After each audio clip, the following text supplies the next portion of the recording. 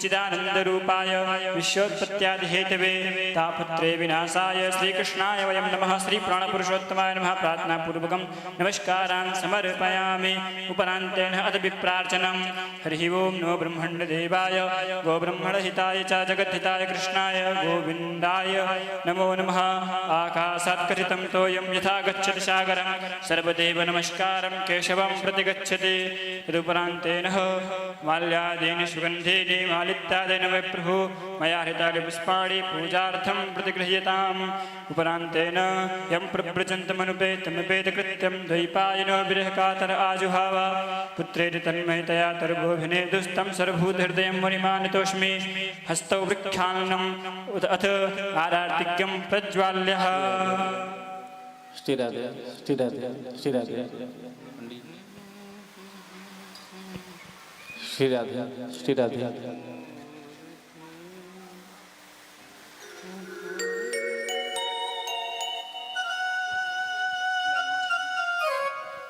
बंसी विभूषित करा नवनीरदाभा पीताम्बराधरुणबिम्बफलाधरोष्ठा पूर्णेन्दु सुंदर मुखाधरविंद नेत्रा कृष्णात् परं किमपि तत्त्वमहं न जाने। श्री बांके बिहारी तेरी आरती गाऊं बांके बिहारी तेरी आरती गाऊं आरती गाऊं प्यारे आपको रिझाऊं आरती गाऊं प्यारे आपको रिझाऊं मैं आरती गाऊं प्यारे आपको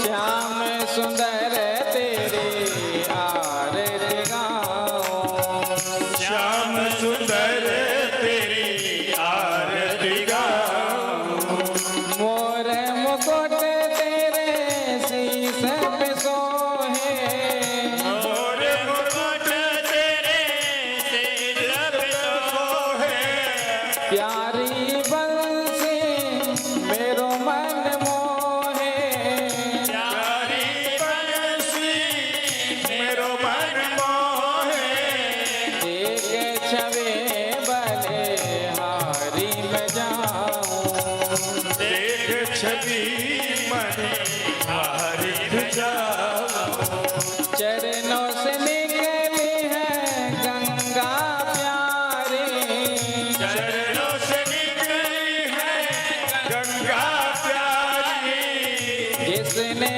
सारी दुनिया तारी जिसने सारी दुनिया तारी उन चरणों के मैं दर्शन पाऊं उन चरणों के मैं दर्शन पाऊं श्री हरिदास के प्यारे तुम हो श्री हरिदास के प्यारे तुम हो मेरे मोहन जीवन धन हो मेरे मोहन जीवन धन हो प्यारे छवे मैं तो मन में बसाऊं प्यारी छवि मैं तो मन में बसाऊं श्री माँ के बिहारी तेरे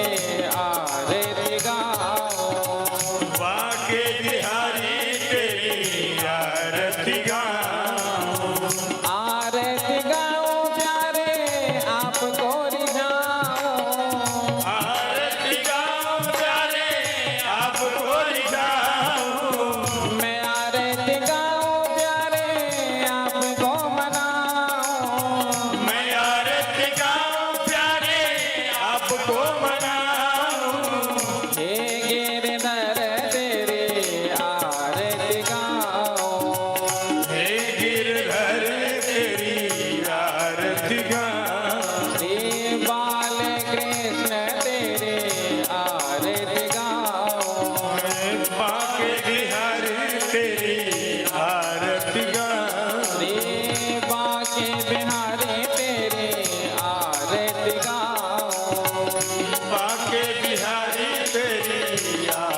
आरती गाऊं। बोलिए बाल कृष्ण लाल की जय हो। वृंदावन बिहारी लाल की जय हो। श्रीमद् भागवत महापुराण की जय हो। श्री हनुमान जी महाराज की जय हो। जय जय श्री राधे राधे जय जय श्री राधे राधे जय जय श्री श्री राधे। हरि ओम शीतलेदं जगन्माता शीतलेदं जगत्पिता शीतलेदं जगद्धात्रीं शीतलाय नमो नमः। हरि ओम जतनेन जन्मय जन्त देवास्तानि धर्माणि प्रथमन्नासन्नाते हनाकं महिमानः जन्तत्रा पूर्वे साध्याः सन्ति देवाः। ओम सेवन्तिकावकुलचम्पकपाठलब्जे पुन्नः गजादिकर्वेललसालपुष्पै बिल्वप्रभारतुलसीधरमण्डेभेस्त्वां पूजयामि जगदीश्वरवे प्रसीद। नानासुगन्धपुष्पाणि यथा कालो भवानि च पुष्पाञ्जलिर्मया दत्ता ग्रहण परमेश्वरः मन्त्रपुष्पाञ्जलिं समर्पयामि। श्रीमद्भागवत महापुराण के जय। सुखदेव जी महाराज की जय। श्री व्यास जी महाराज की जय। आप लोग अपने अपने यथास्थान पर बैठ करके आज सप्तम दिवस की कथा को महाराज जी के मुखारविंद श्रवण करेंगे। जो भी माताएं भाई बहन अभी तक नहीं आ रहे हैं वो जल्दी से जल्द कथा पंडाल में आकर के श्रीमद् भागवत कथा को श्रवण करें, अपने जीवन को धन्य बनाएं। जय श्री राधे जय श्री श्याम। गुरुर्ब्रह्मा गुरुर्विष्णु गुरुर्देवो महेश्वरा गुरु साक्षात् परब्रह्म तस्मै श्री गुरवे नमः। वरहापीडं नटवरवपु कर्णयो कर्णिकारं बिभ्रद्वासः कनककपिशं वैजयन्तीं च मालां रन्ध्रान् वेणोरधरसुधया पूरयन् गोपवृन्दैः वृन्दारण्यं स्वपदरमणं प्राविशद्गीतकीर्ते नारायणं नमस्कृत्य नरं चैव नरोत्तमं देवीं सरस्वतीं व्यासं ततो जयमुदीरये। ध्येयं सदा परिभवग्नमभीष्टदोहं तीर्थास्पदं शिवविरञ्चिनुतं शरण्यं प्रेत्यार्तिहं प्रणतपालभवाब्धिपोतं वन्दे महापुरुषते चरणारविन्दं कृष्ण त्वदीयपदपङ्कजपञ्जरान्ते अद्यैव मे विसुतु मानस राजहंसः प्राणप्रयाण समय कफवात पित्तै कंठावरोधन विधौ स्मरणं कुतस्ते अतुलित बलधामं हेमशैलाभदेहं धनुज्वन कृशानुं ज्ञानिनाम् अग्रगण्यं सकल गुणनिधानं वानराणामधीशं रघुपति प्रियभक्तं वातजातं नमामि। प्रणवो पवन कुमार खलबन पावक ज्ञान घन जासुर दयागार बसहि राम सर चापधर श्री सीतानाथ समारंभा श्री रामानंदार्य मध्यमा अस्मदाचार्य पर्यन्तां वंदे श्री गुरु परंपरां। भक्ति भक्त भगवंत गुरु चतुर नाम बपु एक इनके पद वंदन किए तो नासत विघ्न अनेक। श्री राधे मेरी स्वामिनी मैं राधे जुगदास जन्म जन्म मोहि दीजियो श्री वृंदावन को वास। सब द्वारन को छाड़ के निम आयो तेरे द्वार अहो वृषभानु की लाडली नेक मेरी ओर निहार नेक मेरी ओर निहार नेक मेरी ओर निहार। बोलिए बाल कृष्ण लाल की जय हो। श्री वृंदावन बिहारी लाल की जय हो। श्रीमद् भागवत महापुराण की जय। श्री हनुमान जी महाराज की जय हो। जय जय श्री राधे जय जय श्री राधे। जय जय श्री राधे जय जय श्री राधे। जय जय श्री राधे। जय जय श्री राधे। आइए भागवत कथा के विश्राम दिवस में प्रवेश करते हुए हम सब अपने मन और वाणी को पवित्र करते हुए बड़ा ही सुंदर नाम कीर्तन करें। प्रेम से कहो श्री राधे राधे राधे। जोर से कह दो राधे राधे राधे राधे राधे राधे। वृंदावन का कण कण बोले श्री राधा राधा। वृंदावन का कण कण बोले श्री राधा राधा। ओ वृंदावन का कण कण बोले श्री राधा राधा। वृंदावन का कण कण बोले श्री राधा राधा। वृंदावन का कण कण बोले श्री राधा राधा। श्री राधा राधा श्री राधा राधा। श्री राधा राधा। श्री राधा राधा। श्री राधा राधा श्री राधा राधा। श्री राधा राधा। श्री राधा राधा। यमुना जी की लहरें बोले श्री राधा राधा। यमुना जी की लहर बोले श्री राधा राधा। दोनों हाथ उठाकर ताली सेवा करते हैं।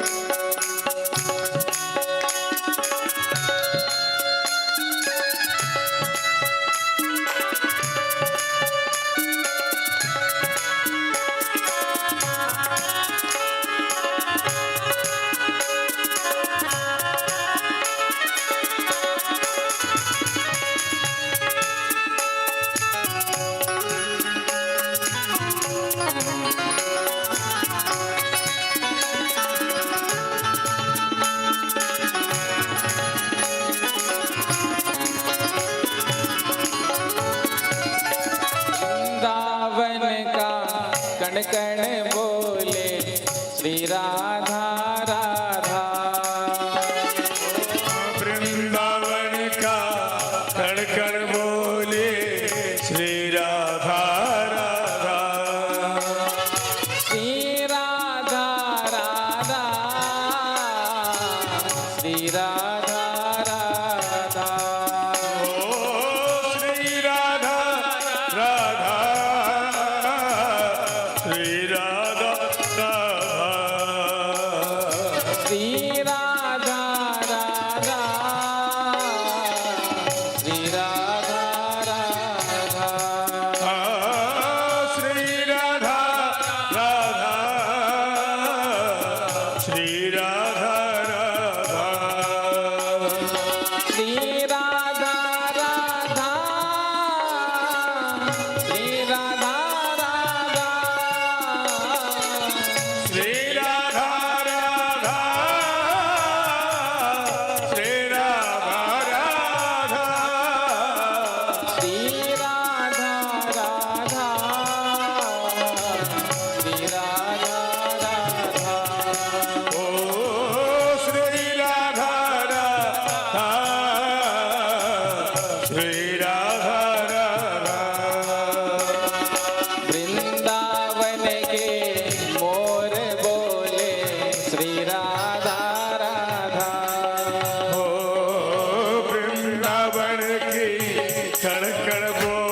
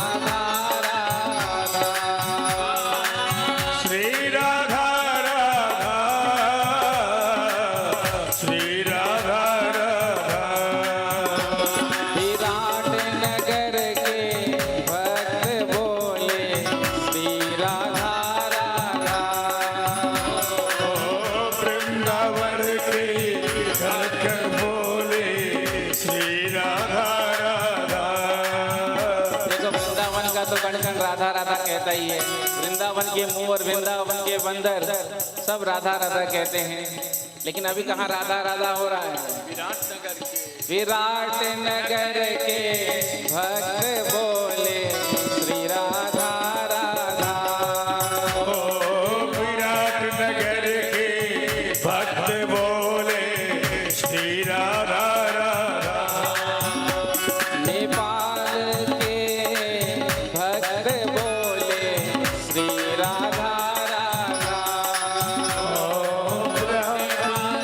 के भक्त बोले श्री राधा राधा। श्री राधा राधा श्री राधा राधा। श्री राधा राधा श्री राधा राधा। श्री राधा राधा श्री राधा राधा। श्री राधा राधा श्री राधा राधा। वृंदावन का कण कण बोले श्री राधा राधा। वृंदावन का गण गण बोले श्री राधा राधा। वृंदावन का कण कण बोले श्री राधा राधा। वृंदावन का गण गण बोले श्री राधा राधा। श्री राधा राधा श्री राधा राधा। श्री राधा राधा श्री राधा राधा। श्री राधा राधा श्री राधा राधा। श्री राधा राधा श्री राधा राधा। वृंदावन का कण कण बोले श्री राधा राधा। वृंदावन के गण गण बोले श्री राधा राधा। सिटी पैलेस के भक्त बोले श्री राधा राधा। सिटी पैलेस के भक्त बोले श्री श्री राधा राधा। श्री राधा राधा। श्री राधा राधा श्री राधा श्री राधा राधा श्री राधा राधा। राधा राधा। तो वृंदावन का कण कण बोले श्री राधा राधा। जोर से कहो कनी। श्री राधा राधा श्री राधा श्री राधा राधा श्री राधा राधा श्री राधा राधा श्री राधा राधा। विराट नगर के भक्त लोग बोले श्री राधा राधा।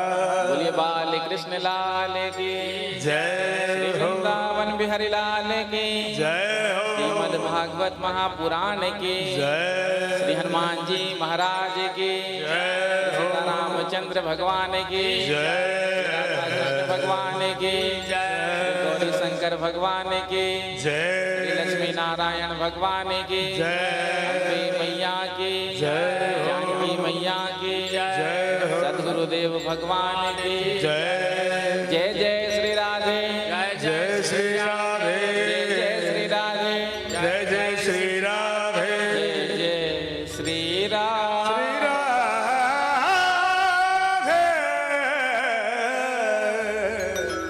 जय राधे। परम मंगल श्रीमद् भागवत महापुराण परमहंस संगीता वैष्णव संतों का परम धन उन आनंद कंद अनंत कोटि ब्रह्मांड नायक सर्वेश्वर सर्वाधिपति कुंज निकुंजेश्वर श्री राधा रमण बाधाहरण चिदाधार केवलाधार निर्विकार निर्विकल्प निरेह अकारण करुणा वर्णालय भक्त वांछा कल्पतरु श्री वृंदावन बिहारी के उन युगल चरणों में ध्यान करते हुए आप सभी को प्रभु के पावन चरित्रों का वर्णन करने जा रहे हैं।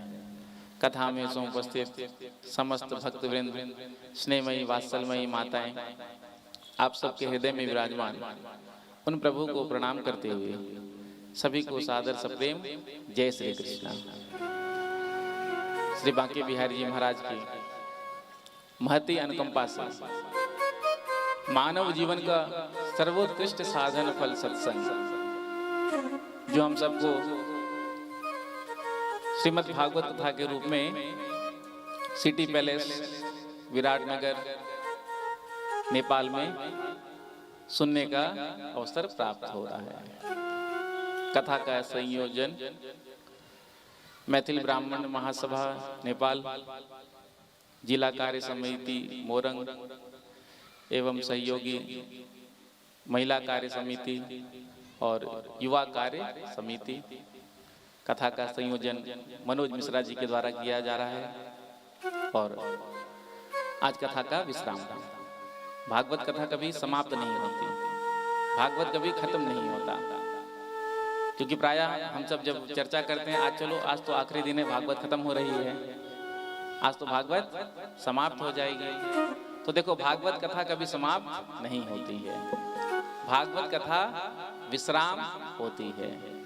आज कथा यहाँ विश्राम होगा, फिर आगे कहीं और प्रारंभ हो जाएगा, फिर वहां विश्राम होगा, फिर आगे प्रारंभ हो जाएगा। और यहाँ कथा आज विश्राम होगा, उसके बाद उच्चैठ भगवती स्थान दरभंगा के पास में है, तो उसी के नजदीक में ही 3 अप्रैल से 9 अप्रैल तक कथा का आयोजन किया जा रहा है। संजय झा जी आयोजक हैं। तो आज यहाँ विश्राम होगा, फिर वहाँ प्रारंभ होगा, उसके बाद वहाँ विश्राम होगा, फिर भारत के ही एक प्रदेश नेपाल, ये पंजाब, फिर छत्तीसगढ़। तो भागवत कभी समाप्त नहीं होता, कहने का अभिप्राय। भागवत कथा विश्राम होता है और आज कथा का विश्राम दिवस है। जो हमने 7 दिन तक कथा में सुना, तो जो भी अच्छी बात लगी हो तो उसको अपने जीवन में हमको धारण करना है, तभी कथा सुनने का लाभ है। जब तक आपने कथा को अपने जीवन में उतारा नहीं, धारण नहीं किया, तब तक कथा सुनने का कोई लाभ नहीं। तो कुछ ना कुछ कथा सुनने के बाद तो परिवर्तन जीवन में आना चाहिए, आना चाहिए कि नहीं। 7 दिन पहले जैसे थे, 7 दिन तक कथा 4-4 घंटा सुना, उसके बाद भी 7 दिन के बाद वैसे ही रहे, तो फिर कथा सुनने का क्या लाभ, क्या फायदा। ज्यादा तो अपेक्षा हम भी नहीं करते, लेकिन कम से कम थोड़ा सा तो जीवन में बदलाव आना चाहिए। कथा जागृत करने के लिए आती है। अब आप कहेंगे हम तो सो ही नहीं रहे हैं, तो आप जागृत कैसे करेंगे? क्योंकि जगाया उसको जाता है जो सोता है, और जो जाग रहा है उसको कौन जागृत कर सकता है। तो हम सब मोह निशा सब सोवनिहारा, मोह निशा की रात्रि में हम सब सो रहे हैं। तो भागवत उससे जागृत करता है हमको। कथा में बैठने से पता चल जाता है कि हाँ, अब हम दुखी क्यों थे हमको पता चल गया। हमारे दुख का कारण हम स्वयं होते हैं और हम दूसरे पर आरोप लगाते हैं। कोई किसी को सुख नहीं देता, कोई किसी को दुख नहीं देता। सुख दुख जो है वो अपने प्रारब्ध के अनुसार मिलता है। लेकिन हम सब यही सोचते हैं कि इसने देखो हमको दुखी कर दिया। हमारी चाबी दूसरे के हाथ में है। प्रेम से कहो श्री राधे। किसी ने बहुत प्रशंसा हमारी कर दी तो हम बड़े प्रसन्न हो गए, खुश हो गए, और किसी ने हमारी निंदा कर दी तो हम दुखी हो गए। महात्माओं को देखो, सुख दुख से परे रहते हैं, हमेशा मस्ती में आनंद में रहते हैं। क्यों? क्योंकि उनकी चाबी जो है उनके पास ही होती है। लेकिन हमने अपनी चाबी दूसरे को दे रखी है। सामने वाला जब चाहे हमको सुखी कर देता है, जब चाहे दुखी कर देता है। तो अपना कंट्रोल अपने ही हाथों में होना चाहिए। तो जीवन में बदलाव आना चाहिए। आर्ट ऑफ लिविंग, भागवत कथा जीना सिखाती है। भगवान की लीलाओं के माध्यम से, भगवान के चरित्रों के माध्यम से हमको संसार में कैसे रहना है, परिवार में कैसे रहना है, समाज में कैसे रहना है, इन सब की शिक्षा हमको प्राप्त होती है। और जो शिक्षा हमको मिलती है तो उस शिक्षा को हम जब अपने अंदर धारण करेंगे, उसको स्वीकार करेंगे अपने जीवन में, तो हमारे जीवन में बदलाव आएगा। प्रेम से कहो श्री राधे। जोर से कह दो राधे राधे, राधे राधे, राधे राधे, राधे राधे। 84 लाख योनियों में भटकने के बाद मनुष्य तन की प्राप्ति होती है। और मोक्ष के दरवाजे पर जो ताला लगा हुआ है उसकी चाबी है मानव तन। 84 लाख योनियों में केवल एक मानव तन ही एक ऐसी चाबी है जो उस ताले को खोल सकती है। मानव तन मिलने के बाद भी जो उस ताले को नहीं खोल पाया तो फिर वो अभागा है। चाबी हाथ में है, पता भी है कि ये तिजोरी की चाबी है, ऐसे फिट होती है, तो कम से कम जब मालूम है चाबी मिल गया तो कम से कम ताला खोल लेना चाहिए। तो भगवान ने ये मानव तन रूपी चाबी हमको प्रदान की है। बड़े भाग मानुष तन पावा, बड़े भाग मानुष तन पावा, बड़े भाग मानुष तन पावा, सुर दुर्लभ सज ग्रंथ निगावा, सुर दुर्लभ सद ग्रंथ निगावा, साधन धाम मोक्ष करि द्वारा, साधन धाम मोक्ष करि द्वारा, पाई न जेहि परलोक सवारा, पाई न जेहि पर लोक सवारा, साधन धाम मोक्ष करि द्वारा। साधन का धाम ये मनुष्य तन भगवान ने हमको प्रदान किया है। और उसके बाद भी यदि हमने मोक्ष को प्राप्त नहीं किया तो हमसे बड़ा अभागा कोई नहीं। गोस्वामी जी ने कहा ना, जो न तरे भव सागर नर समाज अस पाए, तेहि कृत निंदक मंद मते आत्माहन गति जाहे। मानव तन मिलने के बाद भी जो संसार सागर को पार नहीं कर पाता है, जो न तरे भव सागर, ये भव सागर में हम सब डूब रहे हैं।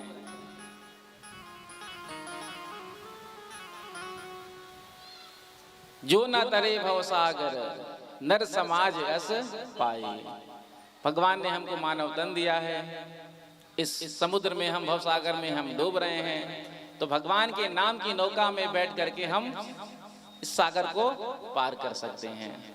और यदि कोई पार नहीं कर पाता है तो वो सो कृत निंदक मंदमती आत्माहन गति जाए, वो आत्महत्या है, मानो उसने अपनी हत्या स्वयं से कर ली। गोस्वामी जी के शब्द हैं। तो साधन का धाम हमको भगवान ने दिया है। देवता भी मनुष्य तन प्राप्त करने के लिए ललायित रहते हैं कि हमको मानव तन मिल जाए। उसके बाद भी ब्राह्मण कुल में जन्म मिलना सर्वोच्च पद है। उसके बाद भी यदि हमने अपना कल्याण नहीं कर पाया तो हमसे बड़ा अभागा इस संसार में कोई नहीं। तो कथा के माध्यम से हम सबको अपने जीवन को बदलना है। प्रेम से कहो श्री राधे। राधे जीवन में कुछ ऐसा करो जो समाज के लिए प्रेरणा बन सको। खाते पीते सोते तो एक पशु भी हैं और मनुष्य भी हैं। दोनों में अंतर क्या होता है? कुछ अंतर है, कोई अंतर नहीं है। मनुष्य धर्म पथ पर चल सकता है, धर्म के मार्ग का अनुसरण कर सकता है, लेकिन पशु नहीं कर सकता। तो जीवन ऐसा हो जो लोगों के लिए प्रेरणा बने। प्रेम से कहो श्री राधे। राधे जोर से कह दो राधे राधे। राधे राधे।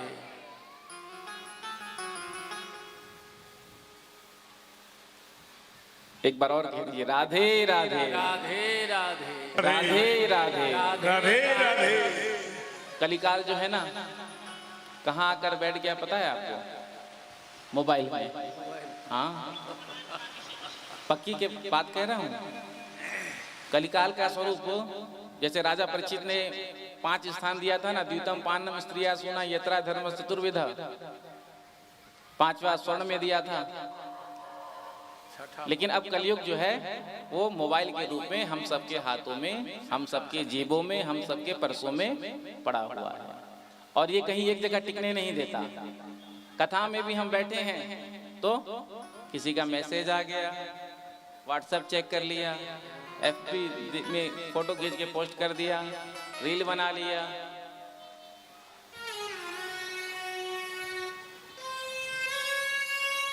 कथा में बैठे कई लोग साइलेंट करके बैठते हैं, कई वाइब्रेट कर देते हैं, वाइब्रेट मोड। जैसे ही वाइब्रेट मोड में बजता है तो बिल्कुल झटका लगता है ना। तो ये कलिकाल जो है मोबाइल में आकर के बैठ गया। आप देख लीजिए, आप घर में पूजा पाठ करने के लिए बैठते हैं तो भी मन मोबाइल में ही लगा रहता है। जो भी आपका नियम हो, 10 मिनट, 20 मिनट, आधा घंटा, 1 घंटा, जैसे ही नियम पूरा हुआ ऐसे भागते हैं मोबाइल के पास मानो भगवान ने कोई OTP भेजा हो। हाँ बेटा, तेरे पूजा को हमने स्वीकार कर लिया।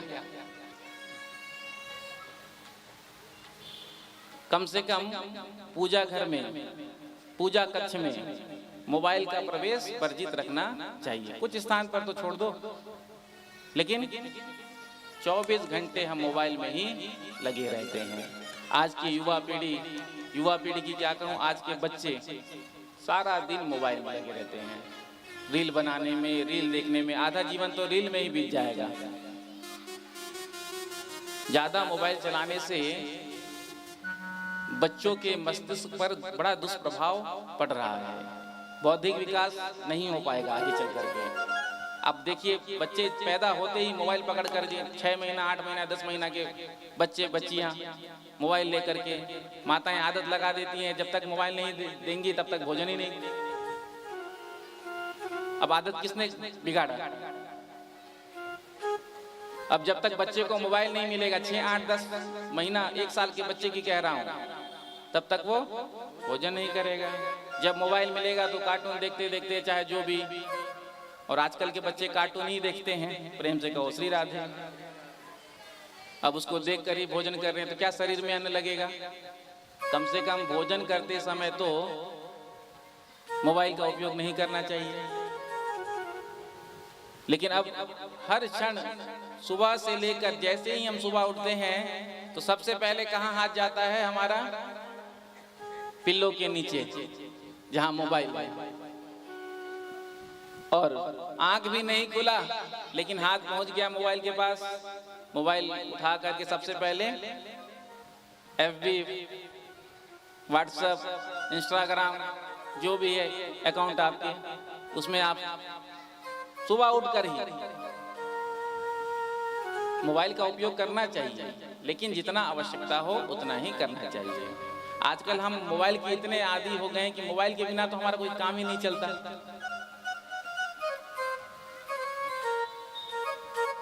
थोड़े थोड़े देर में देखने का आदत हो गया है। कहीं भी बैठे हो, कथा में ही नहीं, प्रेम से कहो श्री राधे। आप समाज में भी, चाहे घर गृहस्थी में भी कहीं रहते हैं तो ये आपका स्वभाव बन गया है। 5-5 मिनट में, 10-10 मिनट में मोबाइल निकालकर देखने का। आधा जीवन तो अब आगे चल करके मोबाइल में ही बीत जाएगा। तो कुछ स्थानों पर मोबाइल का त्याग करना चाहिए। पूजा पाठ में बैठे हो, सत्संग में बैठे हो तो थोड़े देर के लिए। और जैसे कि हमारे यहाँ उपवास होता है और हमारी माताएं तो उपवास करती ही हैं, करती है ना। तो जैसे एकादशी महीने में 2 दिन आता है, कोई रविवारी करती होंगी तो महीने में 4 दिन आता है, सोमवारी करती होंगी तो महीने में 4-5 दिन आता है। तो उसी प्रकार से हमको मोबाइल उपवास करना चाहिए। प्रेम से कहो श्री राधे। कम से कम महीने में 1 दिन हम मोबाइल नहीं चलाएंगे, मोबाइल उपयोग नहीं करेंगे, क्योंकि मोबाइल के बिना तो जीवन की कल्पना ही आदमी नहीं कर सकता। जब इंटरनेट बंद हो जाता है, गवर्नमेंट के द्वारा बंद कर दिया जाता है, जब कुछ उपद्रव हो जाता है, तो जिस स्थान पर नेट बंद हो जाता है तो वहाँ के जो लोग होते हैं वो बेचैन हो जाते हैं। होते हैं कि नहीं? 24 घंटे हो गए, अभी तक नेट ही नहीं आया। आज के समय में डाटा आटा के बिना काम चल जाएगा, आटा नहीं भी हो तो काम चल जाएगा, लेकिन डाटा के बिना काम नहीं चलेगा। डाटा तो चाहिए ही। प्रेम से कहो श्री राधे। डाटा फ्री हो गए हैं हम लोग। तो मोबाइल का उपयोग करो, लेकिन उतना ही करो जितना आवश्यक हो। कहीं भी, यहीं के लिए नहीं कह रहा हूं, आदि मत बनो कि इसके बिना हमारा काम ही नहीं चलेगा। मोबाइल से लाभ भी है। पहले यदि संदेश कहीं भेजना होता था तो हमको पत्र लिखना पड़ता था। हमने पत्र लिखा, 5-7-10 दिन में पत्र पहुंचा। उसके बाद वहां से फिर रिटर्न पत्र आया। लेकिन अब तो तुरंत मैसेज कर दो, व्हाट्सएप कर दो, तुरंत पहुंच जाता है मैसेज। तो समय तो बचा। तो जो समय बचना चाहिए था उसका हमने क्या सदुपयोग किया? नहीं। आज हम सबका सारा समय मोबाइल पर ही जा रहा है। भोजन करने बैठते हैं तो हाथ में मोबाइल, पूजा करने बैठे हैं तो हाथ में मोबाइल, कहीं बाजार जा रहे हैं तो हाथ में मोबाइल, रसोई में भोजन बना रहे हैं तो हाथ में मोबाइल। तो मोबाइल का थोड़ा सा ज्यादा नहीं, थोड़ा कम उपयोग करना चाहिए। आगे चलकर आप इस बात का अनुभव करेंगे। ज्यादा मोबाइल का उपयोग करने से ये जो ब्रेन है, दिमाग, तो ये धीरे धीरे धीरे मेमोरी लॉस होने लगेगा। आप खुद अनुभव करेंगे। ज्यादा फोन से बात करने से कि ये जो इंद्रिय शक्ति है सुनने की, आगे चलकर प्रॉब्लम होगा। और आगे चलकर के अंगूठे में एक नई डिजीज आएगी। क्योंकि आजकल हम लोग सारा दिन, तो ये जो है अंगूठे में दर्द आगे चलकर प्रारंभ हो जाएगा। तो उपयोग करना चाहिए, लेकिन जितना आवश्यकता हो उतना ही उपयोग करना चाहिए। तो हम कह रहे थे जीवन ऐसा होना चाहिए जो समाज के लिए, लोगों के लिए प्रेरणा बने। कुछ ऐसा करो कि समाज में, संसार में तुम्हारा नाम रह जाए। या तो कुछ अच्छा करके जाओ, या तो कुछ अच्छा लिख करके जाओ। मीरा जी, गोस्वामी तुलसीदास जी, सूरदास जी, आज भी हम इनको याद करते हैं ना। क्यों? इनका जीवन ऐसा था और सदैव इनको हम याद करते ही रहेंगे। इसलिए जीवन हमारा ऐसा होना चाहिए जो लोगों के लिए प्रेरणा बने। ऐसा हमारा जीवन हो, लोग हमारी प्रशंसा करें, सामने नहीं, परोक्ष में। सामने में तो हर कोई प्रशंसा करता है, लेकिन वही व्यक्ति पीठ पीछे जाकर के गरियाने लगता है। प्रेम से कहो श्री राधे। तो जीवन ऐसा होना चाहिए जो लोगों के हृदय में आपके लिए प्रेम हो, भाव हो, सम्मान हो, और लोग आपकी प्रशंसा करें, आप लोगों के लिए एक प्रेरणा बने। दो प्रकार के लोग समाज में देखे जाते हैं, और जब शव यात्रा चलती है ना तो पता चल जाता है कि व्यक्ति कैसा है। जब किसी अच्छे व्यक्ति की मृत्यु हो जाती है, सामाजिक व्यक्ति की, जो परोपकार में लगा रहता है, तो समाज में बड़ा दुख होता है। अरे इतने अच्छे थे, हमेशा परोपकार की भावना रखते थे, बहुत सेवा करते थे लोगों की, तो सभी आंसू बहाते हैं। क्यों? एक अच्छा व्यक्ति चला गया, उनके द्वारा कितना सुंदर कार्य होता था। और जब कोई दुष्ट मरता है तो उसके पीछे से जब लेकर उसको चलते हैं तो क्या कहते हैं? अच्छा हुआ मर गया। जब देखो सबको परेशानी करता था। तो हमारा जीवन भी ऐसा हो कि हम चले जाएं, हम रहे ना मोहब्बत रहेगी, दास्तां अपनी दुनिया कहेगी। फर्ज पूरा करो बंदगी का, क्या भरोसा है इस जिंदगी का। दुनिया है हकीकत पुरानी, चलते रहना है इसकी कहानी।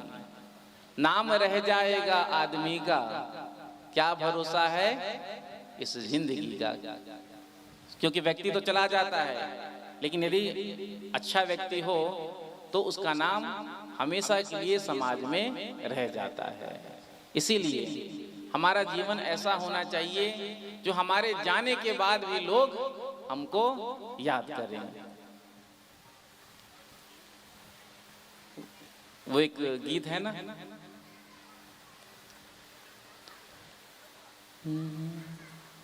क्या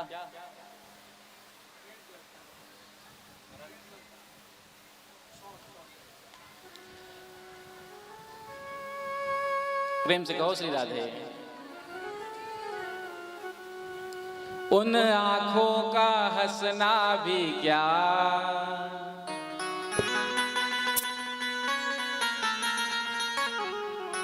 उन आंखों का हंसना भी क्या, जिस आंखों में पानी ना हो। उन आँखों का हंसना भी क्या, जिन आँखों में पानी न हो। वो जवानी जवानी नहीं है जिसकी कोई कहानी न हो। कहानी न हो, जीने मरने की किसको पड़ी। नाम जप ले घड़ी दो घड़ी हो, जिंदगी में किसको पड़ी। जब ले घड़ी दो जिंदगी की ना टूटे लड़े, नाम जप ले घड़े दो घड़े। जिंदगी की न टूटे लड़ी, नाम जप ले घड़ी दो घड़ी। वो जवानी जवानी नहीं जिसकी कोई कहानी ना हो। तो हम अपनी कहानी बना करके जाएं कि हमारे जाने के बाद, हमारे मरने के बाद भी लोग हमको हमेशा के लिए याद करें। हम ऐसा समाज के लिए कुछ करके जाएं, संसार के लिए कुछ करके जाएं। होता है ना, परोपकार की भावना से कई लोग धर्मशाला बनाते हैं, कई लोग आश्रम बनाते हैं, कई मंदिर बनवाते हैं, कई अस्पताल बनवाते हैं। वो तो चले जाते हैं, लेकिन उनका नाम रह जाता है। किन्होंने बनाया था? फलना बाबू ने। प्रेम से कहो श्री राधे। तो हमारा जीवन भी ऐसा हो जो समाज के लिए प्रेरणा बने, कोई कहानी हमारी भी बने। एक मूवी बना था ना, दंगल, दो बेटियों पर ही बना था। तो उन्होंने जीवन में ऐसा किया कुछ कि समाज के लिए प्रेरणा बने और देश विदेश में भी सब उनको जानने लगे। तो ऐसे ही हमारा जीवन भी हो कि लोग जाने। प्रेम से कहो श्री राधे। जोर से कह दो राधे राधे राधे राधे राधे राधे राधे राधे। तो आइए प्रसंग में चलते हैं। कल के कथा प्रसंग में हम सब ने सुंदर द्वारकाधीश श्री कृष्ण और रुक्मिणी जी के विवाह का दर्शन किया था। रुक्मिणी जी कौन है? साक्षात लक्ष्मी स्वरूपा है और भगवान श्री कृष्ण नारायण के स्वरूप है। तो लक्ष्मी जी किसकी है? भगवान नारायण की। तो सनातन भोग्या है भगवान नारायण की लक्ष्मी जी। तो हमारे यहाँ जो लक्ष्मी जी भी आती हैं तो उनका विनियोग समर्पण हमको भगवान नारायण के चरणों में करना चाहिए।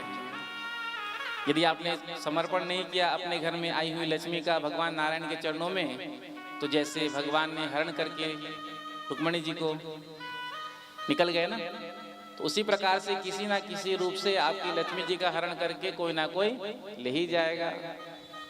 अब कोई ऐसे ही लेकर चला जाएगा तो बड़ा दुख होगा। देखो जैसे इनकम टैक्स का छापा पड़ जाएगा। आज ही पढ़ा है हमने सोशल मीडिया में 788 करोड़ एक जज के यहाँ से निकला। सही है, समय नहीं मिलता है अभी तो समाचार नहीं देख पाते हैं, लेकिन बस फेसबुक में थोड़ा चला लेते हैं। तो आप कहते होंगे आप तो उपदेश दे रहे हैं कि नहीं चलाना चाहिए और आप खुद चलाते हैं, तो थोड़ा सा जानकारी मिल जाता है, इसलिए उपयोग करते हैं। प्रेम से कहो श्री राधे। तो 788 करोड़ रुपया मिला, बताओ। लक्ष्मी जी का हरण करके भगवान ले गए। दान कर देता, किसी का भला कर देता, लेकिन नहीं। आप देखते ही रहते हैं देश विदेश में जहां भी छापा पड़ता है तो 100-200 करोड़ तो मिलता ही है। तो यदि आपने लक्ष्मी जी का समर्पण भगवान नारायण के चरणों में नहीं किया तो भगवान किसी न किसी रूप से ले ही जाएंगे, चाहे इनकम टैक्स का छापा पड़ जाए, चाहे कोई चोर लेके निकल जाए। तो लक्ष्मी जी की जो है उपासना हम सबको पुत्री के भाव से करना चाहिए। पुत्री में हमारी आसक्ति नहीं होती है। बेटी से प्रेम तो बहुत होता है, लेकिन हृदय में ये रहता है कि हाँ ये तो आगे चलकर ससुराल चले जाएगी, तो उस प्रकार से मन हमारा बना रहता है। तो लक्ष्मी जी को पुत्री की तरह मानना चाहिए। समय समय पर जब समय आ जाए, उचित वर मिल जाए भगवान नारायण के जैसे, तो अपनी कन्या रूपी लक्ष्मी का पानी ग्रहण कर देना चाहिए। क्योंकि कहते हैं ना, हम सब के यहाँ भी लक्ष्मी जी आती हैं, लक्ष्मी जी बढ़ती हैं, तो समय समय पर हमको उनका समर्पण लक्ष्मी नारायण के लिए करना चाहिए। अब लक्ष्मी जी जैसे बेटी मानते हैं हम, तो बेटी चली गई तो आती जाती रहती है तो अच्छा लगता है, और बेटी आ करके यहीं रह जाए तो भी अच्छा नहीं लगता है मायके में। तो लक्ष्मी जी का आना जाना लगा रहना चाहिए। तो अपने लक्ष्मी जी का समर्पण हमको भगवान नारायण के चरणों में करना चाहिए। इतना बड़ा यहाँ यज्ञ हो रहा है, श्रीमद् भागवत महापुराण सप्ताह ज्ञान यज्ञ। तो हम सबको भी अवसर मिला, सौभाग्य मिला कि हम अपनी लक्ष्मी जी का विनियोग समर्पण भगवान नारायण के चरणों में कथा के माध्यम से करें। क्योंकि आपको तो पता है संसार में कोई भी कार्य होता है तो बिना अर्थ के नहीं होता है। इतनी बड़ी व्यवस्थाएं होती हैं, बहुत कुछ होता है, तो सब कुछ अर्थ से ही होता है। इसलिए तो हमारे यहाँ जन्म से लेकर के जब बालक का जन्म होता है तो भी दान किया जाता है। जब जब संस्कार होता है, चाहे जो भी 16 संस्कार है, धीरे धीरे कुछ ना कुछ दिया ही जाता है। और अंतिम संस्कार भी होता है, मृत्यु संस्कार, उसमें भी दान दिया जाता है। तो समय समय पर हमारे यहाँ तो कहा ही गया है, तो जब जब अवसर मिले तब तब दान करना चाहिए। और दान सत्पात्र को करना चाहिए, जहाँ आपके पैसे का उपयोग हो। हम लोग दान कहाँ करते हैं? जहाँ पहले से ही पूरा भरपूर है, तो जाते हैं लोग, नाम नहीं लेंगे, और सोने का हीरे का हार मुकुट चढ़ाते हैं, बोल ही देते हैं हमारा कौन क्या बिगाड़ेगा। साईं बाबा के मंदिर में, जो कि भगवान है, लेकिन लोग भगवान मानते हैं, सब जाते हैं पूजा करने के लिए और इतना चढ़ाते हैं, इतना पैसा चढ़ाते हैं। वो पैसा कभी सनातनियों के लिए काम नहीं आता। वहां पर जो पैसा चढ़ता है वो सनातनियों के लिए काम नहीं आता है, लेकिन हम लोग वहीं जा करके देते हैं। जहां आवश्यकता हो, जहां देना चाहिए, जहां हमारे धन का सदुपयोग होगा वहां हम देना नहीं चाहते। क्यों नहीं देना चाहते? क्योंकि वहां जाकर देंगे तो मीडिया में आएगा। आज तो हम दान भी करते हैं तो प्राय दिखावे के लिए। आज हम वास्तविकता में नहीं जीते हैं, बुरा मत मानना। आज हम लोग वास्तविकता में नहीं जी रहे हैं, हम लोग वाचिकता में जी रहे हैं, दिखावे में जी रहे हैं। दिखावे के लिए हम कुछ भी कर सकते हैं। और माताओं का तो स्वभाव ही होता है, देख लिया कि बहन को अरे बढ़िया बढ़िया साड़ी पहनी है, कहाँ से ली? यहाँ से लेकर आए। ओ मैं भी जाकर कल लेकर आऊंगी और इसको तो जरूरी दिखाऊंगी। हाँ, माताओं में स्प्रिया भाव बहुत ज्यादा होता है। तो दिखाने के लिए आप सब कुछ करते हो, दिखाने के लिए पड़ोसी को मकान बनाते हो, बड़ा कार लेते हो, घूमते फिरते हो। तो दिखाने के लिए कम से कम भजन भी कर लिया करो, कथा भी सुन लिया करो, नाम जप भी कर लिया करो। भाव नहीं है तो कोई बात नहीं, दिखाने के लिए आप भजन करने लगोगे, जब करने लगोगे तो पड़ोसी भी देखेगा, अरे आजकल ये बड़े भजनानंदी हो रहे हैं, तो हम भी इनको भजन करके दिखाएंगे, हम भी माला झोली लेकर के चालू हो जाएंगे।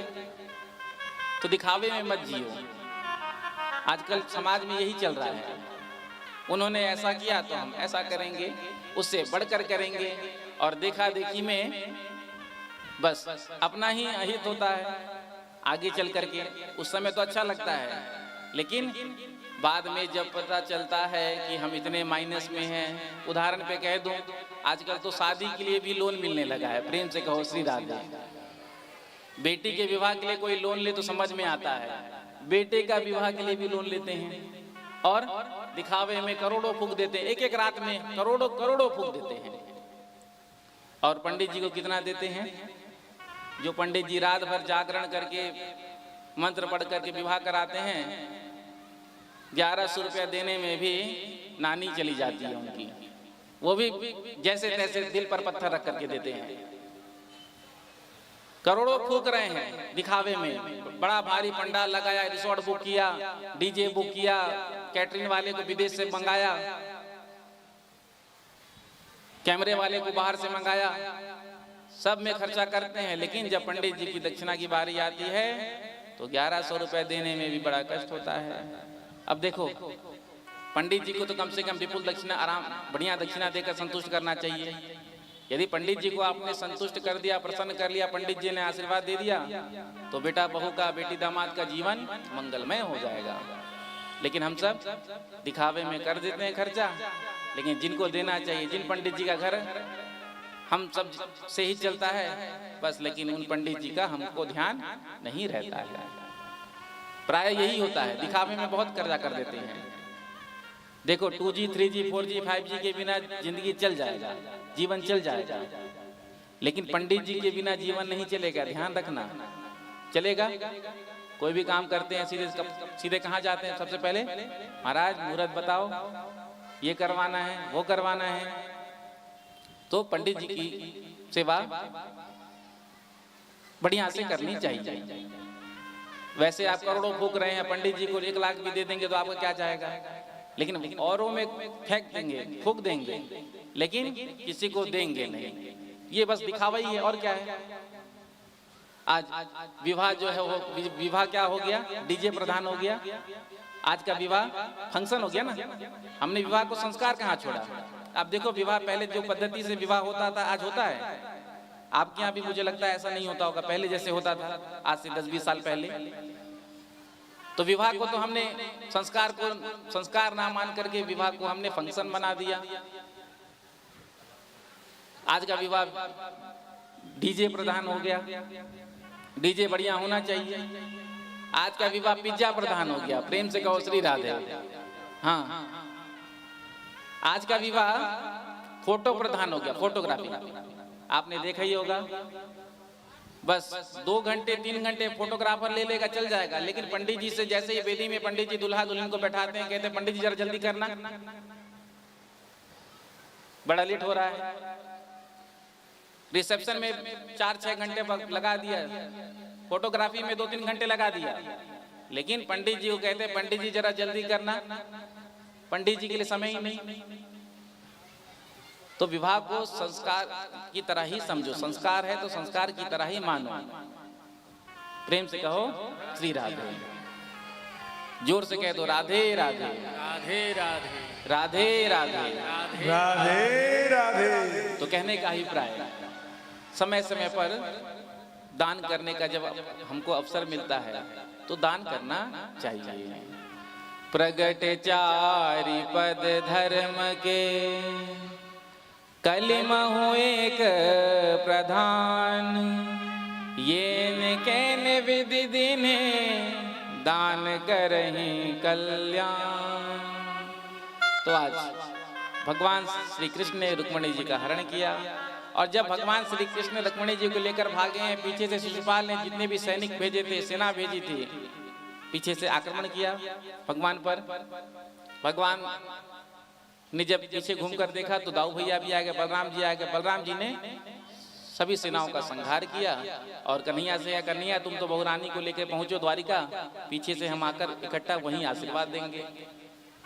इधर द्वारिका आए हैं भगवान श्री कृष्ण, और विधि विधान के साथ पानी ग्रहण संस्कार हुआ।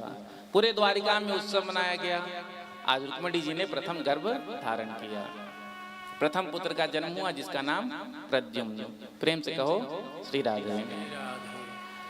द्वारकायाम भृजराजन, महामोदः पुरौकसाम, रुक्मिण्या रमयोपेतम, दृष्ट्वा कृष्णं श्रियः पतिम। आज भगवान श्री कृष्ण का प्रथम पुत्र हुए हैं जिनका नाम प्रद्युम्न रखा। प्रद्युम्न जी महाराज 6 दिन के थे, सूतिका ग्रह से सम्रासुर ने हरण कर लिया, ले जा करके ऊपर से फेंक दिया, आकाश से नीचे फेंका। वो बालक समुद्र में गिरा, समुद्र में एक मछली ने उसको निगल लिया। जब मछुआरों ने मछली को पकड़ा, बड़ा भारी मछली था, तो ले जा करके सम्रासुर को भेंट किया। जब रसोई में उस मछली को काटा गया तो उसमें से निकले प्रद्युम्न जी महाराज। तो प्रद्युम्न जी महाराज जो हैं ये कामदेव के अवतार हैं। जब भगवान भोलेनाथ ने भस्म कर दिया था कामदेव को, तो कामदेव की पत्नी रति ने वरदान मांगा था भोलेनाथ से। तो आज भगवान के पुत्र बन करके कामदेव आए हैं। प्रेम से कहो श्री राधे राधे। तो रति जो थी वो सम्रासुर के रसोई में काम करती थी मायापति बन करके, तो बालक की सेवा का जिम्मा उसको ही दे दिया गया। नारद जी ने आकर पूर्व जन्म का चरित्र सुनाया, कहा ये पूर्व जन्म के आपके पति हैं। तो दिव्य रसायन को खिला करके बहुत जल्दी बड़ा कर दिया, और पूर्व जन्म का वृत्तांत सुनाया, महाराज मैं आपकी पूर्व जन्म की पत्नी। तो महामाया नाम का विद्या सिखाया, जिस विद्या के प्रभाव से आज जा करके सम्रासुर का उद्धार प्रद्युम्न जी महाराज ने किया। उसके बाद अपनी पत्नी को लेकर के आज द्वारिका आए हैं। बोलो द्वारिकाधीश भगवान की जय, बोलो वृंदावन बिहारी लाल की जय। आसीत् सत्राजितः सूर्यो, भक्तस्य परमः सखा, प्रीतस्तस्मै मणि प्रादाय, सूर्यस्तुष्टा स्यमंतकम। द्वारिका के एक राजा थे जिनका नाम था सत्राजित। ये सूर्य भगवान के भक्त, सूर्य भगवान ने इनको मणि दिया था प्रसन्न होकर के। अब इस मणि की विशेषता, इस मणि से रोज 8 बार सोना निकला करता, लगभग 180 तोला सोना रोज निकलता। अनुमान लगा लो 1 तोला सोना कितने का होगा। आपके यहाँ क्या रेट चल रहा है? प्रेम से कहो श्री राधे। 2 लाख 1.5 लाख। हमारे यहाँ का तो पता नहीं वैसे, लेकिन 75,000 के आसपास ही होगा, जस्ट डबल। हाँ, तो 180 तोला सोना रोज निकलता। ये मणि जहां भी रहता है तो आदि व्याधि जरा पीड़ा कुछ नहीं होता। कथा में दान की बड़ी भारी महिमा होती है। प्रेम से कहो श्री राधे। तो थोड़ा थोड़ा भूमि दान करिए, थोड़े थोड़े आगे आ जाइए, पीछे वालों को भी थोड़ा जगह मिल जाए, बैठे ही बैठे, व्यवस्था खराब ना हो। हमारे वृंदावन के संत कहते थे दुनिया आगे, जमाना आगे बढ़ा, आप पीछे क्यों हैं, आप भी आगे बढ़िए। प्रेम से कहो श्री राधे। जोर से कह दो राधे राधे राधे राधे राधे राधे राधे राधे राधे राधे राधे राधे। तो उस मणि को धारण करके सतराजित द्वारिकाधीश की सभा में आए। सभासद बैठे थे, कहा किसी ने कि ये मणि यदि तुमने द्वारिकाधीश को दे दिया ना तो उनके गले में बड़ा ही सुंदर लगेगा। मणि का लोग कुछ नहीं कहा, सतराजित ने चुपचाप उठ करके चला गया। कुछ दिन के बाद सतराजित के भाई ने कहा कि भैया रोज आप इस मणि को पहनते हो, एक दिन मुझे भी दीजिए, मैं भी पहन कर देखूं। तो सतराजित ने अपने भाई प्रसेन को दे दिया मणि। अब प्रसेन उस मणि को पहन करके जब चले हैं तो आज एक सिंह ने प्रसेन को मार दिया और मणि को ले लिया। कौतूहल बस मुख में दबाकर चला गया। सिंह जब उस मणि को लेकर जा रहा था तभी एक ऋक्ष ने सिंह को मार दिया, उस मणि को ले जाकर के बच्चों को खेलने के लिए दे दिया। इधर जब सतराजित को पता चला कि मणि गायब है और भाई की भी मृत्यु हो चुकी है तो शक की सुई कहाँ गई?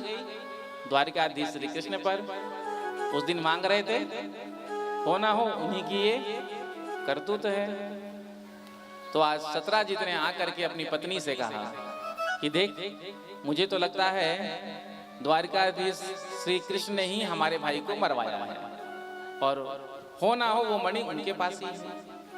लेकिन इस बात का हमारे पास अभी तक कोई सबूत नहीं है, कोई प्रमाण नहीं है, इसलिए इस बात को तो किसी से मत कहना। अब माताओं को कोई बात बता दिया जाए, आपने कोई बात बता दिया तो गलती नहीं किया, लेकिन आपने बात बताने के बाद ये कह दिया कि इस बात को तो किसी से मत कहना, तो पूरे गांव नगर शहर में ढिंडोरा पिट जाता है। हाँ, मीडिया भी फैले इनके सामने। प्रेम से कहो श्री राधे। मीडिया में भी प्रचार प्रसार में थोड़ा सा समय लग सकता है, लेकिन माता के कान में एक बात पड़ गया और फिर उसको यदि कह दिया गया कि इस बात को तू किसी से मत कहना, तो देखो करने करने जपन जना। 2-4 दिन तक तो बेचारी ने किसी से नहीं कहा, लेकिन माताओं को कोई बात पता चल जाए और वो 2-4 लोगों में नहीं बांटे तब तक उनका भोजन ही हजम नहीं होता। 2-4 दिन तक तो जैसे तैसे बात को फंसा करके रख लिया, लेकिन जब ज्यादा ही बीमार पड़ने लगी तो पड़ोसन के यहाँ जाना पड़ा। पड़ोसन ने देखा बड़ी उदास, तो पूछा अरे क्या बात है बहना, बड़ी उदास लग रही हो? कहा कुछ नहीं कुछ नहीं, कोई तो बात है, देख मैं तो तुझे सब बात बताती हूँ, तू मुझसे क्यों छुपा रही है? जो इतना कहा तो सतराजित की पत्नी ने कहा देखना, ये बात आज तक मैंने किसी को नहीं कहा है, ये बात मैं तुझसे कह रही हूँ, तू इस बात को किसी से मत कहना। बात तो बता। तो कहा कि देख द्वारिका के राजा बने बैठे हैं और काम कैसा किया, हमारे देवर जी को मरवा दिया, मणि ले लिया, लेकिन इस बात का हमारे पास अभी कोई प्रमाण नहीं है, कोई सबूत नहीं है, इसलिए इस बात को हम किसी से कह नहीं सकते। तो तू तो मेरी अंतरंग सहेली है, इसलिए ये बात मैंने तुझसे कही है, तो इस बात को किसी से मत कहना। सहेली ने कहा जैसे तूने किसी से नहीं कहा ना, वैसे मैं भी काऊ से ना कहवे वाली हूँ। प्रेम से कहो श्री राधे। तो करने करने जपन जना पूरे द्वारिका में बात फैल गई। बचपन की आदत नहीं जाती, बचपन में माखन चुराता, मणियां चुरा रहा है। भगवान ने सुना तो कहा अच्छा हमको भी कलंक लग गया। देखो भगवान भी यदि मनुष्य बन करके धराधाम पर आ जाते हैं तो भगवान को भी लोगों ने नहीं छोड़ा है।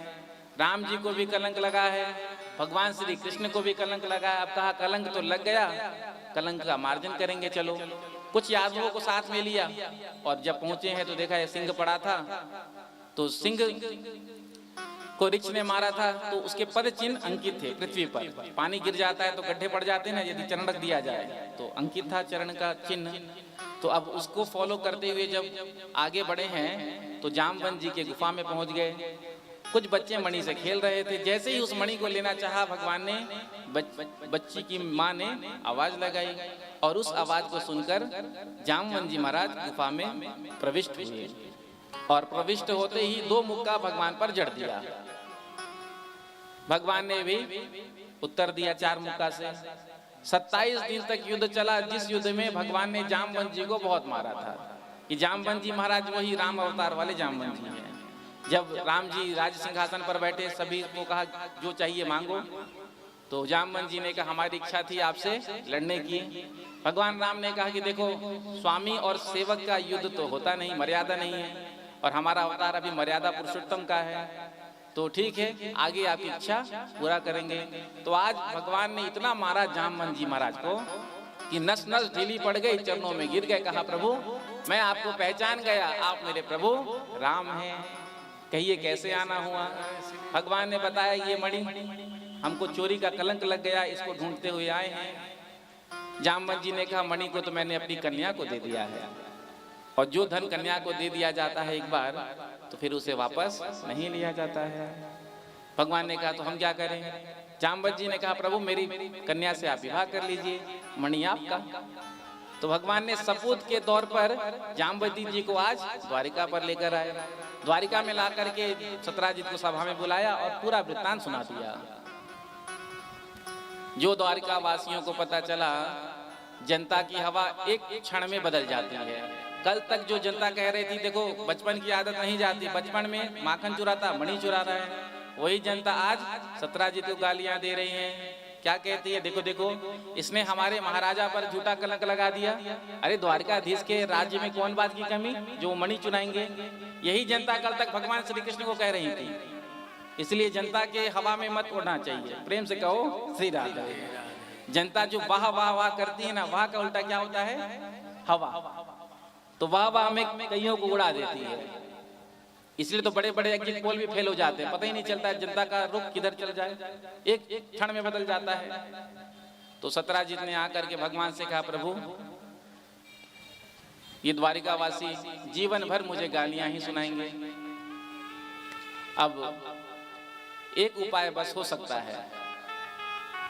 यदि आप मेरी कन्या से विवाह कर लेंगे, जब मैं आपका ससुर बन जाऊंगा तो फिर द्वारिका वासी की हिम्मत नहीं कि मुझे गाली दे दे, भगवान के ससुर जी हैं, तो आप मेरी कन्या से विवाह कर लीजिए। तो सत्राजित की कन्या का नाम था सत्यभामा। तो आज भगवान का तीसरा विवाह सत्यभामा जी के साथ हुआ। प्रेम से कहो श्री राधे, जोर से कह दो राधे राधे राधे राधे राधे राधे राधे राधे राधे राधे राधे राधे। तो आगे भगवान का चौथा विवाह। भगवान आज इंद्रप्रस्थ आए, पांडवों की राजधानी इंद्रप्रस्थ। आज वहां से अर्जुन को साथ में लिया और भगवान चले हैं घूमने के लिए। जब यमुना के तट पर पहुंचे तो क्या देखा, एक देवी तब में बैठी थी। भगवान ने भेजा अर्जुन को, जाओ देखो तो कौन है, क्या चाहती है। आज अर्जुन आए हैं, आकर पूछा देवी आप कौन हैं, क्या चाहती हैं। तो उस देवी ने कहा अहम देवस्य सवितुर दुहिता पतिम इच्छति विष्णु वरेण्यम वरदम तपः परम स्थिता। मैं सूर्य की पुत्री कालिंदी हूँ। मैं तप इसलिए कर रही हूँ क्योंकि मैं द्वारिकाधीश श्री कृष्ण से विवाह करना चाहती हूँ। जाकर के अर्जुन ने भगवान द्वारिकाधीश से कहा। भगवान ने आज कालिंदी जी को रथ पर बिठाया, लेकर आए और उनसे विवाह किया। प्रेम से कहो श्री राधे। बताओ भगवान श्री कृष्ण के कितने विवाह हुए थे। हाँ 16,108। तो सबका याद, सबका नाम याद नहीं है, 8 को ठीक है। तो ये हो गया चौथा विवाह, याद रखना पूछेंगे। पहला विवाह किसके साथ हुआ था, दूसरा, तीसरा, चौथा, हाँ लो सब ऊपर से ही जा रहा है। पहला विवाह रुक्मिणी जी के साथ, दूसरा जामवती जी के साथ, तीसरा सत्यभामा के साथ, चौथा कालिंदी जी के साथ, पांचवा विवाह हुआ था मित्रविंदा के साथ, छठा विवाह हुआ था नागनजीति के साथ, सातवां विवाह हुआ था भद्रा जी के साथ, और मत्स्य भेदन करके लक्ष्मणा जी को प्राप्त किया था। 8वां विवाह भगवान का लक्ष्मणा जी के साथ हुआ था। भौमासुर नाम का राक्षस, जब इसने सुना कि कृष्ण ने गोपियों के साथ रास किया है तो मैं भी रास करूंगा। तो जिस राज्य में ये आक्रमण करता और परास्त कर देता सामने वाले को, तो उस राज्य में जितनी भी कन्याएं होती उनका हरण करता और लाकर कारागार में बंद कर देता। 16,100 राजकन्या इसके कैद में बंद थी। आज नारद जी ने आकर के भगवान श्री कृष्ण से कहा कि प्रभु, ये भौमासुर प्रजा को बहुत परेशान कर रहा है। इसने देवताओं के विहार करने वाले पर्वत का हरण कर लिया, देवताओं की माता अदिति के कान के कुंडल को इसने चुरा लिया, आप रक्षा कर रहे हैं उनकी। तो भगवान सत्यभामा को लेकर के आज आए हैं प्राग ज्योतिषपुर, जहां मूर नाम का दैत्य लड़ने के लिए आया। तो भगवान ने इसका उद्धार किया।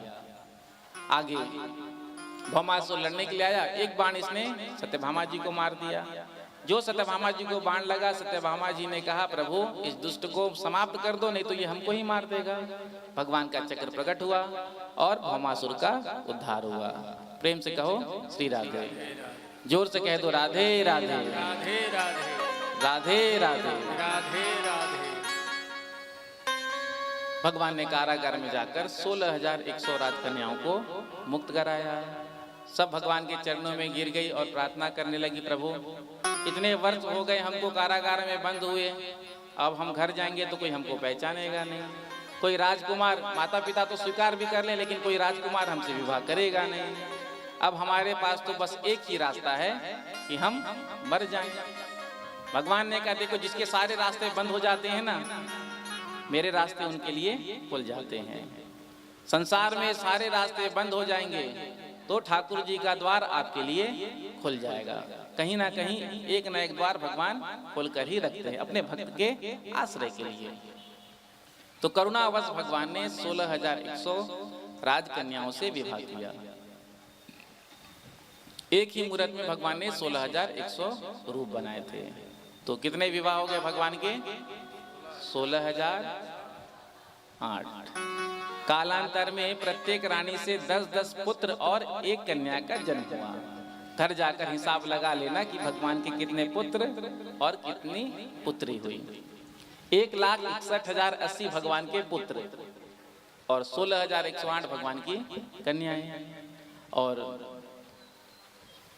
कालांतर में भगवान का जो वंश था 56 करोड़ यदुवंशी हुए।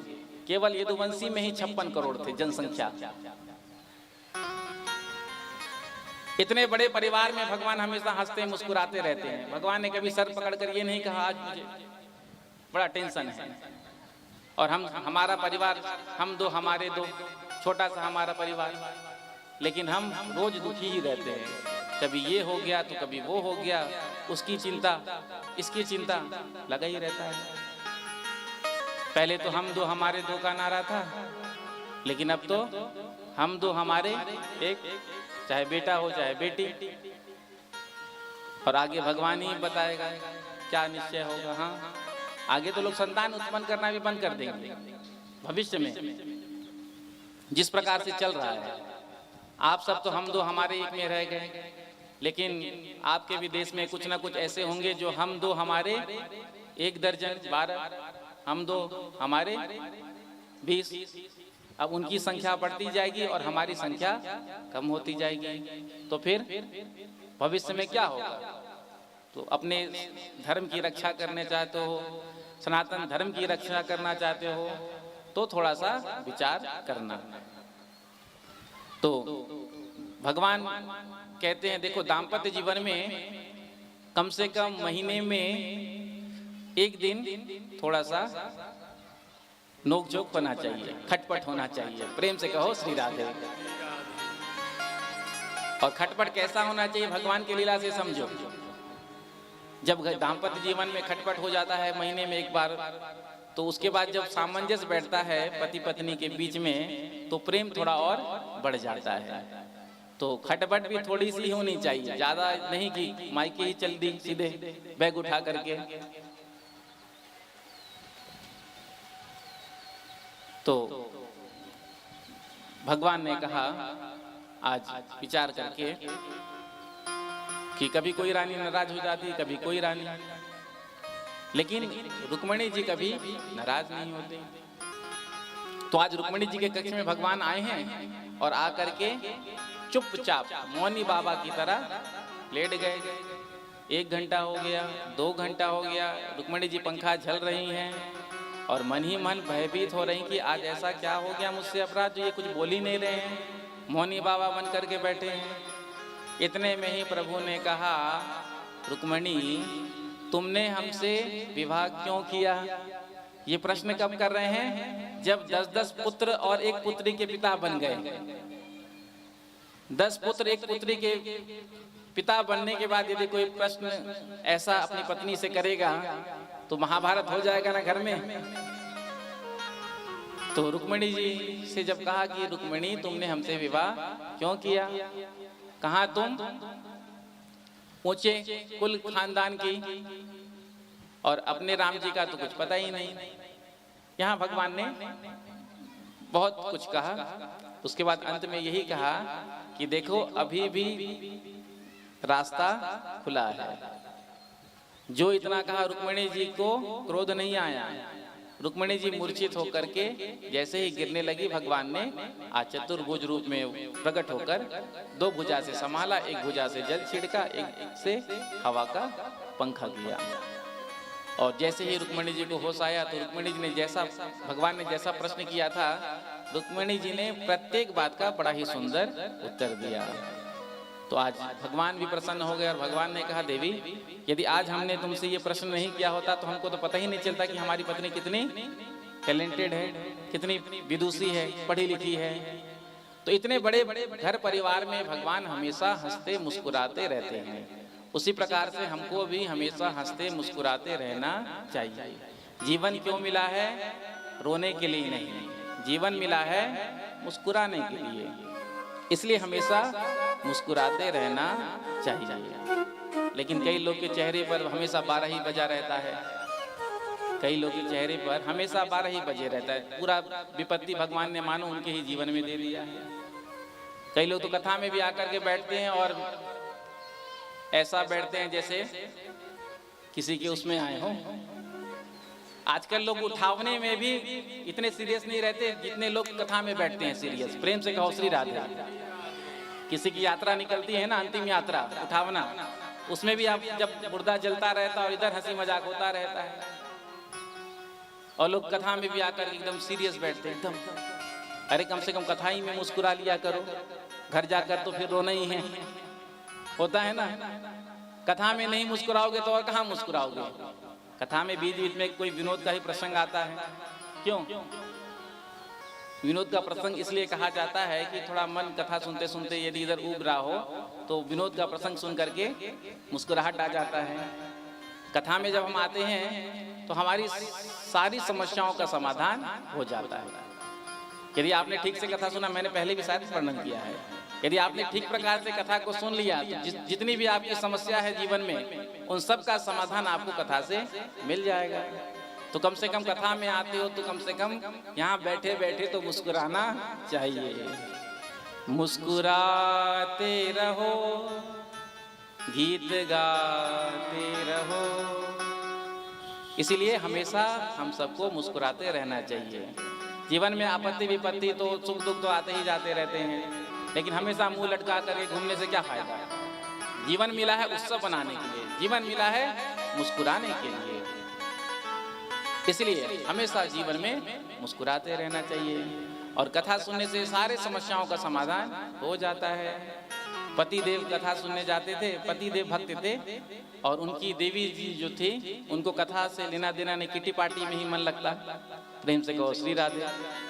घूमना फिरना मौज मस्ती करना होता है ना। कभी कभी पत्नी बहुत भक्त होती है तो पति देव को लेना देना नहीं होता है। कहीं पति देव भक्त होते हैं तो पत्नी अलग ही स्वभाव की होती हैं। और पति पत्नी दोनों भगवान के भक्त हों तो वो घर तो साक्षात वैकुंठ बन जाता है, साक्षात घर पर ही स्वर्ग उतर आता है। होता है ना। नहीं तो होता है ना, पत्नी यदि भक्त है कथा सुनने जाएगी, जैसे ही कथा सुन करके आएगी घर पर तो पति देव कहते हैं आ गई, हाँ आ गई। अब पति देव चालू तेरे पास तो कोई काम ही नहीं है, धंधा ही नहीं है, जब देखो मुंह उठा करके चली जाती है। बस शुरू। तो यदि पति और पत्नी घर में दोनों भक्त हो भगवान के तो घर स्वर्ग बन जाता है। तो कथा में पत्नी का इंटरेस्ट नहीं था, लेकिन जब पति से सुना कि कथा में सारी समस्याओं का समाधान हो जाता है, तो जीवन में समस्या किसके नहीं है? हम सबके जीवन में कोई ना कोई समस्या तो रहती ही है। तो पत्नी की एक समस्या थी। क्या समस्या थी? कि बेटी का विवाह नहीं हो रहा था, उम्र बढ़ रहा था, लेकिन कोई सुयोग्य वर ही नहीं मिलता। तो पत्नी ने जब सुना पति के मुख से कि सारी समस्याओं का समाधान कथा में हो जाता है, तो आज मन हुआ कि मैं भी कथा में चलूं, देखूं तो जो पतिदेव कहते हैं कि समस्या का समाधान होता है वो होता है कि नहीं। तो परीक्षार्थ आई और आ करके बैठ गई। जैसे पुरुषों का एक लाइन होता है और माताओं का अलग लाइन होता है। तो पतिदेव तो आकर के रोज आगे बैठते थे, पत्नी भी आकर के जो माताओं का जो लाइन था उसमें आकर के बैठी। कहाँ? कॉर्नर में। कॉर्नर में क्यों बैठी? समस्या का समाधान ढूंढने के लिए। और बैठ गई। बैठी तो बगल में देखा एक बड़ा सुंदर लड़का, वर की तलाश थी। समस्या था ये ना, बेटी का विवाह नहीं हो रहा है। तो कथा में आकर बैठी, जहाँ पर एक सुंदर लड़का बैठा था उसी के बगल में जाकर बैठ गई। इधर कथा चल रहा है, कथा सुनने से तो मतलब था नहीं, वो तो अपने समस्या का समाधान ढूंढने के लिए आई थी। तो आकर के उसके बगल में बैठ गई और पूछा, बेटा तुम्हारा नाम क्या है? ना नाम बताया। पिताजी का नाम क्या है? पिताजी का नाम बताया। कितने पढ़े लिखे हो? क्वालिफिकेशन बताया। क्या करते हो? कहाँ पे जॉब करते हो? बताया। इतने में ही पत्नी वहां से उठ करके खिसक करके धीरे धीरे धीरे धीरे, कथा चल ही रहा, और पति के बगल में आकर के बैठ गई। पति के बगल में आकर के बैठी और अपने पतिदेव से कहा कि आप बिल्कुल ठीक कहते थे, कथा सुनने से सारी समस्याओं का समाधान हो जाता है। पति ने कहा, तेरी समस्या का समाधान हो गया? तो कहा हो गया, लड़का मिल गया। पति ने पूछा कैसा है? तो पत्नी ने कहा बड़ा सुंदर है, दिखने में बहुत अच्छा है, पढ़ा लिखा है, ऊंचे खानदान का है और सरकारी नौकरी है, बस कमी एक है। पति ने पूछा क्या कमी है? तो पत्नी ने कहा जब वो हंसता है तो उसके आगे के दांत दो ऊंचे हैं, तो जब वो हंसता है तो बड़ा भद्दा लगता है, बाकी तो सब ठीक है, बस एक ही कमी है कि आगे के दो दांत ऊंचे हैं, जब हंसता है तो वो ऊंचा ऊंचा नजर आता है।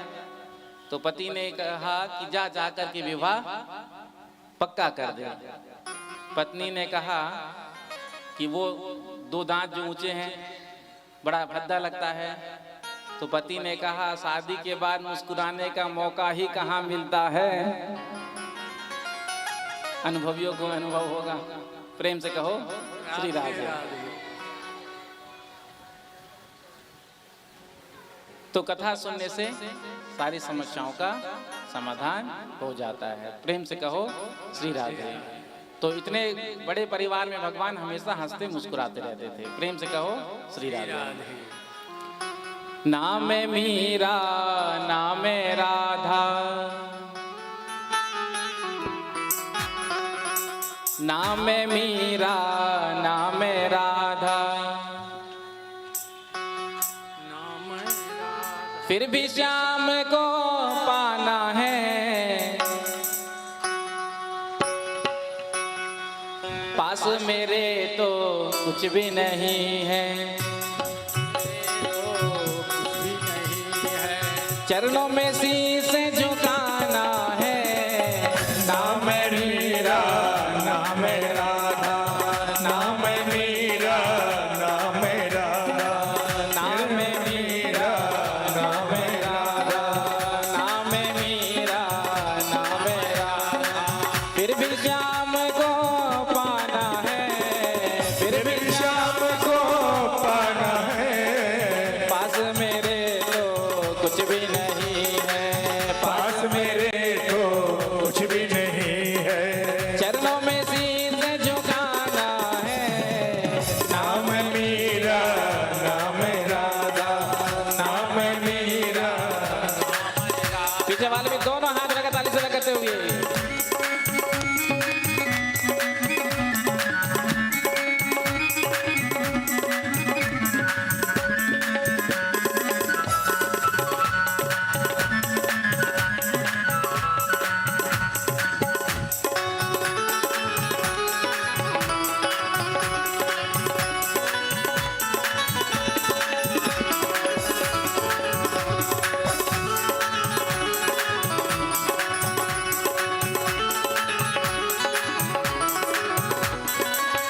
जब से तेरी सूरत देखी कुसुम प्रेम की मूरत देखी, जब से तेरी सूरत देखी उसमें प्रेम की मूरत देखी, जब से तेरी सूरत देखी कुसुम प्रेम की मूरत देखी, जब से तेरी सूरत देखी उसमें प्रेम की मूरत देखी, अपना तुझे बनाना है, अपना तुझे बनाना है, अपना तुझे बनाना है, अपना तुझे बनाना है। नाम मीरा नाम राधा, नाम मेरा नाम राधा। हरि बोल।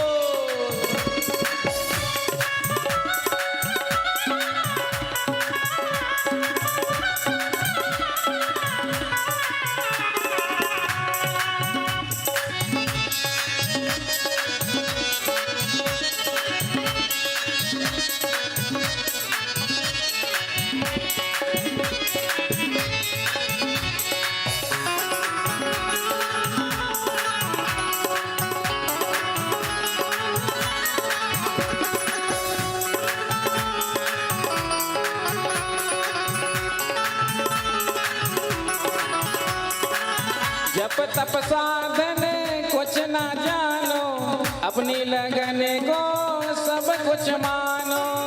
जब तब साधन कुछ न जानो, अपने लगन को सब कुछ मानो। जप तप साधन कुछ ना जानो, अपनी लगन को सब कुछ मानो। जब तब साधन कुछ न जानो, अपने लगन को सब कुछ मानो। दिल का दर्द सुनाना है, दिल का दर्द सुनाना है, दिल का दर्द सुनाना है। दिल का दर्द सुनाना है। नाम मीरा नाम राधा, नाम मेरा नाम राधा, नाम मीरा नाम राधा। नाम मेरा नाम राधा। जमाने में दोनों हाथ रखकर ताली से मस्ती सेवा करते हुए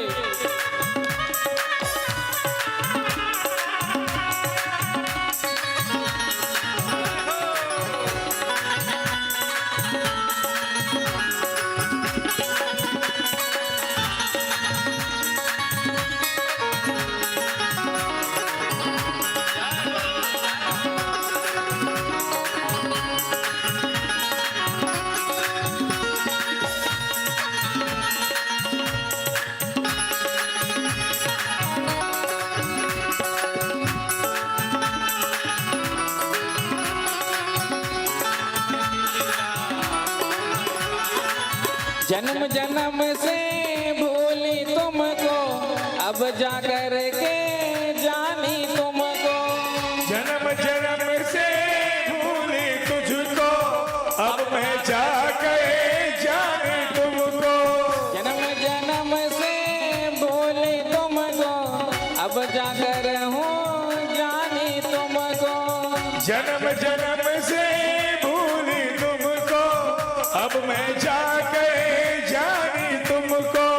अब ना तुम्हें भुलाना है, अब न तुम्हें भुलाना है, अब ना तुम्हें भुलाना है। अब न तुम्हें भुलाना है। नाम मीरा नाम जय हो प्यारे, नाम मेरा नाम प्यारा, नाम मीरा नाम राधा। नाम मेरा नाम राधा। फिर भी श्याम को पाना है, फिर भी श्याम राम को पाना है, पास मेरे तो कुछ भी नहीं है। पास पास में देखो कुछ भी नहीं है। चरणों में शीश झुकाना है, चरणों में शीश झुकाना है। नाम मीरा नाम राधा। नाम मेरा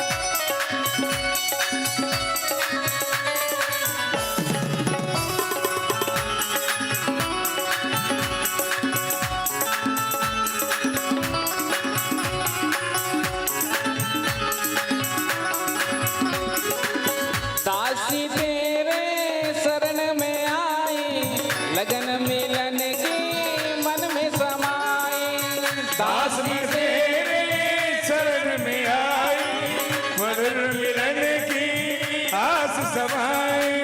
दासी तेरे शरण में आई, लगन मिलन की मन में समाई।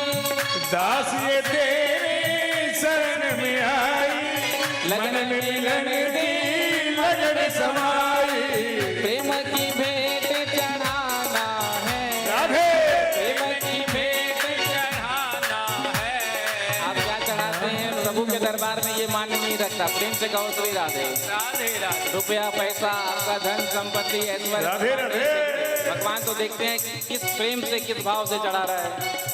तो क्या चढ़ाना है, दोनों हाथ पकड़ कहेंगे प्रेम की भेंट चढ़ाना है, प्रेम की भेंट चढ़ाना है, प्रेम की भेंट चढ़ाना है, प्रेम की भेंट चढ़ाना है। जोर से गाओ ना।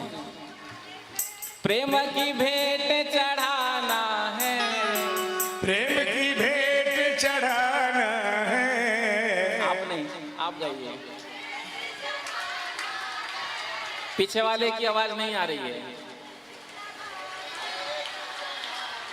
हाँ, प्रेम की भेंट चढ़ाना है, प्रेम की भेंट चढ़ाना है।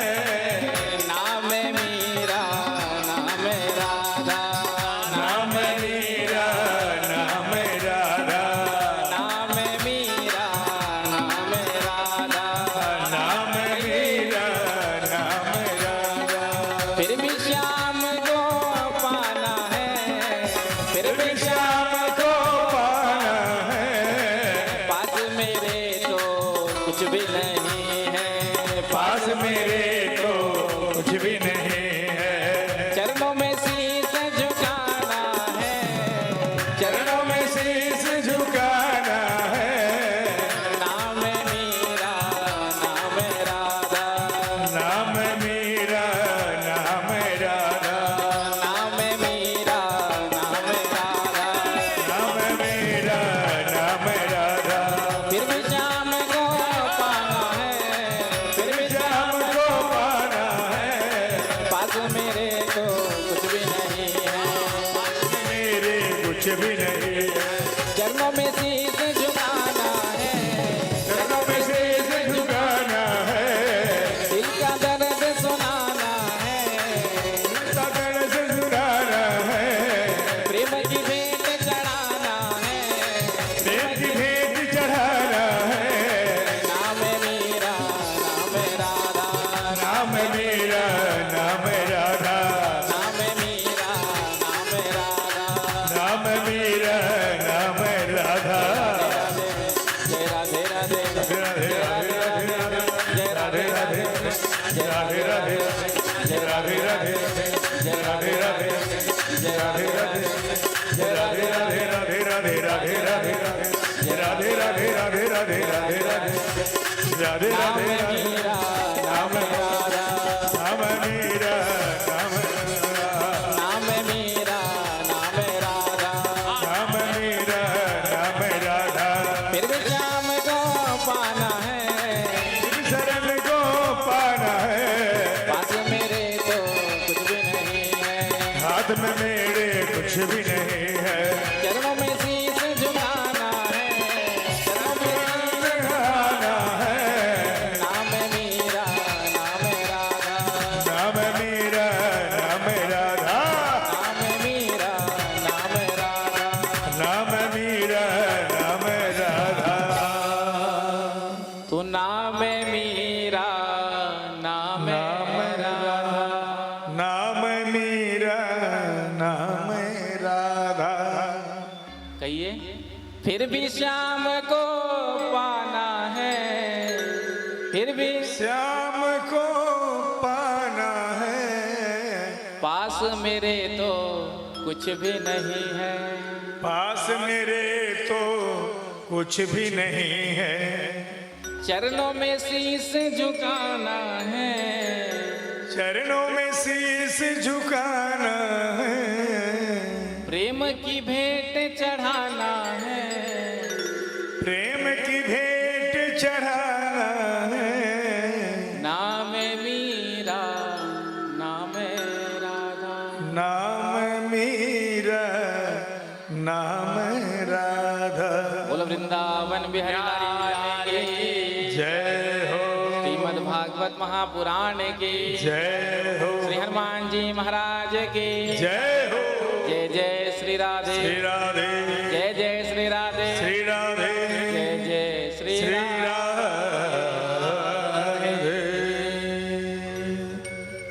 तो ना तो हम मीरा जैसे हो सकते हैं, मीरा जी जैसे, ना ही राधा की तरह, लेकिन फिर भी भाव तो सबकी होती है कि हमको कन्हैया मिले, मनमोहन मिले, ठाकुर मिले। किसकी इच्छा नहीं होती कि ठाकुर का दर्शन हो? होती है ना, सब चाहते हैं कि हमको प्रभु मिले। तो भले हम मीरा जी की तरह नहीं, भक्ति हमारे अंदर तो कोई बात नहीं, राधा जी की तरह तप हमारे अंदर नहीं, कोई बात नहीं, लेकिन फिर भी यदि हमने प्रेम से ठाकुर जी के चरणों में अपने आप को समर्पित कर दिया तो ठाकुर जी हमको मिल जाएंगे। प्रेम से कहो राधे राधे, जोर से कह दो राधे राधे, राधे राधे, राधे राधे। तो हमेशा मुस्कुराते रहना चाहिए जीवन में, हमेशा मुस्कुराते रहना चाहिए। आगे अनिरुद्ध का विवाह रुक्मवती के साथ हुआ। द्वारकाधीश प्रभु बारात लेकर के भोजकट में आए हैं। इधर सुंदर विवाह हो रहा था, फेरे पड़ रहे थे, और उधर बलराम जी को पकड़ लिया रुक्मी ने और कहा हमारे साथ चौसर खेलो, जुआ खेलो। अब जिस द्रुत क्रीड़ा में, जुआ में बार बार बलराम जी जीत रहे थे, लेकिन रुक्मी कहता है कि तुम हार रहे हो, और रुक्मी के जितने साथी थे हाँ में हाँ मिलाते। तो बलराम जी को थोड़ा क्रोध आता, लेकिन कुछ नहीं कहा। लेकिन तभी आकाशवाणी ने कहा कि इस द्रुत क्रीड़ा में विजय तो बलराम जी हुए हैं। जैसे ही आकाशवाणी ने कह दिया तो आकाशवाणी कभी मिथ्या हो नहीं सकती। बलराम जी ने कहा कहो अब मानोगे कि नहीं, आकाशवाणी कभी मिथ्या नहीं हो सकती। आकाशवाणी ने कहा कि इस द्रुत क्रीड़ा में बलराम विजय हुए हैं। रुक्मी ने जब सुना तो रुक्मी ने कहा तुम वन में रहने वाले जंगली लोग, नदी पोखरा का पानी पीने वाले, गैया के पीछे हुए करके डोलने वाले, तुम क्या जानो जुआ खेलना? जुआ खेलना तो राजा महाराजाओं का ठाठ होता है। जो इतना कहा बलराम जी को क्रोध आया। बलराम जी ने अपना हल निकाला और गले में फंसाया रुक्मी के, और ऊपर से मुसल का प्रहार किया। सोई गोविंदाय नमो नमः। विवाह का जितना भी उत्सव चल रहा था सब भंग हो गया। इधर भगवान मौन हो गए। उसके बाद बाणासुर का चरित्र सुनाया। भगवान भोलेनाथ ने प्रसन्न होकर कहा था कि मैं तेरी नगरी की रक्षा करूंगा। वरदान जब मिल गया, बल तो बहुत था लेकिन लड़ने वाला कोई नहीं मिला। हमेशा हाथ में थोड़ी खुजली होते रहती, कब अपना बल दिखाऊं किसको। तो एक दिन भोलेनाथ से कहा कि बल तो बहुत है मेरे अंदर, लेकिन अभी तक कोई लड़ने वाला नहीं मिला, आप ही लड़ लीजिए मुझसे। भगवान भोलेनाथ ने कहा देख, तेरे महल के ऊपर जो ध्वजा लहरा रही है, जिस दिन ये ध्वजा टूट करके नीचे गिर जाएगी, उस दिन मेरे जैसे किसी बलशाली से तेरा युद्ध होगा। रोज प्रातः काल उठ करके ध्वजा को देखता, कहीं झुका तो नहीं, कहीं गिरा तो नहीं। इसकी कन्या थी जिसका नाम था उषा। उषा ने भगवान के पौत्र अनिरुद्ध का दर्शन स्वप्न में किया था।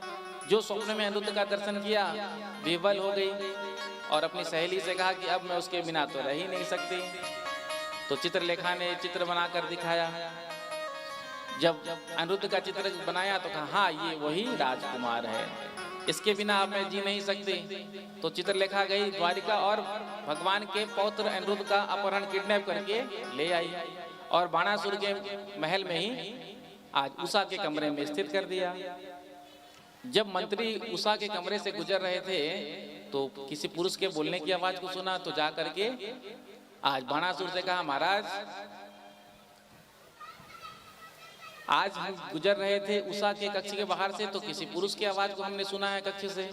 जो जाकर दरवाजा खोल करके देखा तो आज उषा अनिरुद्ध के साथ खेल रही थी। आज बंदी बना लिया, कारागार में बंद कर दिया। जब पता चला तो आज भगवान श्री कृष्ण बलराम जी के साथ अपने पुत्र को लेने के लिए आए हैं।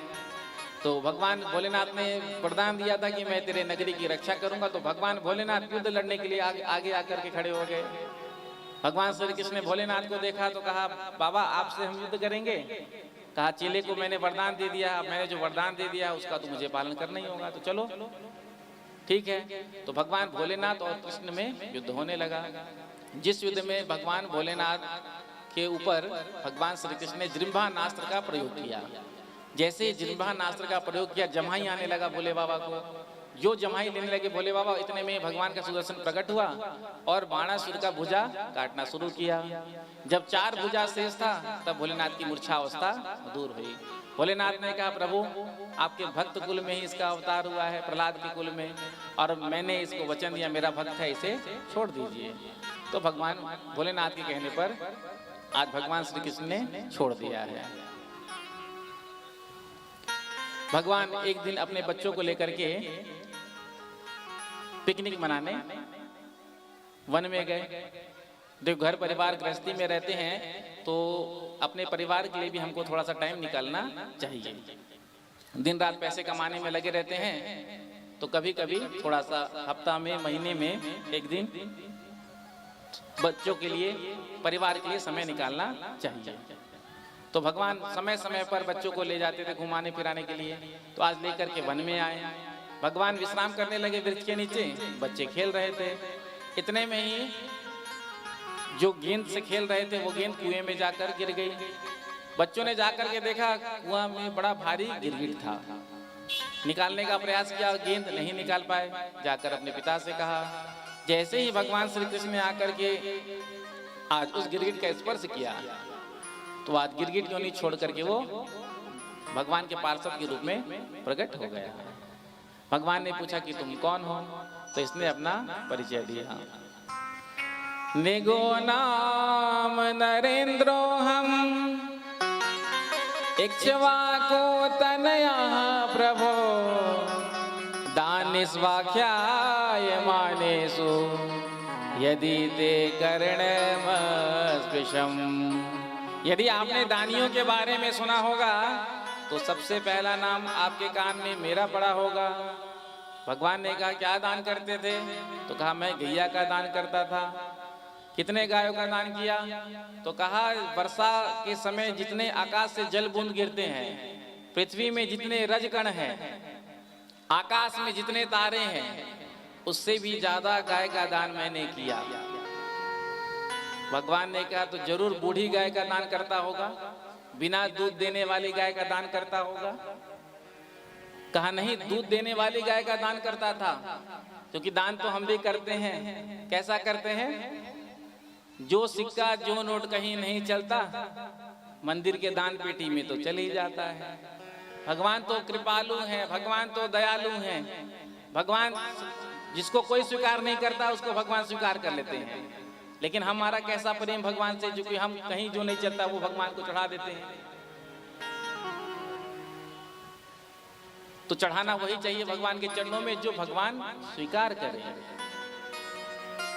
लेकिन हम सबका दान कैसा होता है? आपने भी देखा होगा, सोशल मीडिया पर देखते ही रहते होंगे। संस्था वाले जाते हैं अस्पतालों में मरीजों को फल बांटने के लिए, तो दृश्य क्या देखने को मिलता है? 10 जने, संस्था के 10 जन एक केला देते हुए फोटो खिंचाते हैं मरीज के साथ और उसको फिर मीडिया में छपवा भी देते हैं। दैनिक समाचार पत्र में एक केला दे रहे हैं कितने लोग? 10 लोग। तो दान उत्तम वस्तु का करना चाहिए। आप जो दान दे रहे हैं वो पंडित जी के काम आए, कम से कम ब्राह्मण देवता के काम आए। जो किसी काम का नहीं रहता वो पंडित जी को आपने दे दिया। आपने दे दिया, पंडित जी के उपयोग में नहीं आया तो आपको पुण्य नहीं मिलेगा।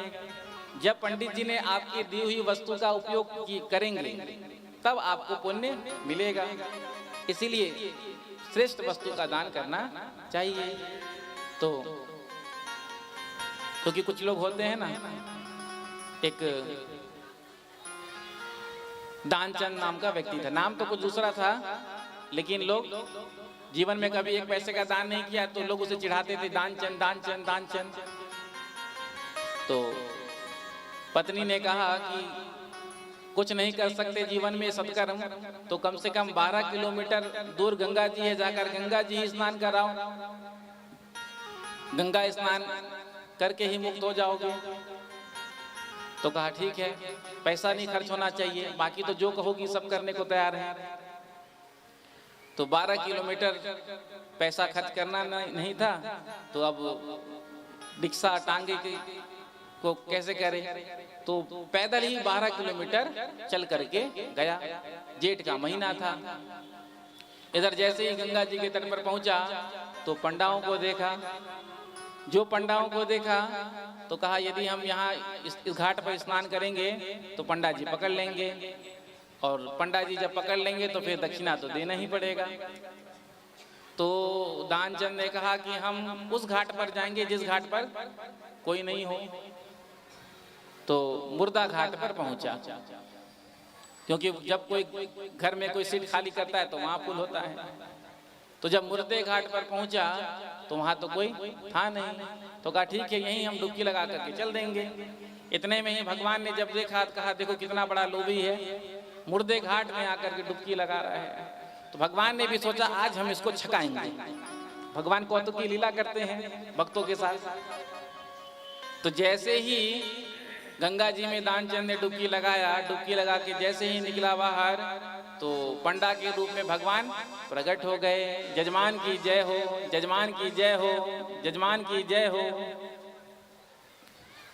दानचंद ने जब देखा पंडा जी को तो दानचंद ने कहा इस घाट को भी नहीं छोड़ा, इसको तो छोड़ देते। तो भगवान ने कहा देखो हम तो इसी घाट में रहते हैं, आप जैसे कोई जजमान आ जाते हैं और एक एक साल का हमारे लिए व्यवस्था करके चले जाते हैं। दानचंद ने कहा एक साल की कह रहे हो, हम एक दिन का भी नहीं कर सकते। एक दिन का क्या, एक समय का भी नहीं कर सकते, हमारे पास तो कुछ है ही नहीं। तो भगवान ने कहा कोई बात नहीं, संकल्प कर लो दान का, क्योंकि जो संकल्प हो जाता है उसके बाद तो करना ही पड़ता है। आप भी जाते होंगे गंगा जी स्नान करने, तो पंडा जी यदि पकड़ लेते होंगे तो कहते ही होंगे संकल्प कर लो, बाद में जाकर भिजवा देना। क्योंकि एक बार यदि संकल्प हो गया तो जजमान तो देगा ही, चाहे जैसे दे। तो भगवान ने कहा संकल्प में दान दे दो। तो दानचंद ने सोचा कि दोबारा तो हमको कभी यहाँ आना है नहीं। तो कहा ठीक है, एक धेले का दान किया। पहले चलता था एक धेला, अब स्नान करने के बाद 12 किलोमीटर पैदल ही अपने घर चलकर पहुंचा। इधर पत्नी से कहा कि हम विश्राम करने जा रहे हैं, हमको डिस्टर्ब मत करना। बेचारा 12 किलोमीटर चल करके गया, गर्मी में 12 किलोमीटर चल करके आया। इतने में ही कौतुकी भगवान द्वार पर प्रकट हो गए और कुंडी खटखटाने लगे। पत्नी ने दरवाजा खोला, भगवान ने कहा जजमान की जय हो, जजमान की जय हो। पत्नी ने कहा यहाँ आपका कौन जजमान है? कहा यहाँ जो रहते हैं ना वो हमारे संकल्प में जजमान है, जाकर के बुलाओ उनको। तो पत्नी गई और जाकर के जो पति विश्राम कर रहे थे, किसी को कुछ देने का संकल्प करके आए हो क्या? दानचंद ने कहा तुमको कैसे पता? कहा वो द्वार पर आकर के खड़े हैं। दानचंद ने कहा जाओ जाकर कह देना कि हम घर पर नहीं हैं। पत्नी ने जाकर के कहा महाराज वो तो अभी घर पर है नहीं। भगवान ने कहा कोई बात नहीं, तब तक हम यही इंतजार करेंगे, आप भोजन प्रसाद बनाइए। जाकर पत्नी ने कहा पति से, वो तो कह रहे हैं कि भोजन प्रसाद बनाओ, हम यहीं भोजन पाएंगे, अब क्या कहूं जाके? तो दानचंद ने कहा जाओ जाकर के कह देना कि हम मर गए, हम मरने का नाटक करेंगे, सांस रोक लेंगे। बेचारी पत्नी रोती हुई आई और रोती रोती कहती है अभी अभी वो चल बसे। भगवान ने कहा बेचारी तुम अकेली कहां कहां किसको किसको बुलाते हुए फिरोगी? तो हम अभी सभी गांव वाले को खबर कर देते हैं, अमित रूप प्रकटे ते ही काला। पूरे गांव में भगवान ने खबर फैला दिया कि दानचंद मर गए। पूरी गांव की गांव इकट्ठा हो गई। अब वो दानचंद बिल्कुल मरने का नाटक कराते हुए पड़ा हुआ है, सांस रोक करके। गांव वाले आए हैं और आकर के शरीर को बाहर निकाला। अब पत्नी कहती है नहीं मरे, नहीं मरे, नहीं मरे। गांव वाले कहते ये तो तुम्हारा प्रेम है, जाने वाला तो चला गया, आत्मा अजर है, अमर है। अब वो सौगंध खा के कहती नहीं मरे, नहीं मरे, नहीं मरे, लेकिन कोई सुनने वाला नहीं। बनाया गया, उसके बाद लिटाया गया, रस्सी बांधा गया, फिर भी नहीं हिला। भगवान ने भी सोचा अरे बहुतों को देखा लेकिन इसके जैसा आज तक मैंने कहीं देखा ही नहीं। अब अंतिम यात्रा निकली, पत्नी पीछे दौड़ रही है, नहीं मरे, नहीं मरे, नहीं मरे, लेकिन पत्नी की कोई सुने ना। गंगा के तट पर मुर्दा घाट पर जब पहुंचा तो उसके बाद चिता लगाया गया, उसके बाद लिटाया गया, हाथ में अग्नि लगाया गया। अब अग्नि लगने ही वाला है लेकिन फिर भी नहीं उठा। इतना भारी कृपण कंजूस। भगवान ने कहा रुको रुको 2 मिनट, ये हमारे संकल्प में यजमान है तो हम इनके कान में कुछ कहना चाहते हैं। तो भगवान ने आकर के आज दानचंद के कान में कहा, आया हूं बैकुंठ से तुम हित नाता जोड़। मैं बैकुंठ से आया हूं, मैं नारायण। जो दानचंद ने सुना भगवान आए हैं, जैसे ही आंख खोल करके देखा तो वही पंडा, फिर नेत्र बंद कर लिया। भगवान ने फिर से कान में कहा, आया हूं बैकुंठ से तुम संग नाता जोड़, मांग लियो वरदान जो चाहे सो होए। जैसे ही कहा भगवान ने वरदान मांगने के लिए, फिर से आंख खोल करके देखा। जैसे ही आंख को खोला तो फिर पंडा रूपी भगवान, फिर आंख बंद कर लिया। इतने में फिर भगवान ने कहा, आया हूं बैकुंठ से तुम हित नाता जोड़। तो दानचंद ने कहा, आए हो बैकुंठ से मुझ हित नाता जोड़, तो संकल्प में जो दान हुआ ढेला दीजिए छोड़। भगवान से कहता है जो दान में संकल्प हुआ था ना ढेले का, उसको ही छोड़ दीजिए। प्रेम से कहो श्री राधे। तो कई ऐसे भी होते हैं।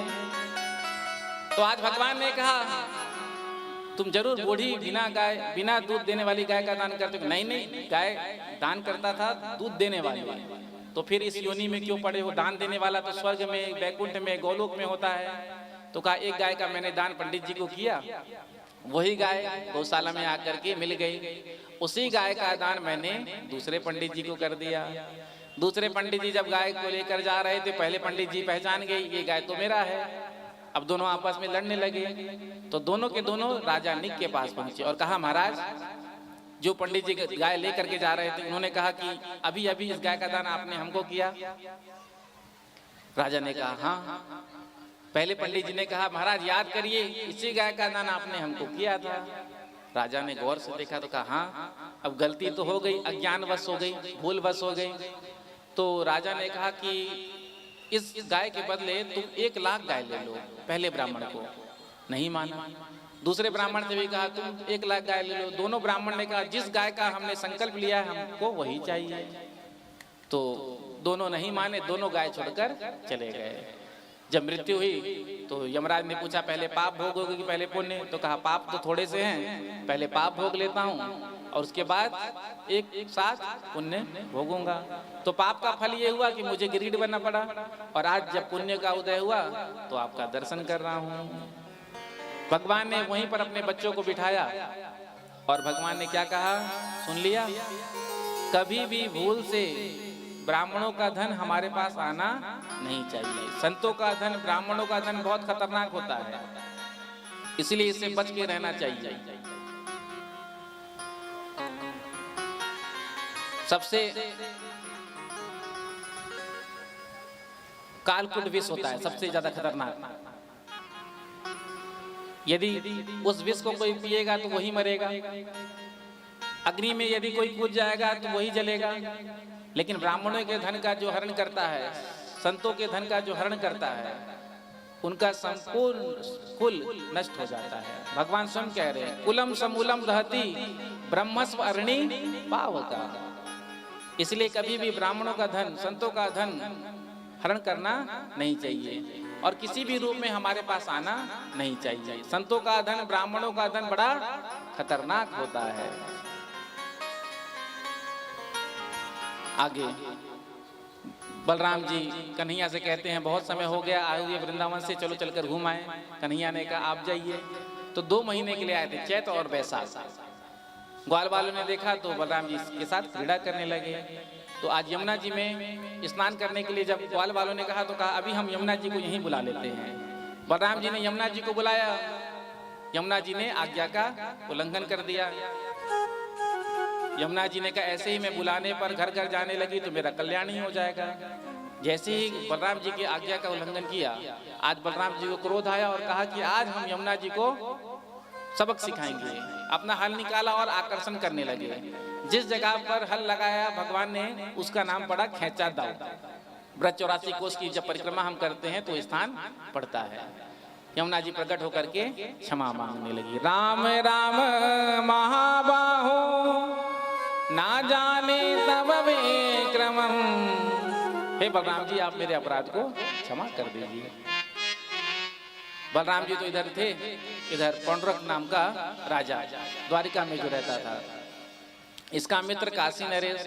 काशी नरेश ने पौंड्रक से कहा, देख असली वासुदेव कृष्ण तू है, वो तो नकली है। तू एक धमकी भरा पत्र भेज उसको, जिसको पढ़कर वो सिंहासन खाली करके भाग जाएगा। जब भगवान धराधाम पर बैठे हैं तब भी नकली भगवान प्रकट हो रहे हैं, इसलिए ध्यान रखना। और कलयुग में तो भगवान प्रकट होते ही रहते हैं, रोज नए नए भगवान प्रकट हो रहे हैं, इसलिए बहुत सावधान। डुप्लीकेट जो चीज होता है ना, माल होता है ना, बहुत चमकती है और हम लोग डुप्लीकेट में फंस जाते हैं। तो पौंड्रक ने एक धमकी भरा पत्र भेजा, दूत ने जाकर के सुनाया। जब दूत ने सुनाया कि हमारे भगवान ने आपसे कहा है कि यदि आप अपना कल्याण चाहते हो तो द्वारिका की गद्दी छोड़कर भाग जाओ, और ये जो शंख चक्र गदा पद्म आपने धारण किया इसको त्याग दो। भगवान ने कहा जाओ, जाकर अपने भगवान से कहना कि उनको यहाँ आने की जरूरत नहीं, हम उनका दर्शन करने स्वयं आएंगे और हम अपने आयुध को छोड़ेंगे उनके ऊपर ही। दूत ने जाकर के समाचार सुना दिया पौंड्रक को। जैसे ही पौंड्रक ने समाचार सुना, आज पौंड्रक घबराया। मित्र से कहा, तू तो कहता था मैं धमकी भरा पत्र भेजूंगा तो वो गद्दी छोड़कर भाग जाएगा, वो तो यहीं आ रहा है लड़ने के लिए। काशी नरेश ने कहा, मित्र कोई बात नहीं, आने दो, मिलकर के सामना करेंगे। तो आज भगवान जब आए हैं तो क्या देखा, पौंड्रक को। पौंड्रक के 2 हाथ तो थे, 2 इसने नकली लगा लिए, अपने शरीर पर नीला पेंट पोत लिया, लकड़ी का गरुड़ बनाया, रथ जनरेटर फिट कर दिया। जैसे ही बटन दबाए आकाश में उड़ने लगे। जो भगवान ने देखा तो भगवान भी हंसने लगे और कहा, देखो इसने कितना चिंतन किया होगा मेरा स्वरूप बनाने के लिए। भगवान का सुदर्शन प्रकट हुआ और पौंड्रक का उद्धार हुआ। भगवान ने पौंड्रक के मित्र काशी नरेश का भी उद्धार किया। काशी नरेश का पुत्र सुदीक्षण आया, भगवान ने इसका भी उद्धार किया। द्विवेद नाम के बानर का उद्धार बलराम जी ने किया था, भगवान श्री कृष्ण ने नहीं किया, क्योंकि भगवान श्री कृष्ण के ऊपर बानरों का उपकार था। कृष्ण ही राम बन करके आए थे, तो राम जी का सहयोग बानरों ने किया था, इसीलिए बलराम जी ने आज द्विवेद नाम के बानर का उद्धार किया। दुर्योधन की कन्या लक्ष्मणा, जिसका भगवान के पुत्र सांब ने स्वयंवर से हरण कर लिया था, बाद में इसको सांब को बंदी बना लिया गया था। बलराम जी छुड़ाने के लिए आए थे, आकर के दुर्योधन से कहा था, दुर्योधन यदि तुम अपना हित चाहते हो तो अविलंब हमारे पुत्र को छोड़ दो। दुर्योधन ने कहा, आप हमारे कोई राजा महाराजा जो आपको आदेश देते हैं।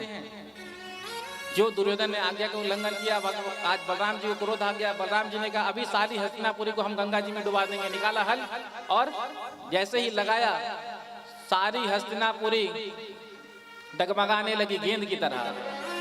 बलराम जी के सामने सांब को आगे करके, अपनी कन्या को आगे करके दुर्योधन क्षमा मांगता है। राम राम खिलाधार प्रभावम न विदामते मूढ़ानाम न कुबुद्धीनाम छन्तुमर्हस्यते क्रमम। तो आज सांब और लक्ष्मणा को लेकर के बलराम जी आए हैं। उसके बाद भगवान के दिनचर्या के बारे में बताया है।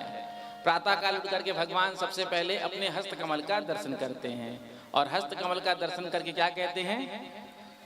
कराग्रे वसते लक्ष्मी कर मध्य सरस्वती कर मूले तो गोविंद प्रभाते कर दर्शनम। प्रातः काल उठ करके हमको भी ये श्लोक बोलते हुए अपने कर का दर्शन करना चाहिए। लेकिन आजकल लोग कर का दर्शन नहीं करते। आजकल लोग क्या दर्शन करते हैं? हाँ, पहले ही मैं बता चुका हूँ। प्रेम से कहो श्री राधे। प्रभाते मोबाइल दर्शनम। तो प्रातः काल अपने हस्तकमल का दर्शन करना चाहिए। उसके बाद पृथ्वी के ऊपर पैर रखने से पहले पृथ्वी माता को प्रणाम करना चाहिए। उसके बाद चरण रखना चाहिए। भगवान के दिनचर्या के बारे में बताया। राजसूय यज्ञ का निमंत्रण लेकर के आज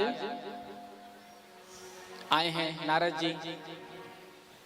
इधर भगवान ने कहा कि राजसूय यज्ञ तो तभी होगा जब सारे राजाओं को जीत लिया जाए। तो भगवान इंद्रप्रस्थ आए हैं, वहां से भीमसेन और अर्जुन को लेकर के आज जरासंध की नगरी में आए। जरासंध का नियम था प्रातः काल जो भी ब्राह्मण आकर के जो भी याचना करता, जो भी मांगता वो देता। तो आज ब्राह्मण के भेष में भगवान श्री कृष्ण, भीमसेन और अर्जुन आए हैं और आकर के क्या मांगा? युद्धम नो देहि राजेंद्र द्वंद्व सो यदि मन्यसे योद्धार्थिनो वयं प्राप्ता राजान्या नान कांक्षिणा। युद्ध का दान मांगा। जरासंध ने कहा तुम ब्राह्मण हो नहीं सकते। ब्राह्मण कभी युद्ध का दान मांगेगा नहीं। भूमि का दान, द्रव्य का दान, गौ दान, स्वर्ण दान ये ब्राह्मण ले सकता है, लेकिन युद्ध का दान ब्राह्मण तो कभी मांगेगा नहीं। तुम ब्राह्मण हो ही नहीं सकते, परिचय दो अपना। भगवान कृष्ण ने कहा ये भीमसेन, ये अर्जुन और मुझे तो तुम जानते ही हो। जरासंध ने कहा जान गया, पहचान गया, तुम वही भगोड़े ना जो मेरे सामने से तुम भाग गए थे युद्ध में छोड़ करके। तो मैं तुमसे युद्ध नहीं करूंगा। ये अर्जुन बच्चा है मेरे सामने। हाँ, भीमसेन बराबरी का है। भीमसेन के साथ युद्ध हुआ। 28 दिनों तक युद्ध चला था, जिसमें भीमसेन को जरासंध ने बहुत मारा। 28वें दिन जब मल्ल युद्ध हो रहा था तो आज भीमसेन ने जब भगवान की ओर देखा तो भगवान ने एक तिनके को उठाया और चीर करके इशारा कर दिया भीमसेन को। भीमसेन ने जरासंध के चरण के ऊपर अपने चरण को रखा और दोनों हाथ से दूसरे चरण को पकड़ के 2 भाग में विभक्त करके एक दूसरे की विपरीत दिशा में फेंक दिया। इसके पुत्र को राजगद्दी प्रदान किया।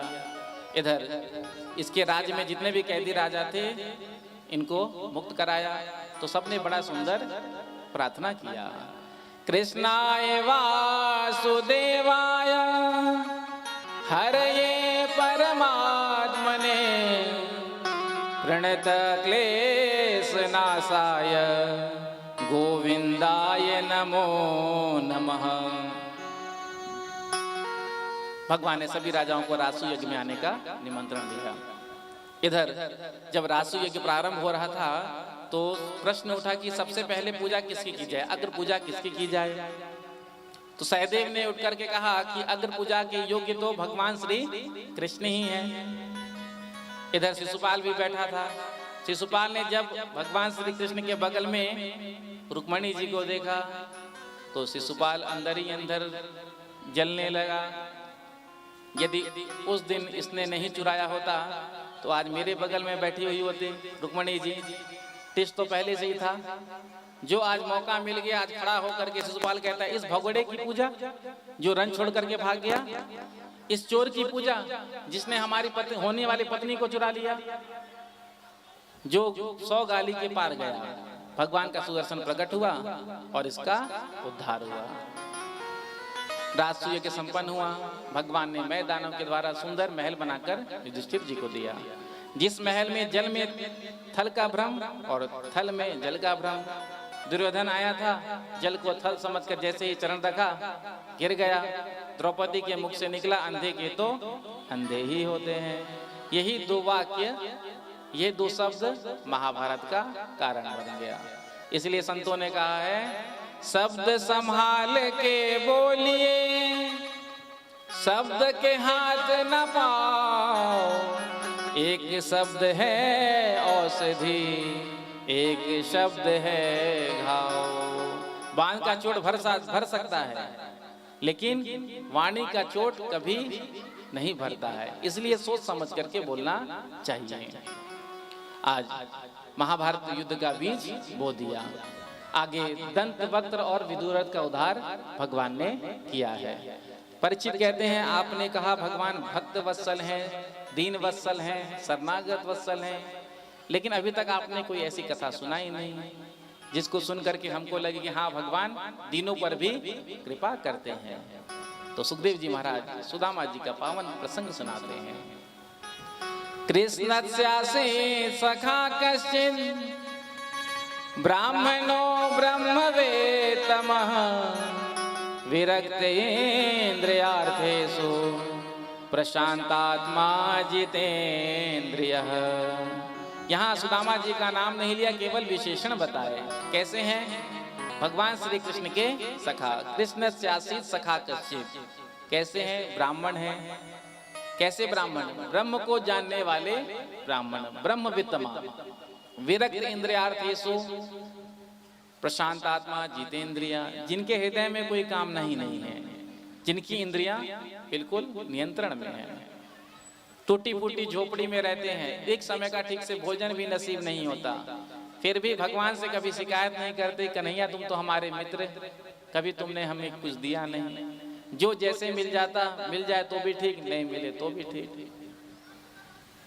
एक बार सुदामा जी घर पर थे नहीं, संत भिक्षा मांगने के लिए आए। भिक्षाम देही। तो अंदर से सुदामा जी की पत्नी सुशीला ने कहा, महाराज हमारे घर पर सूतक लगा है। संत ने पूछा, किसका जन्म हुआ, पुत्र या पुत्री? तो सुशीला जी ने कहा, हमारे घर पर दरिद्रा का जन्म हुआ है। जो सुना, संत ने कहा, जिसके मित्र द्वारिका के राजा श्री कृष्ण, उसके यहाँ दरिद्रा का जन्म, ये बात समझ में नहीं आई।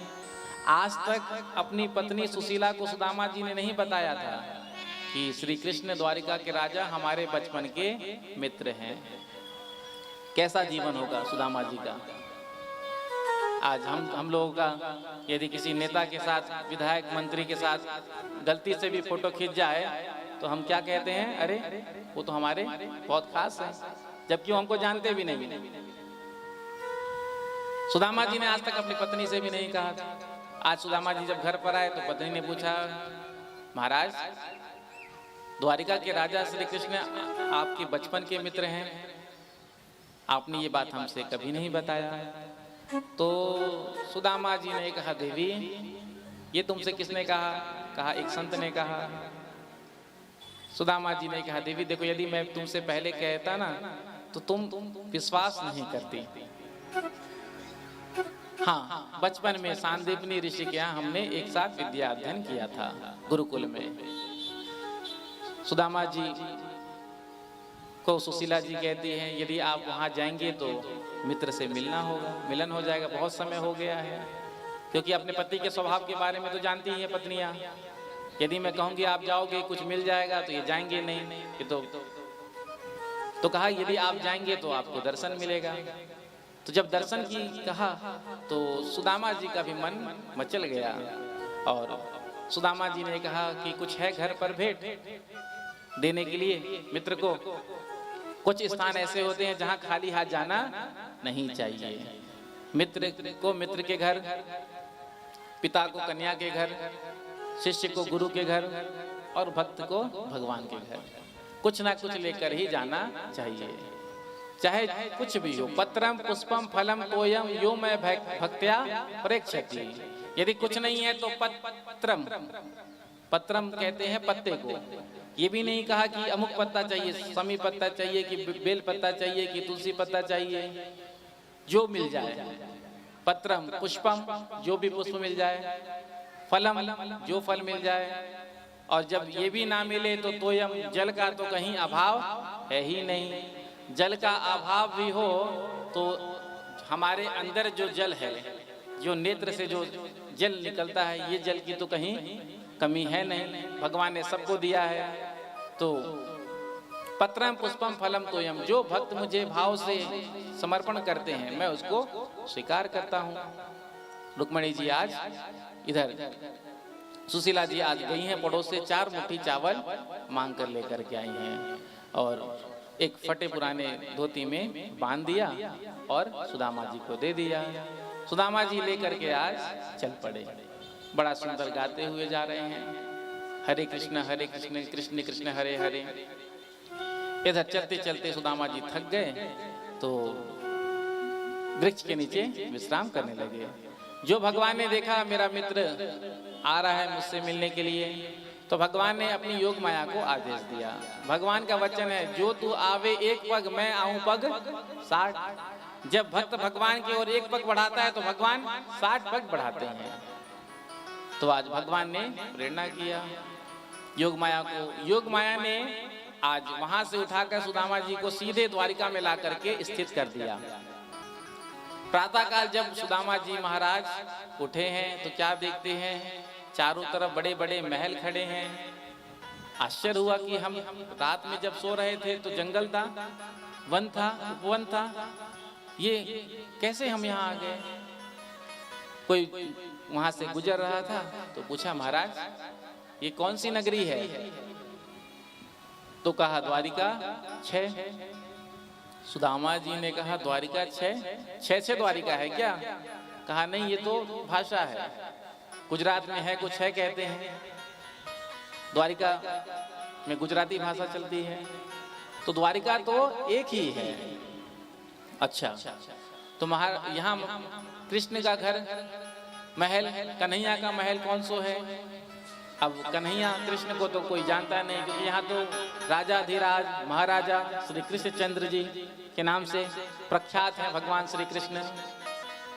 तो पूछते पूछते आज पहुंचे हैं भगवान के महल के करीब। इधर भागवत में तो देखो वर्णन है कि भगवान के दरबार में साधु संतों के लिए, ब्राह्मणों के लिए कभी भी नो एंट्री नहीं है।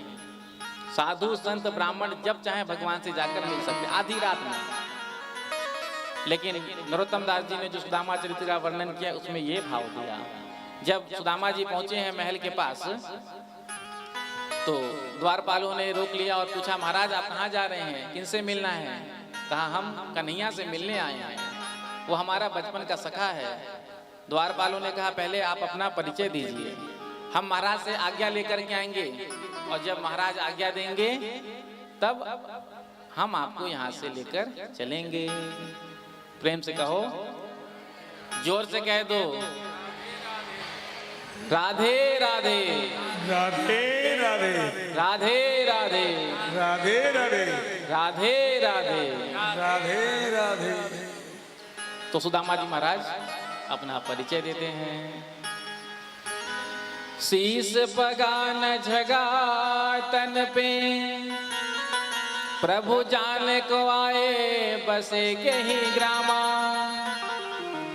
धोती पति सिलटी दुपटी, अरुपाय उपान की नहीं सामा। द्वार खड़ो द्विज दुर्बल एक, रहियो चकिसो वसुधा विरामा। पूछत दीन दयाल को धाम, बतावत आपन नाम सुदामा। सुदामा जी ने अपना परिचय दिया। द्वारपालों ने कहा अभी हम महाराज से आज्ञा लेकर के आते हैं। द्वारपाल भगवान श्री कृष्ण के पास आए हैं और आ करके कहा, प्रभु आज द्वार पर एक ब्राह्मण देवता आए हैं और ब्राह्मण देवता जिनके शरीर पर ना तो कोई नई बगलबंदी है, एक फटा पुराना धोती लपेटे हुए हैं, ना तो उनके मस्तक पर कोई पगड़ी है, पाग है, ना तो चरण में चरण पादुका है। और उन्होंने अपना नाम बताया सुदामा। अरे द्वार पालो कन्हैया से कह दो कि दर पे सुदामा गरीब आ गया है, कि दर पे सुदामा गरीब आ गया है।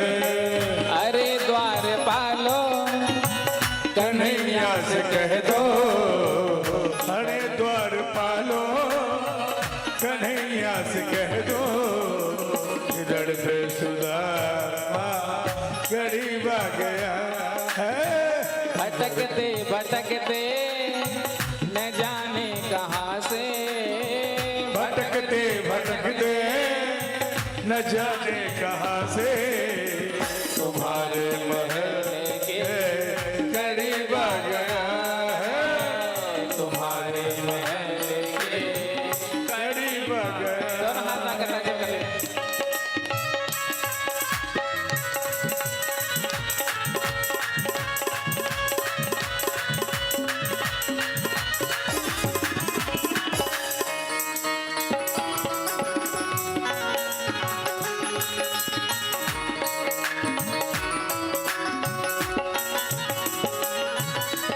न सर पे है पगड़ी न तन पे है जामा, न तन पे है पगड़ी, न तन पे है जामा, बता दो कन्हैया से नाम है सुदामा, बता दो कन्हैया से नाम है सुदामा। न सर पे है पगड़ी, न तन पे है जामा, बता दो कन्हैया से नाम है सुदामा।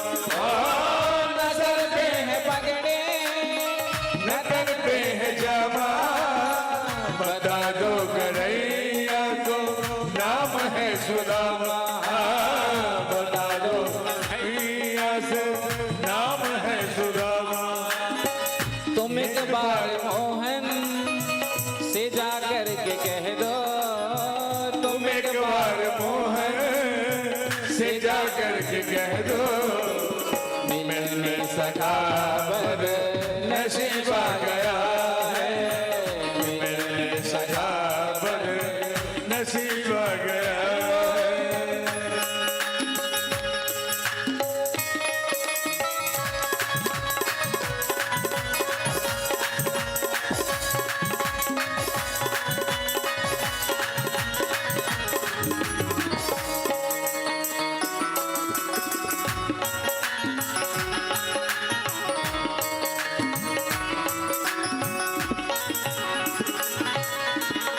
सुनते ही दौड़े चले आए मोहन, सुनते ही दौड़े चले आए मोहन, लगाया गले से सुदामा को मोहन, लगाया गले से सुदामा को मोहन। सुनते ही दौड़े चले आए मोहन, लगाया गले से सुदामा को मोहन। सुनते ही दौड़े चले आए मोहन, सुनते ही दौड़े चले आए मोहन, लगाया गले से सुदामा को मोहन, लगाया गले से सुदामा को मोहन। हुआ रुक्मणी को बड़ा ही अचंबा हुआ रुक्मणी को, बड़ा ही अचंबा, ये मेहमान कैसा अजब आ गया है, ये मेहमान कैसा अजब आ गया है।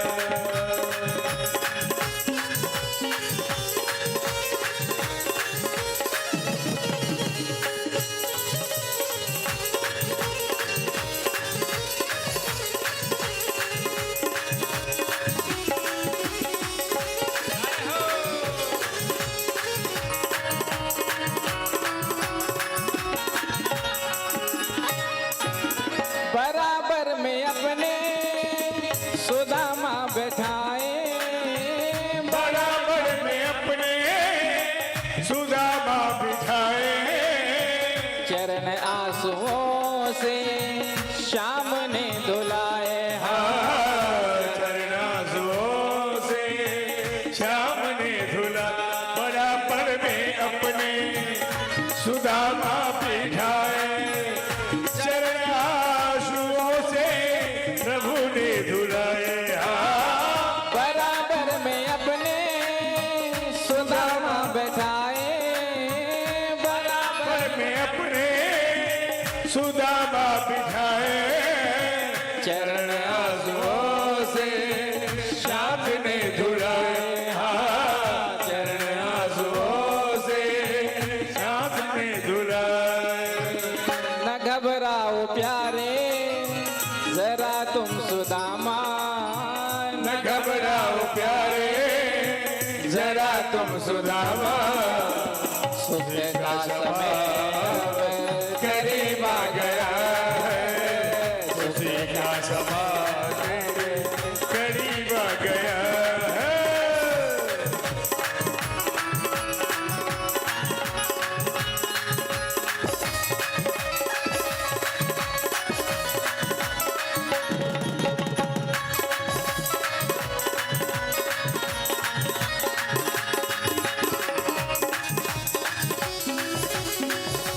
दोनों हाथ में ताली से लगाते हुए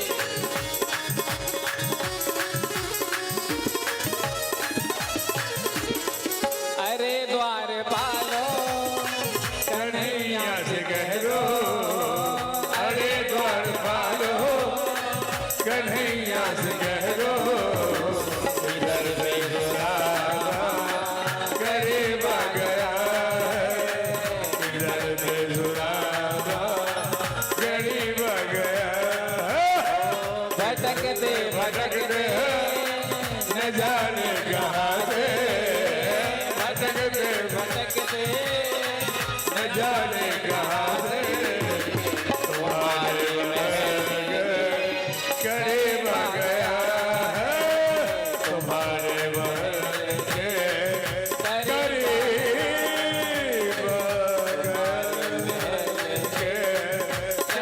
आ गया है। तुम्हारे महल के करीब आ गया है। जो ही भगवान ने सुना सुदामा शब्द, आज भगवान सिंहासन से उठ खड़े हुए, चरण पादुका तक नहीं पहना, नंगे पांव भगवान भागे, पीतांबर गिर गया, कान का कुंडल गिर गया, भगवान को कोई भानी नहीं। 6 डोरी पार करके 7वें डोरी पर जा करके भगवान ने आज अपने मित्र सुदामा को गले से लगाया, भुजाओं से बांध लिया। अब सुदामा जी संकोच कर रहे हैं, मेरा मित्र, क्योंकि मेरा 1.5 हड्डी का शरीर, जोर से मैं दबाऊंगा, गले लगाऊंगा तो इनको दर्द होगा, कष्ट होगा, हड्डी गड़ जाएगा। बड़े प्रेम से भगवान गले मिल रहे हैं और भगवान आज लेकर आए हैं और अपने सिंहासन पर सुदामा जी को विराजमान किया। सभी रानियां को आश्चर्य हो गया, आज ऐसा कौन आ गया महल में, आज तक हम अपने स्वामी जी को ऐसा कभी नहीं देखा, इतना आतुर। आज आ कौन गया ऐसा महल में। सब रानियां आश्चर्यचकित, सब खड़ी हो गई आकर के। सुदामा जी ने कहा, मैं सबसे पहले अपने मित्र को गले लगा लूं। गले लगा लिया। उसके बाद कन्हैया ने सोचा कि मेरे मित्र तो ये बाद में, सबसे पहले ये ब्राह्मण देवता हैं, तो जब ब्राह्मण देवता का घर में आगमन होता है तो पाद प्रक्षालन होता है। तो अपनी रानियों से कहा, जाओ जल की झारी, कलश में जल भरकर ले आओ। सभी रानियां दौड़ी गई हैं और एक एक कलश जल भरकर ले आई। भगवान ने देखा इतनी लंबी चौड़ी सेना को, सुदामा जी ने देखा जब इतनी लंबी चौड़ी सेना को, तो सुदामा जी महाराज आश्चर्य से देखने लगे। कन्हैया से पूछा, कन्हैया ये सब कौन है? तो कन्हैया ने कहा, मित्र ये सब तुम्हारी भाभियां हैं। क्योंकि होता है ना, जब कोई संत महापुरुष ग्राम नगर में आए तो पूरे गांव वाले, शहर वाले दर्शन करने के लिए आते हैं, तो हो सकता है दर्शन करने आए होंगे।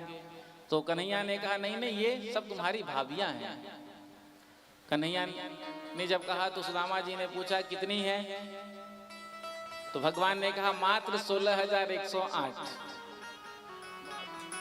सुदामा जी ने सोचा 16,108 के जल से हमारा पाद का प्रक्षालन होगा तो आज ही हमारी गोविंदाय नमो नमः हो जाएगी। जाड़ का समय, अघन का महीना है। तो उद्धव जी ने एक खाली कलश मंगाया। अब एक रानी के जल कलश लेकर के सुदामा जी के पादों का प्रक्षालन हो जाए तो घर में महाभारत हो जाएगा। आपने उनके जल कलश को लेकर के सुदामा जी को स्नान कराए, हमारे जल को तो आपने स्पर्श नहीं किया। तो उद्धव जी ने कहा एक खाली जल कलश ले आओ। सभी रानियों के जल कलश से एक एक चम्मच उसमें जल खाली कलश में लिया गया।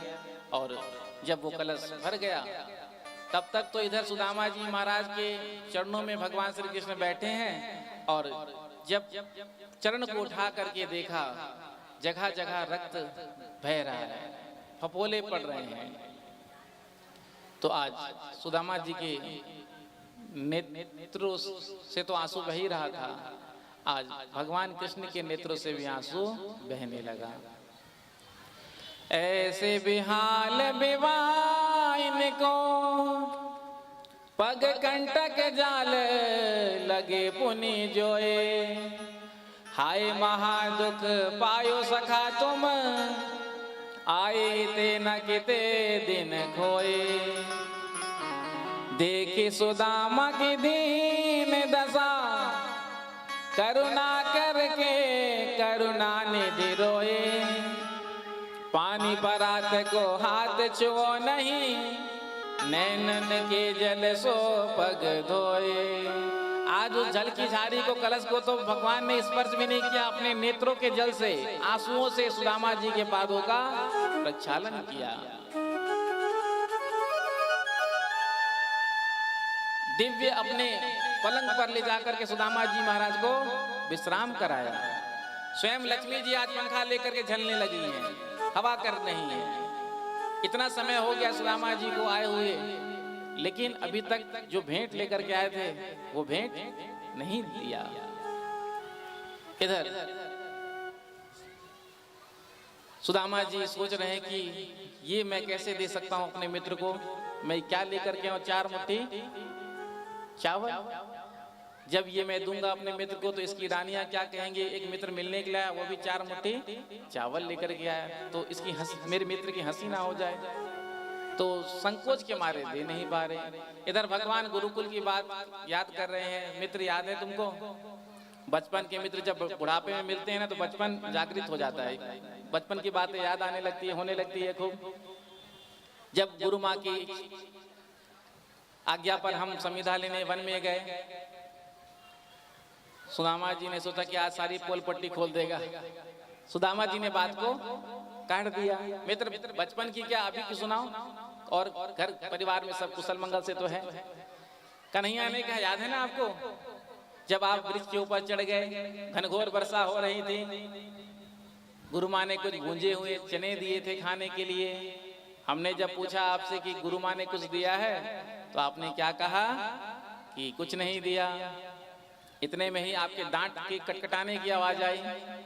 तो हमने पूछा मित्र ये दांत के कटकटाने की आवाज कैसी, तो आपने कहा था कि ये ठंड जो लग रही है ना मुझे वर्षा के कारण, इसलिए मेरा दांत कटकटा रहा है। तो सुदामा जी कहते हैं मित्र बचपन की बातों को छोड़ो, अभी तुम बताओ घर परिवार में सब सकुशल से तो है, आनंद से तो है। इधर रानियों ने कहा कि ब्राह्मण देवता आए हैं तो हम सबको आशीर्वाद मिल जाए। तो भगवान ने कहा कि मित्र सभी रानियों की इच्छा है, आशीर्वाद चाहती हैं। तो सुदामा जी ने कहा ठीक है। तो रुक्मणी जी ने प्रणाम किया, सुदामा जी ने आशीर्वाद दिया, अखंड सौभाग्यवती भव, पति प्रिया भव, पुत्रवती भव। रुक्मणी जी बैठ गए, सत्यभामा जी ने प्रणाम किया, जामवती जी ने प्रणाम किया। अब सुदामा जी आशीर्वाद दे रहे हैं, अखंड सौभाग्यवती भव, पति प्रिया भव, पुत्रवती भव। 100 रानियां निकली, सुदामा जी के हाथ में दर्द होने लगा। आशीर्वाद देते देते कन्हैया से कहा और बची हैं। कन्हैया ने कहा अभी तो 100 ही निकली हैं, अभी तो बहुत है, आशीर्वाद देते जाओ।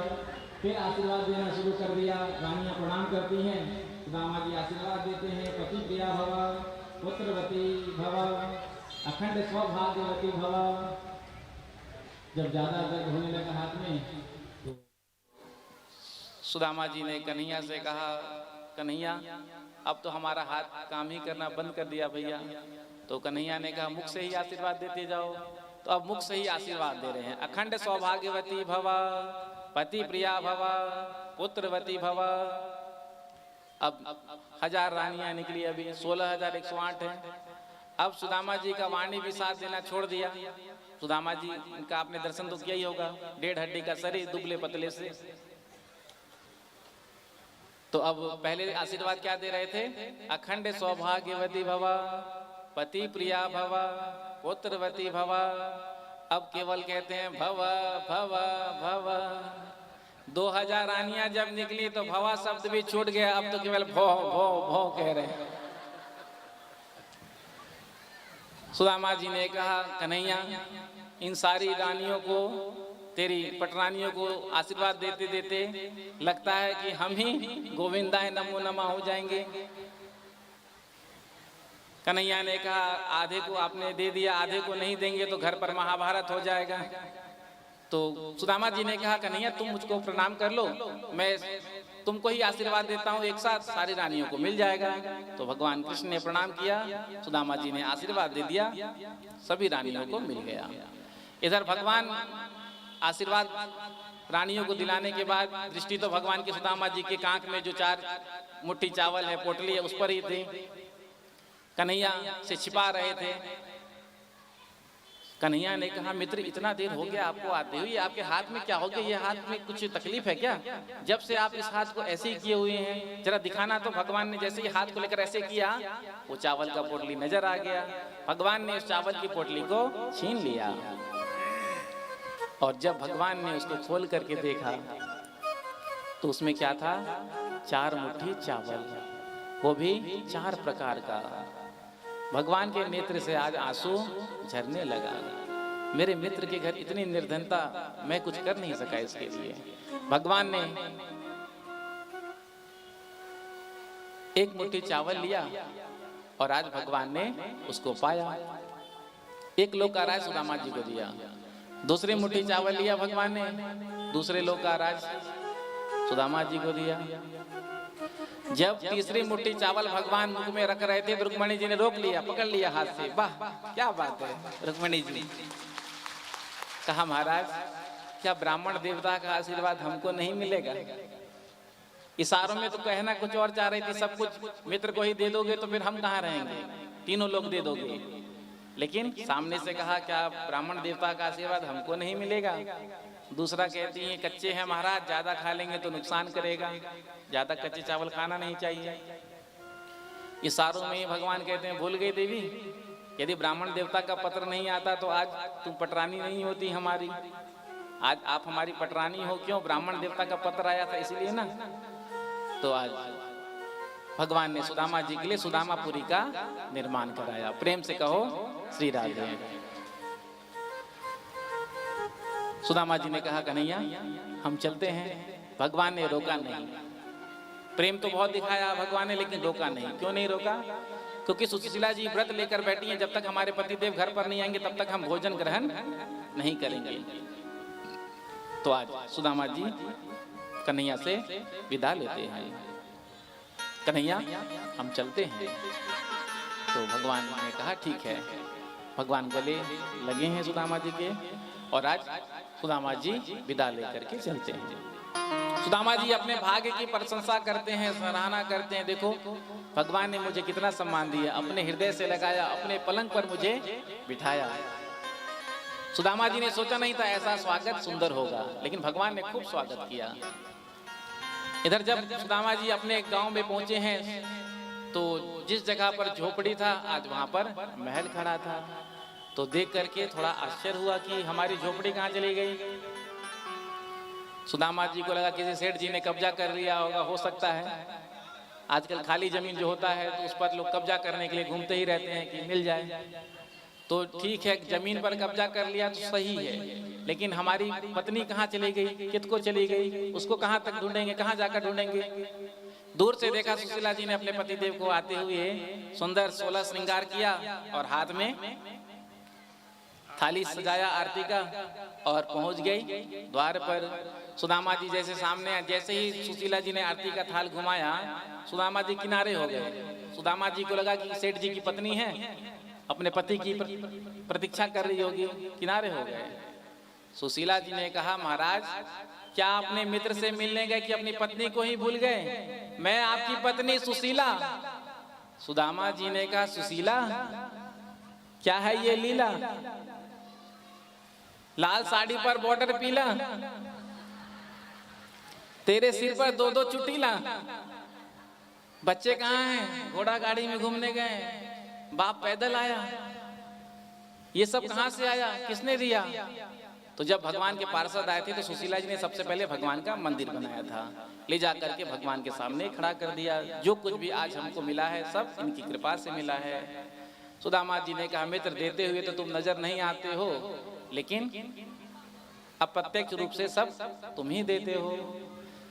आज सुदामा जी ने कहा कि देवी अब तुम रहो घर पर, हम तो चले भजन करने के लिए।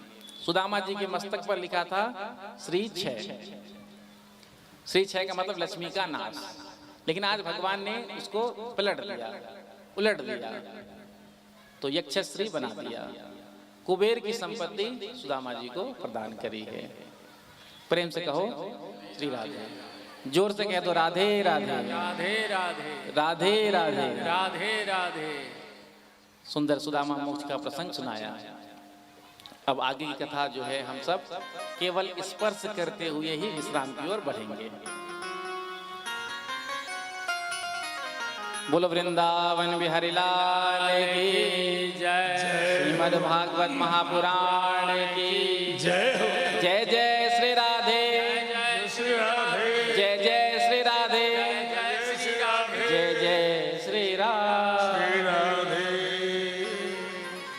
सूर्य ग्रहण का पर्व पड़ा 13 दिन का। आज भगवान सभी द्वारिका वासियों को लेकर के आज समंतक पंचक तीर्थ में आए हैं। इधर ब्रजवासी भी आए हैं, नंद बाबा, यशोदा मैया, ग्वाल बाल सब आए हैं, पांडव भी आए हैं और आज सबका आपस में मिलन हुआ है। भगवान ने यहाँ संतों की खूब महिमा गाई है।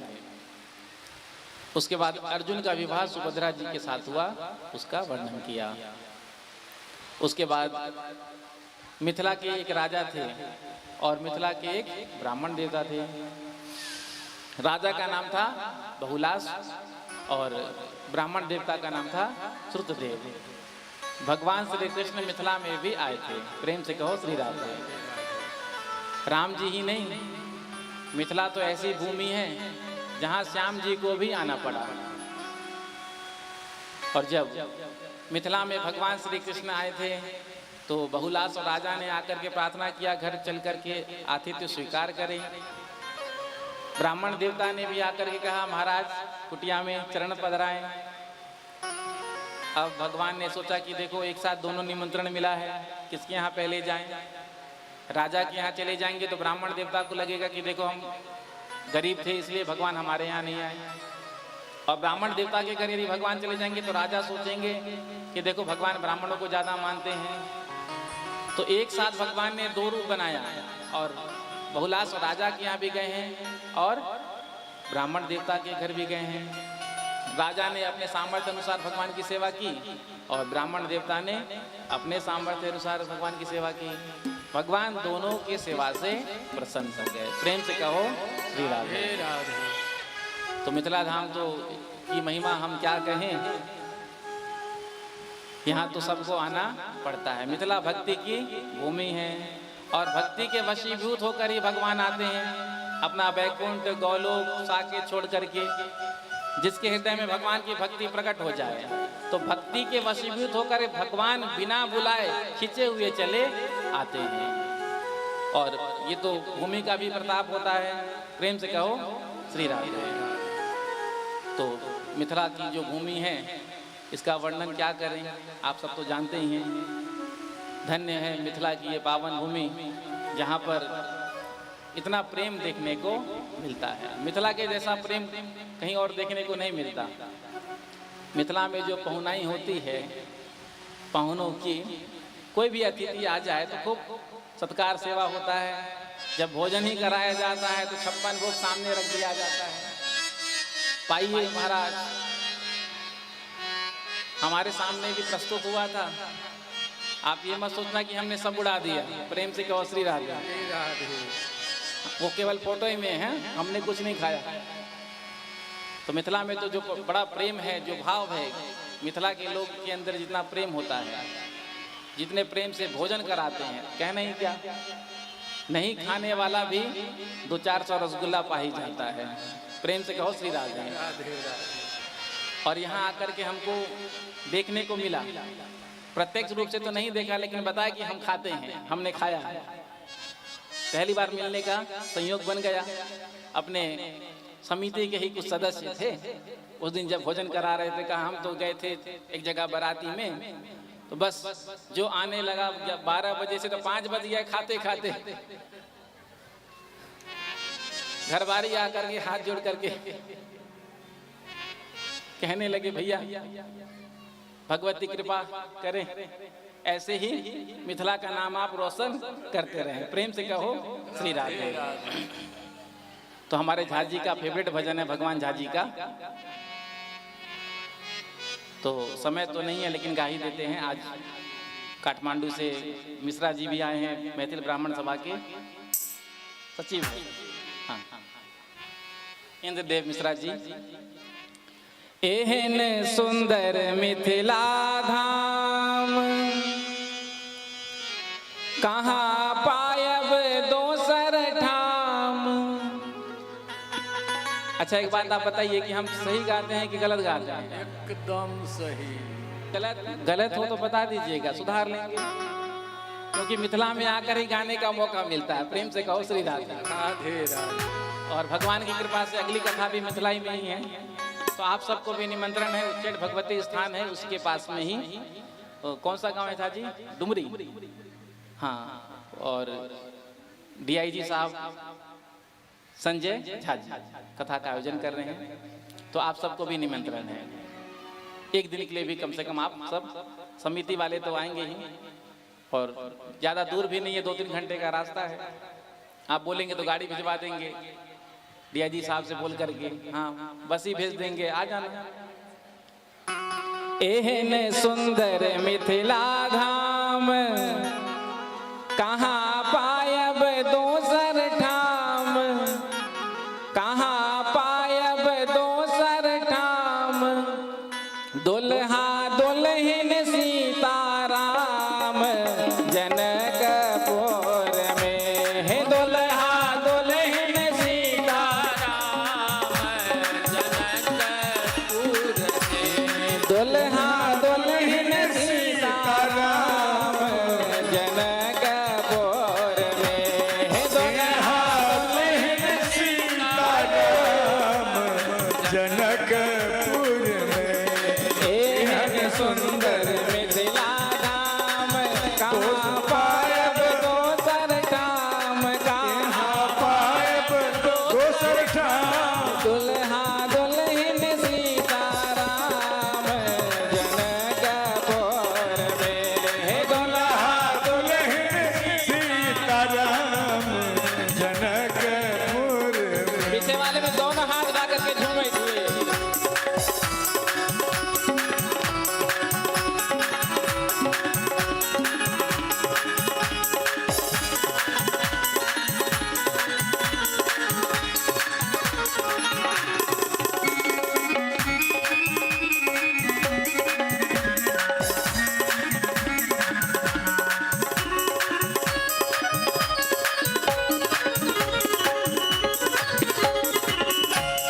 सिया जनक दुलार नाम, सिया सुकुमार नाम। सिया सिया जनक दुलार नाम, सिया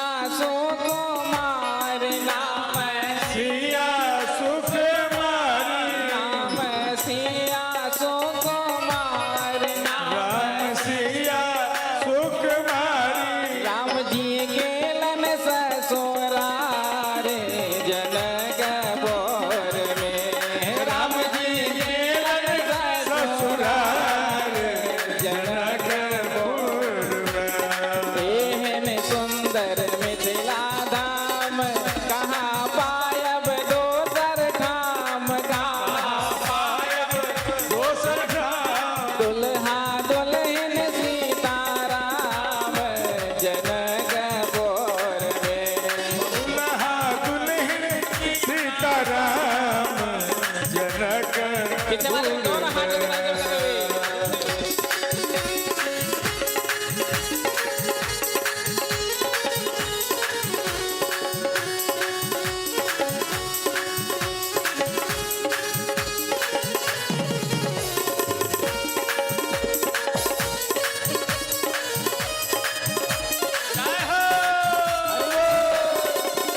मिथिला धाम के मिथिला धाम के मिथिला धाम के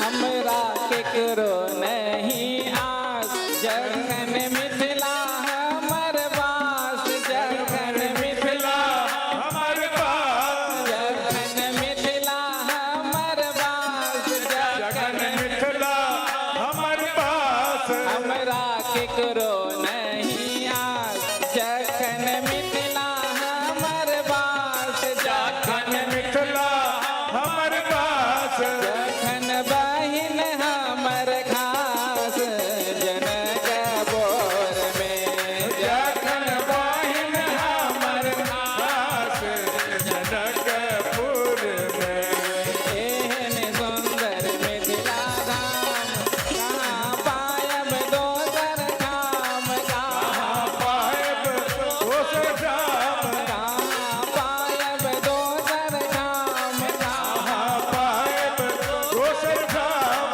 दुल्हा दुल्हन सीताराम जनक बोर में हाँ पायब दोसर धाम जनकपुर में झूमते हुए दोनों हाथ रख के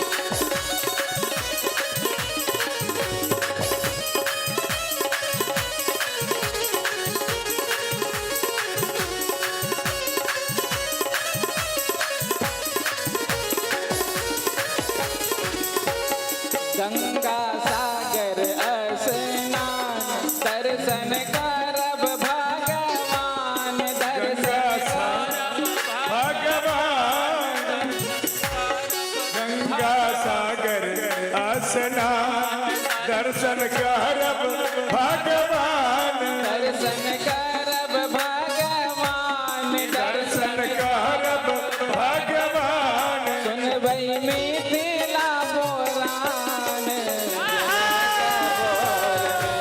सुनबै मिथिला पुराण जनकपुर में एहन सुंदर मिथिला धाम अहूँ सब गाँव ने एहन सुंदर मिथिला धाम दोसर पायब दोसर धाम कहाँ पायब दोसर धाम दुल्हा दुल्हन सीताराम जनकपुर में दुल्हा दुल्हन सीताराम जनकपुर में हरि बोल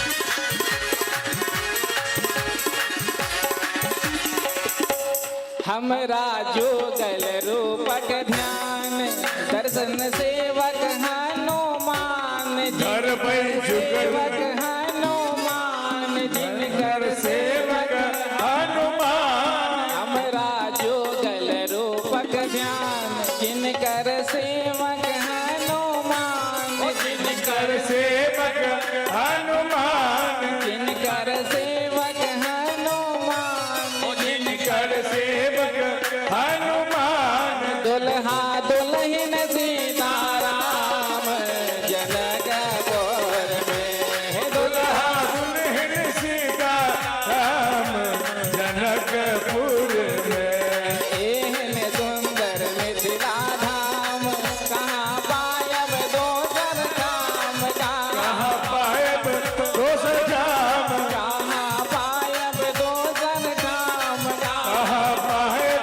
दोसर धाम दुल्हा दुल्हन सीताराम जनकपुर में। दुल्हा दुल्हन सीताराम जनकपुर में दुल्हा दुल्हन सीताराम जनकपुर में। दुल्हा दुल्हन सीताराम जनकपुर में दुल्हा दुल्हन सीताराम जनकपुर में दुल्हा दुल्हन सीताराम जनकपुर में। तो एक बार मेरे साथ जय हो। एहन सुंदर मिथिला धाम। पहले जब हम फर्स्ट टाइम आए थे ना नेपाल, तो रिटर्न टिकट लेकर के आए थे, लेकिन उसके बाद से जब आते हैं रिटर्न टिकट नहीं लेकर के आते। जनकपुर भी आए थे, 2 दिन 4 दिन रुक कर गए थे। अब फिर जनकपुर कल जाएंगे और झा जी के साथ फिर आगे का प्रस्थान आगे की ओर करेंगे। तो एहन सुंदर मिथिला धाम कहाँ पायब दोसर ठाम। कहाँ दुल्हा दुल्हन सीताराम राम जनकपुर में हे दुल्हा दुल्हन सीताराम मिथिलांचल में। बोल मिथिला धाम की जय हो। और एक गा दे क्या? हाँ, ब्राह्मण बाबू यो कनियो कनियो होइयो ने सहाय। ब्राह्मण बाबू यो कनियो कनियो होइयो न सहाय। ब्राह्मण बाबू यो कनियो कनियो होइयो ने सहाय। ब्राह्मण बाबू यो कनियो कनियो होइयो न सहाय।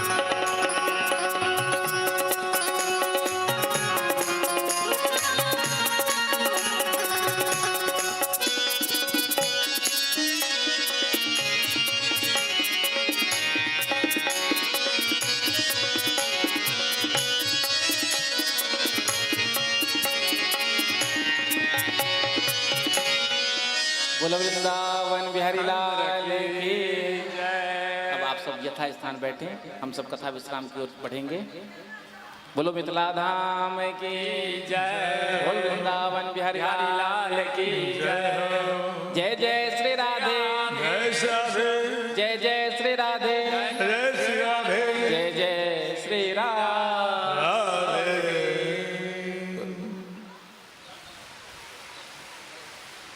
तो सुंदर मिथिला की महिमा, इसके बाद वेद स्तुति का वर्णन किया गया।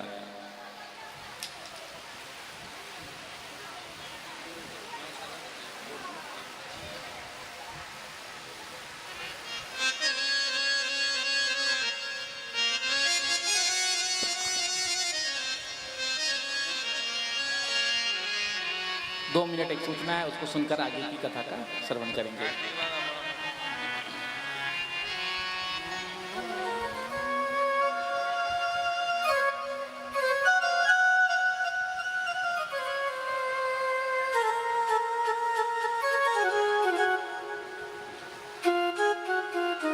हेलो, अपनी संस्था विनम्र अनुरोध है, जिनका संगे प्रमाण पत्र है, आरती के बाद सब गोटे अपन प्रमाण पत्र लग के गेल से विनम्र अनुरोध है। धन्यवाद। लेकिन ताई के लेल आरती तक अवश्य भगवान के आशीर्वाद लग तकर बाद प्रमाण पत्र लेते।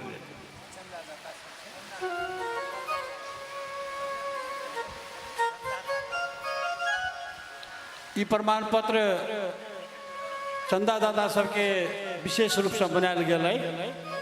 हुनकर सहयोग बापत भगवान प्रसाद कहल जाए जे एतेक बड़का यज्ञ के संपन्न करवा में अपने लोकनिक जे सहयोग है ताहि ऊपर ई प्रमाण पत्र दिल जाए से लऽ के गेल जेतै। आरती के बाद से विनम्र अनुरोध। धन्यवाद।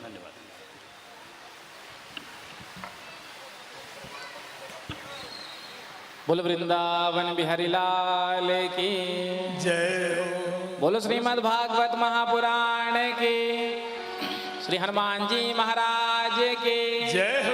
जय जय श्री राधे, जय जय श्री राधे, जय जय श्री राधे।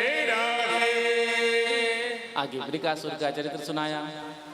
भगवान भोलेनाथ से इसने वरदान मांगा कि मैं जिसके सिर पर हाथ रखूं वो भस्म हो जाए। भगवान भोलेनाथ ने वरदान दे दिया।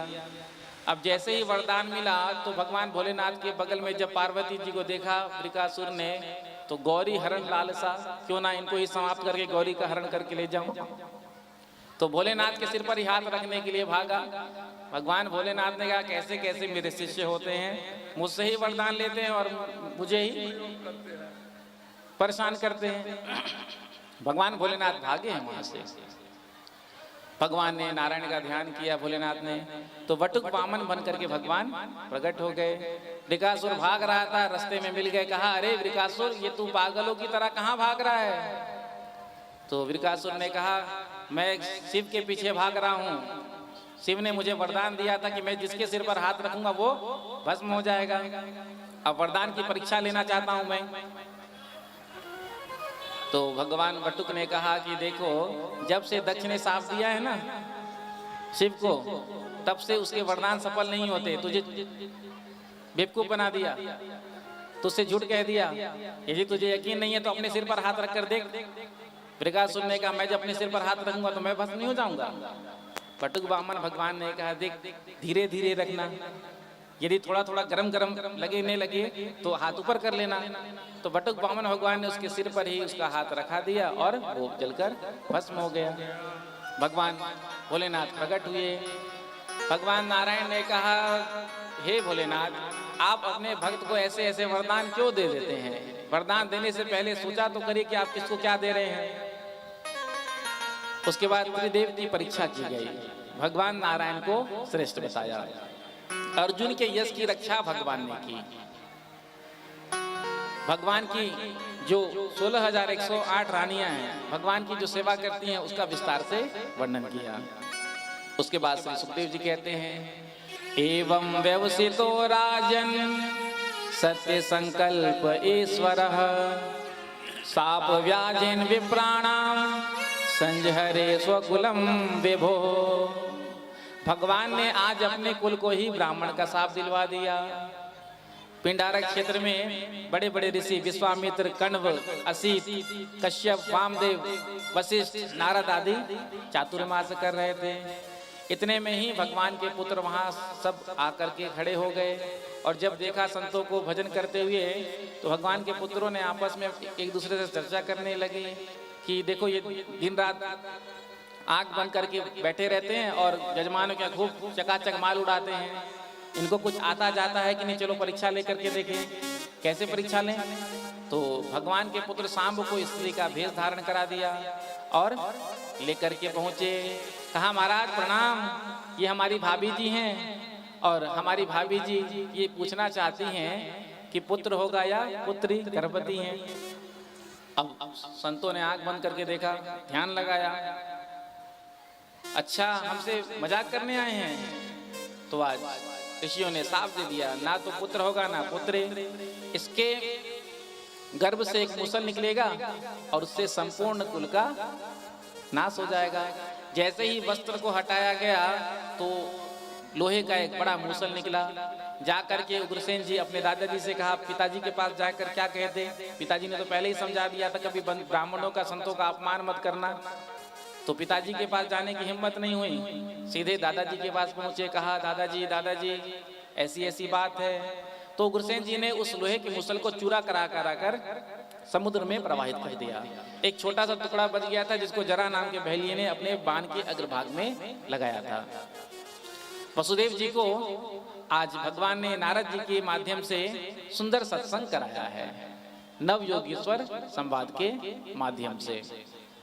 इधर जब भगवान अपने लीला का विश्राम करके जा रहे थे, इतने में ही उद्धव जी को पता चल गया। उद्धव जी ने आकर के भगवान के चरणों में प्रणाम किया और प्रश्न किया, प्रभु आप तो जा रहे हैं, आपके जाने के बाद कलयुग की जीवों का आश्रय क्या होगा? तो कहते हैं, योगेश योग विन्यास योगात्मन योग संभवा निश्रेषाय में प्रोक्तस् त्याग संन्यास लक्षण। योग के बारे में बताइए। तो जैसा जैसा प्रश्न उद्धव जी ने किया, भगवान ने सबका समाधान किया। उसके बाद दत्तात्रेय जी के 24 गुरुओं के बारे में बताया, बद्ध जीव मुक्त जीव के बारे में बताया, सत्संग की महिमा का वर्णन किया। नारोदयति माम योगो ना सांख्यम धर्म एव च ना स्वाध्याय तपस्यागो नेष्टा पूर्तम न दक्षिणा। भगवान ना तो यज्ञ से, ना तो तप से, ना तो दान से जितने वश में आते, जितना भगवान सत्संग से आ जाते हैं। इसलिए एक क्षण का भी सत्संग हमारे जीवन को बदलने वाला होता है। अंतिम उपदेश आज उद्धव जी को देते हैं भगवान। उद्धव जी को अपना चरण पादुका भगवान ने दिया और उद्धव जी उसको अपने मस्तक पर लेकर सीधे बद्रिका आश्रम की ओर चले गए। इधर भगवान श्री कृष्ण सभी यादवों को लेकर के प्रभास क्षेत्र में आए हैं। यहाँ यज्ञ किया, ब्राह्मणों को दक्षिणा दिया, भोजन कराया। उसके बाद जितने भी यदुवंशी बालक थे, शराब पीकर मदिरा का पान करके आपस में ही लड़ने लगे और एक दूसरे को समाप्त करने लगे। बलराम जी ने योग के माध्यम से अपने शरीर को छोड़ दिया। भगवान श्री कृष्ण वृक्ष के नीचे लेटे हुए थे। दूर से जरा नाम के बहेलिये ने जब देखा, चरण चिन्ह बड़ा चमचमा रहा था, चमक रहा था, जो बाण मारा भगवान के चरणों में आकर लग गया। जब जरा नाम के बहेलिये ने आकर के देखा, अरे मैंने बाण भगवान को मार दिया, मेरा बाण भगवान को लग गया, रोने लगा, भगवान के चरणों में गिर गया, प्रभु मुझे क्षमा करें। भगवान ने कहा, देखो पिछले जन्म में मैंने तुमको छिप करके मारा था, भगवान ने बाली को मारा था ना, राम जी ने, तो तुमने इस बार मुझे मार दिया, हिसाब बराबर, मैं किसी का हिसाब नहीं रखता हूँ। आज दारुक आए हैं तो भगवान ने दारुक से कहा कि जाओ जाकर अर्जुन को कह देना जितने भी द्वारिका में बचे लोग हैं वो द्वारिका को छोड़कर कहीं और चले जाएं। आज से 7वें दिन द्वारिका समुद्र में डूब जाएगी। इधर सभी देवता आकर के आकाश में खड़े हो गए और सबने भगवान से प्रार्थना किया कि आप हमारे लोक में आइए, हमारे लोक में आइए। देखते ही देखते वृंदावन बिहारी प्रभु सशरीर अंतर ध्यान हो गए। बोलो कृष्ण चंद्र भगवान की जय। और एक रूप से भागवत में आकर प्रभु विराजमान हो गए और एक रूप से वृंदावन में विराजमान हैं। आगे कलयुग में जो राजा होंगे उनके बारे में बताया। प्रेम से कहो श्री राधे। सुखदेव जी कहते हैं कुछ और पूछना है परीक्षित तो पूछ लो। तो परीक्षित ने कहा नहीं, आपने जो कथा सुनाकर मुझ पर कृपा की उसके बदले में मैं तो दोनों हाथ जोड़कर केवल आपको प्रणाम ही कर सकता हूँ, क्योंकि जब तक सुखदेव जी यहाँ बैठे रहते तब तक तक्षक नहीं आ सकता था। तो अंतिम उपदेश सुखदेव जी ने परीक्षित को दिया।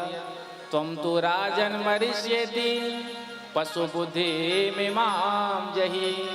ये पशु बुद्धि तुम अपने अंदर से निकाल दो कि मैं मर जाऊंगा। सुखदेव जी चले गए। राजा परीक्षित ने अपने आत्मा को परमात्मा में विलीन कर दिया था, केवल शरीर पड़ा था। तक्षक ने आकर के डसा और शरीर भस्म हो गया। जब पुत्रों को पता चला परीक्षित के, तो सर्पों को मारने के लिए यज्ञ किया। आस्तिक मुनि ने आकर के बंद कराया। उसके बाद पुराणों के श्लोक संख्या के बारे में बताया। अंतिम कथा मार्कंडेय जी का सुनाया, जिनको बाल मुकुंद भगवान का दर्शन प्रलय काल के समुद्र में हुआ था। उसके बाद भागवत की अनुक्रमणिका के बारे में बताया। प्रथम दिवस हमने भागवत के महात्म में 6 अध्याय में सुंदर भक्ति ज्ञान वैराग्य के चरित्र को सुना, धुंधकारी का उपाख्यान सुना। प्रथम स्कंद में मंगलाचरण, महाभारत की कथा, परीक्षित का जन्म। दूसरे स्कंद में चतुश्लोकी भागवत का वर्णन, सृष्टि विस्तार के बारे में। तृतीय स्कंद में सुंदर देवहूति जी का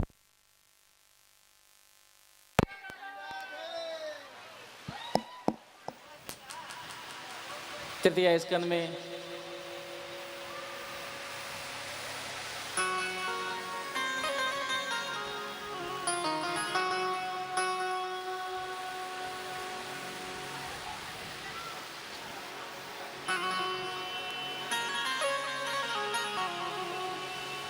तृतीय स्कंद में कपिल देवहूति संवाद। चतुर्थ स्कंद में ध्रुव जी के पावन चरित्र को सुना। पंचम स्कंद में प्रियव्रत जी का पावन चरित्र। षष्ठम स्कंद में अजामिल उपाख्यान। सप्तम स्कंद में प्रहलाद जी का चरित्र। अष्टम स्कंद में मनवंतरों की कथा, समुद्र मंथन, गजेंद्र मोक्ष की कथा, वामन भगवान का चरित्र। नवम स्कंद में सूर्यवंश चंद्रवंश के बारे में सुना। दसम स्कंद में भगवान श्री कृष्ण के बाल्य काल से लेकर लीला विश्राम तक की कथा को श्रवण किया। एकादश स्कंद में नवयुग के स्वर संवाद सुनाया। द्वादश स्कंद में कलयुग के राजा महाराजा जो आगे होंगे उसका विस्तार से वर्णन किया। श्री सूत जी महाराज नैमी सारणी के पावन भूमि पर कथा को विश्राम करते हुए कितना सुंदर कहते हैं। प्रेम से कहो श्री राधे। योगींद्राय तदात्मना भगवत राताय कारुण्यतस् तच्छुद्धम विमलम विशोकमृतम सत्यम परम धीमहि। तो सत्यम परम धीमहि से कथा का प्रारंभ हुआ था। सत्यम परम धीमहि पर कथा का उपसंहार होता है। भागवत के अंतिम श्लोक मैं अपने मुख से कहूँगा, टुकड़े टुकड़े करके आप सब मेरे साथ कहेंगे, दोनों हाथ जोड़ करके। नाम संकीर्तनम यस्य नाम संकीर्तनं यस्य सर्व पाप प्रणाशनम सर्व पाप प्रणाशनम प्रणामो दुख समनः प्रणामो दुःख शमनः तम नमामि हरिं परम तन्नमामि हरिं परम। नाम संकीर्तनम यस्य सर्व पाप प्रणाशनम। जिन प्रभु का नाम कीर्तन करने से क्या होता है? सारे पाप समाप्त हो जाते हैं। प्रणामो दुख समना, जिनको एक बार प्रणाम कर लें तो सारे दुख का क्षय हो जाता है, समाप्त हो जाता है। ऐसे प्रभु के चरणों में हम सब बारंबार प्रणाम करते हैं। अब कथा सुन करके जो है दक्षिणा दिया जाता है। तो ना तो हमको आपसे नोट चाहिए, ना ही आपका वोट चाहिए, हमको आपका खोट चाहिए। जीवन में जो भी अवगुण है, जो भी दुर्गुण है, तो कथा सुनने के बाद उसको छोड़ना चाहिए। जब हम तीर्थों में जाते हैं, धामों में जाते हैं, तो कुछ ना कुछ छोड़ते हैं ना। आजकल लोग क्या छोड़ते हैं मालूम है? जो पसंद नहीं है वो छोड़ते हैं, चीकू का फल। हाँ, यहाँ छोड़ने से अभिप्राय है कि काम, क्रोध, मद, लोभ, अहंकार, मत्सर, ईर्ष्या, द्वेष, छल, कपट, ये। लेकिन हम सब क्या छोड़ते हैं? जो पसंद नहीं है उसको छोड़ देते हैं। एक व्यक्ति गया तीर्थ यात्रा करने के लिए, जब स्नान करके बाहर निकला, पंडा जी ने पकड़ लिया और कहा कि तूने क्या छोड़ा, बता। क्योंकि तीर्थों में आने के बाद कुछ ना कुछ छोड़ना होता है। अब उसने सोचा कि ये तो मुझे पता ही नहीं था कि कुछ छोड़ना भी पड़ता है, यदि पता होता तो मैं आता ही नहीं। तो बड़ी देर हो गया, पंडा जी ने कहा बता तूने क्या छोड़ा, क्या छोड़ा। तो पंडा जी से कहा पहले आप मेरा हाथ तो छोड़िए, सोच कर बता रहा हूँ। जैसे ही पंडा जी ने हाथ छोड़ दिया, वो व्यक्ति वहाँ से भागा। पंडा जी ने कहा कि कम से कम ये तो बताते जा कि तूने क्या छोड़ा। तो कहता है कि मैंने तीर्थों में आना छोड़ दिया। तो हम कह रहे हैं आपको छोड़ने के लिए अपने अवगुण को, दुर्गुण को, व्यसन को, तो ये नहीं कि जब अगली बार हम विराटनगर में आए तो आप कथा में ही आना छोड़ दें। प्रेम से कहो श्री राधे। श्री राधे। और आशा करते हैं बहुत जल्दी ही आएंगे। प्रेम से कहो श्री राधे। वैसे तो कह रहे थे हर वर्ष, लेकिन हर वर्ष संभव नहीं है, क्योंकि लेकिन 2028 में पुनः आएंगे। प्रेम से कहो श्री राधे। श्री राधे। तो सुंदर मैथिल ब्राह्मण महासभा नेपाल जिला कार्य समिति मोरंग, जिसके अध्यक्ष श्री मनोज मिश्रा जी, सुंदर कथा का संयोजन किया। और सहयोगी महिला कार्य समिति युवा कार्य समिति जितने भी सदस्य हैं और केंद्र से जो हमारे केंद्र के अध्यक्ष हैं भगवान झा जी, मिश्रा जी, आप सबका भी सानिध्य मिला। तो मैं आप सब के लिए बहुत बहुत ठाकुर जी के चरणों में प्रार्थना करता हूँ कि आपके जीवन में भगवान की कृपा उत्तरोत्तर बरसती रहे, आपके घर परिवार में सुख शांति समृद्धि का विस्तार हो और ऐसे ही भगवान की भक्ति आप सबको मिलती रहे और ऐसा ही सुंदर आयोजन भविष्य में भी होता रहे किसी न किसी प्रकार से आपके संस्था के द्वारा। तो एक बार बहुत ही जोरदार ताली के साथ, थपड़ी के साथ मनोज मिश्रा जी का अभिवादन करेंगे। आपके अथक प्रयास से ये सुंदर कार्य सफल हुआ और जितने भी हमारे साथी हैं, युवा कार्य समिति, महिला कार्य समिति और जिला कार्य समिति मोरंग, सब आके आकर खड़े हो जाएं। सबके नाम तो मैं नहीं जानता हूँ, जो भी इसमें लगे हुए थे सब सामने एक बार आकर के खड़े हो जाएंगे, क्योंकि आपके अथक प्रयास से हुआ। क्योंकि संगठन का जो काम होता है वो एक का नहीं होता है, हम सब का सामूहिक प्रयास जो होता है वही कार्यक्रम को सफलता प्रदान करता है।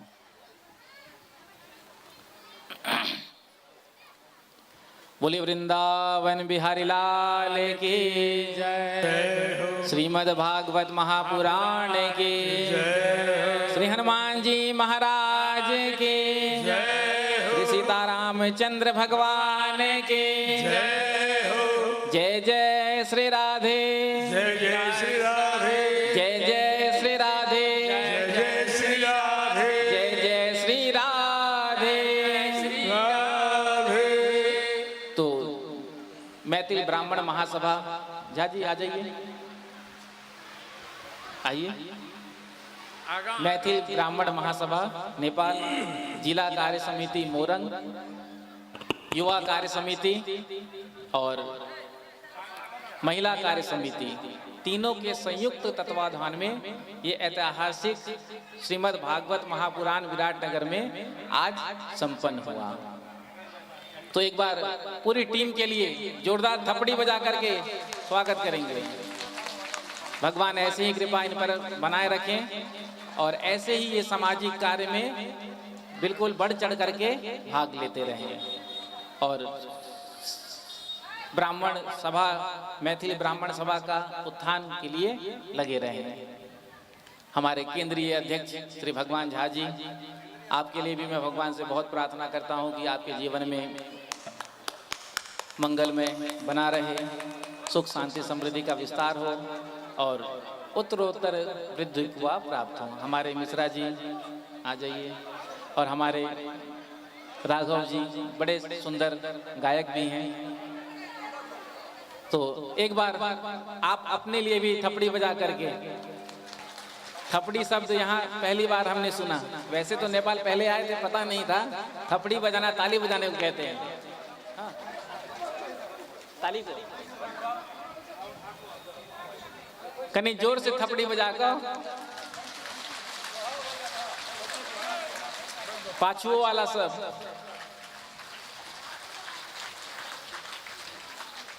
तो आप सबके लिए बहुत बहुत शुभकामनाएं। आप सब ने मिलकर के सुंदर कथा को आज बहुत ही सुंदर तरीके से कथा को संपन्न कराया।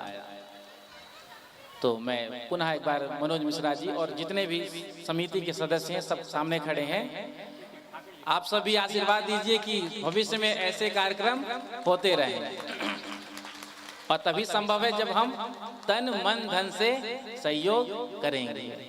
भगवान ने दिया है तो खूब देना चाहिए। तो अब हम फूल होली का आनंद लेंगे, उसके बाद आरती के बाद व्यासपीठ का पूजन, सब कोई आएंगे एक एक करके, सबको मौका मिलेगा, लेकिन आरती के बाद।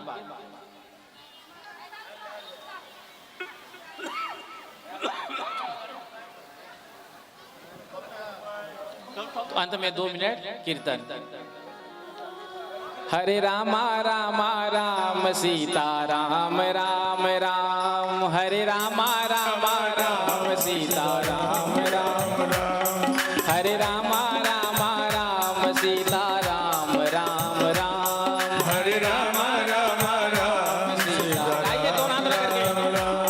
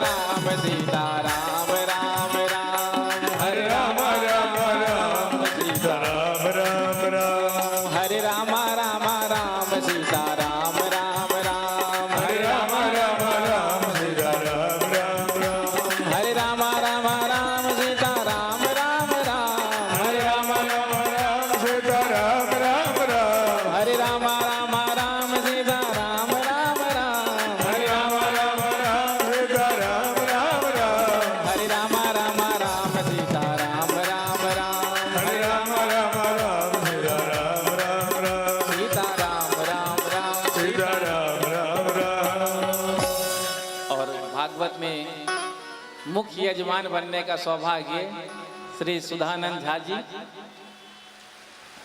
और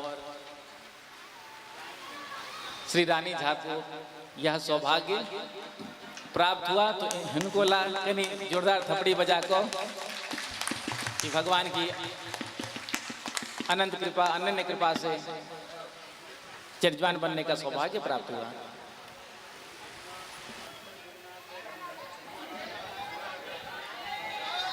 कह दो एक बार जोर से, राधे राधे राधे राधे। आज आरती से पहले कोई नहीं जाएगा।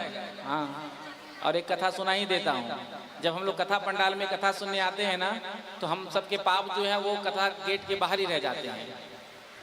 रिसोर्ट के बाहर जो गेट है ना, सबके पाप वहीं बाहर खड़े हो जाते हैं, क्योंकि पाप की शक्ति नहीं कि कथा में आ जाए, पाप में सामर्थ्य नहीं भगवान की कथा में पहुंच जाए। तो सबके पाप निकल करके बाहर ही खड़े होते हैं। सबसे पहले जो जाता है ना निकल करके बाहर, तो सबके पाप उसके खोपड़ी में बैठ जाते हैं। तो किसी का पाप लेना हो तो पहले चले जाना। आई श्री राधे।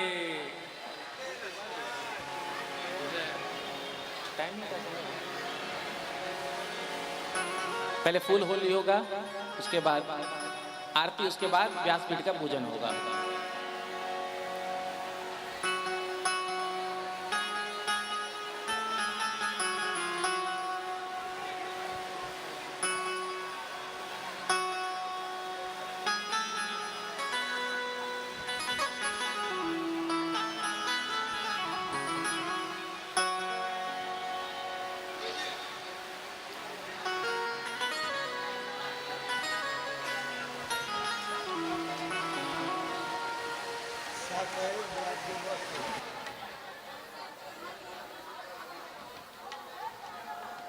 सब क्यों शांत भ के बैस जाओ। आब होली हेते। होली में कतौ बैसल जाइ छै, बैस के होली होइ छै।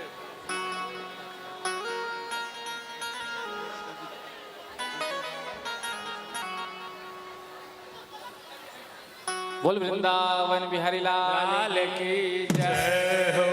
तो सुंदर कथा का आयोजन हुआ मैथिल ब्राह्मण महासभा नेपाल के द्वारा। जिला कार्य समिति मोरंग अध्यक्ष श्री मनोज मिश्रा जी, युवा कार्य समिति अध्यक्ष राजेश्वर मिश्रा जी और महिला कार्य समिति अध्यक्ष प्रीति झा जी। देखिए, मुझे आपका नाम मालूम नहीं था, आप लोग तो आकर मिले ही नहीं, परिचय दिया ही नहीं। और युवा कार्य समिति के अध्यक्ष कौन है? कहाँ है राजेश्वर जी? आ जाइए।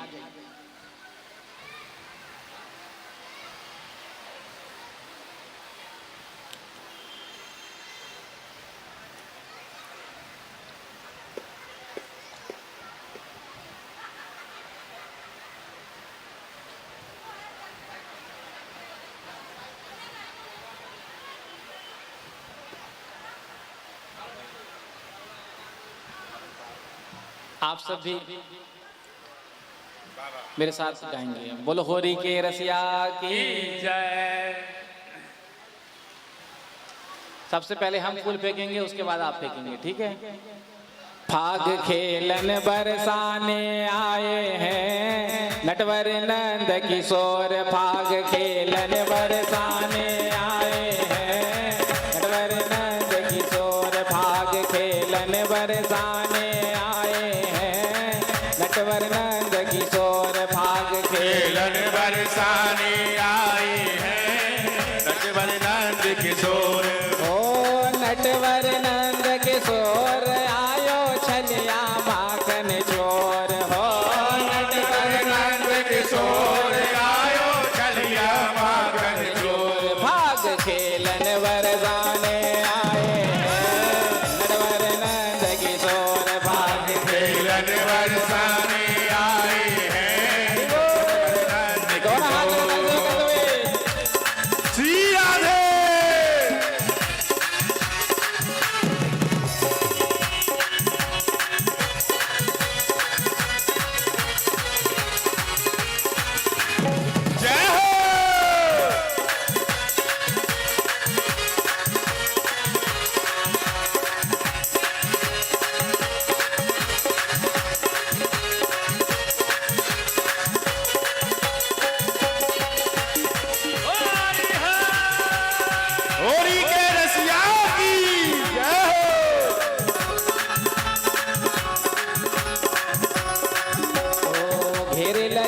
सब गले रंगीले घेर लई सब गली रंगीली घेर लई सब गले रंगीले घेर लई सब गली रंगीली छाए रही छवि छटा छबीरे छाई रही सब छटा छबीली छाए रही छवि छटा छबीरे छाई रही सब छटा छबीली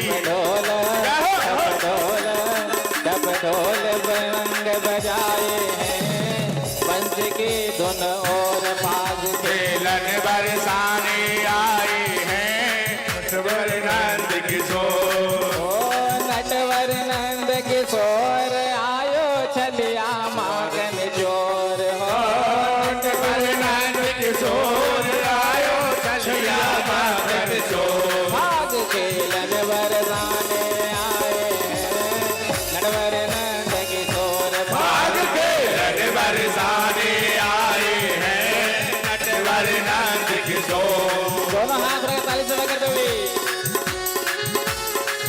जय हो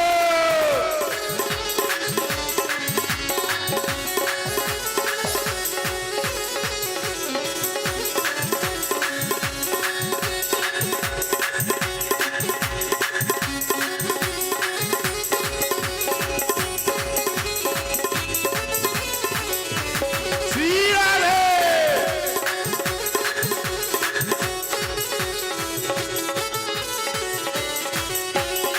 जुर मिल के सब सखियां आई दोनों मिल के सब सखियां आई जुर मिल के सब सखियां आई दोनों मिल के सब सखियां आई उड़द घटा अंबर ले छाई उड़द घटा अंबर में छाई उड़द घटा अंबर ले छाई उमर घटा अंबर में छाई अबीर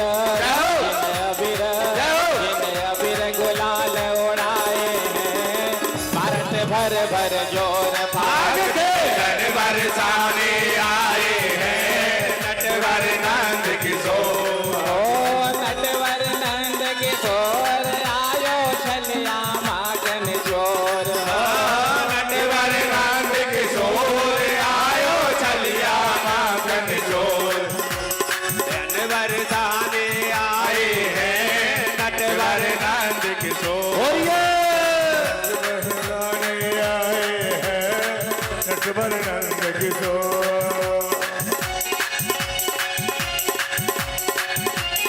और के रसिया की जय हो और इनकी गोरिन की जय हो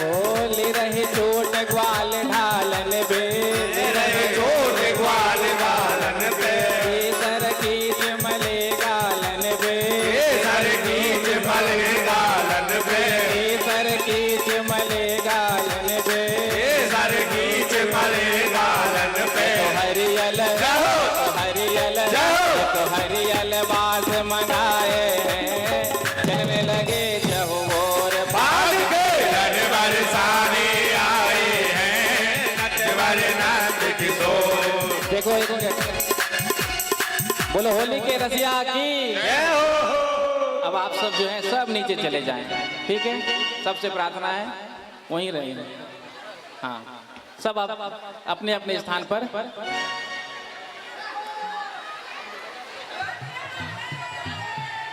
हरि है यो कैमरा देखो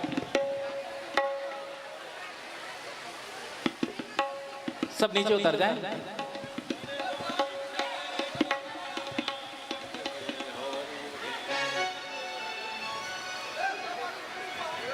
सभी नीचे चले जाए झाजी ने कह दिया तो जरूर होगा अरे होली के आइल बहार जोगीरा सरर क्या है, स्टेज हिलने लगता है ना तो फिर माइक और ये है, इसीलिए स्टेज में खड़े हैं तो हिलना नहीं। मिथिला, क्या होली में कौन बैठेगा? जय हो। मिथिला में राम खेलते हो रे, मिथिला में, मिथिला में राम खेलते हो रे, मिथिला में, मिथिला में हो, मिथिला में हो, मिथिला में हो, मिथिला में हो, मिथिला में हो, मिथिला में हो, मिथिला में हो, मिथिला में हो, मिथिला में राम खेलते हो रे, मिथिला में, मिथिला में राम खेलते हो रे, मिथिला में। दोनों हाथ लगा झूमते हुए।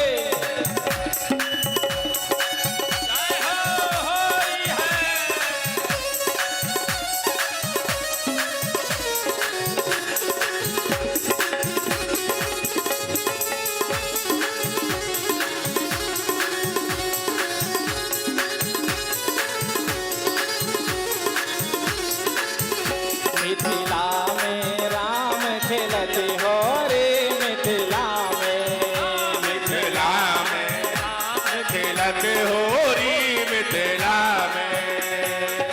एक बेर हूँ सब कहूँ नहीं, मिथिला में,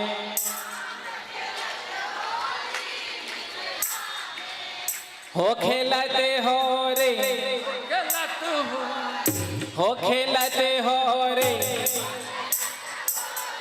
मिथिला में राम खेलते हो रे, मिथिला में, मिथिला में राम खेलते हो रे, मिथिला में, मिथिला में हो, मिथिला में हो, मिथिला में हो, मिथिला में हो, मिथिला में हो, मिथिला में हो, मिथिला में हो, मिथिला में हो, मिथिला में राम खेलते हो रे,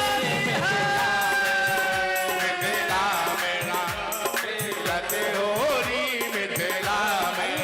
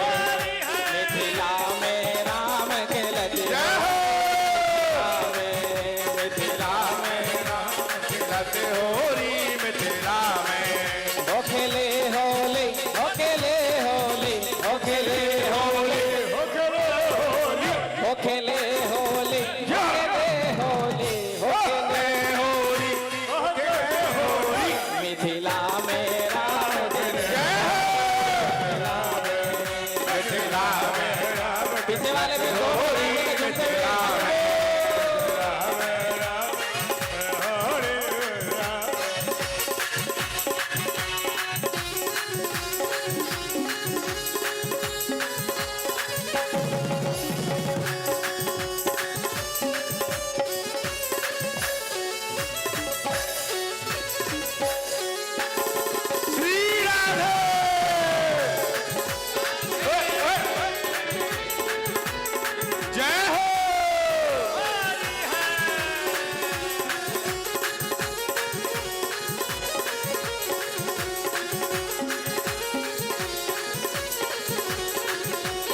जिनका भीजे पियर पीतांबर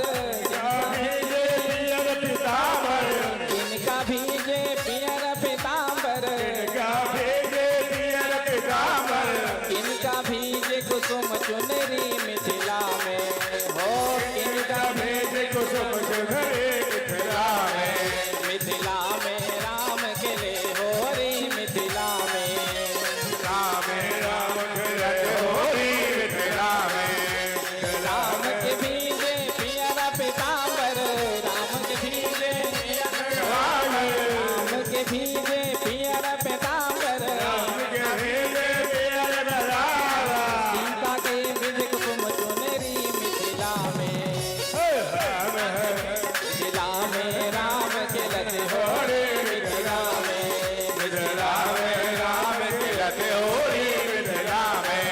हो खेले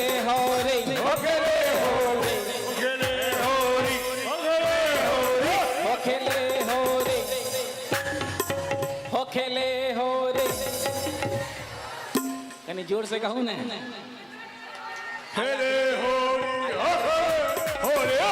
छुट्टी है आई आखिरी से जोर लगा लिया और कुछ लोगों की मिलने की इच्छा थी तो जिनको भी मिलना है तो वो सुबह 10 बजे से 11 बजे के बीच में आकर मिलेंगे और ज़्यादा समय नहीं लेंगे केवल 2 मिनट क्योंकि बहुत लोग का आग्रह था मुझे बता रहे थे पंडित जी भी बता रहे थे मिलना चाहते हैं तो सुबह 10 बजे से लेकर 11 बजे तक रूम नंबर 228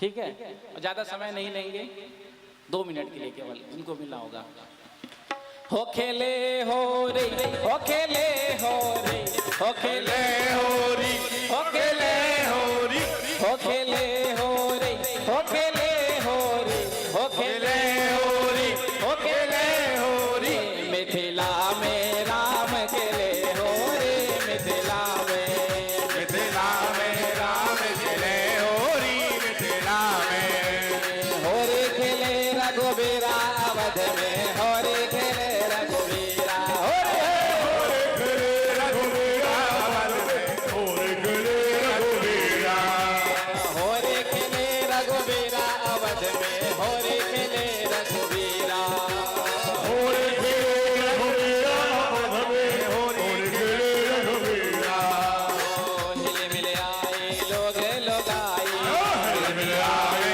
लोग आई हिले मिले आए लोग आई हिले मिले आए लोग आई होले खेले रघुबीरा अवध में हो रे खेले रघुबीरा खेले रघुबीरा अवध में हो रे खेले रघुबीरा आज बिरज में हो रे रसिया आज बिरज में हो रे रसिया आज बिरज में हो रे रसिया आज बिरज में हो रे रसिया हो रे बर जोरी रे रसिया हो रे बर जोरी रे रसिया हो रे बर जोरी रे रसिया हो रे बर जोरी रे रसिया आज बिरज में हो रे रसिया आज बिरज में हो रे रसिया हो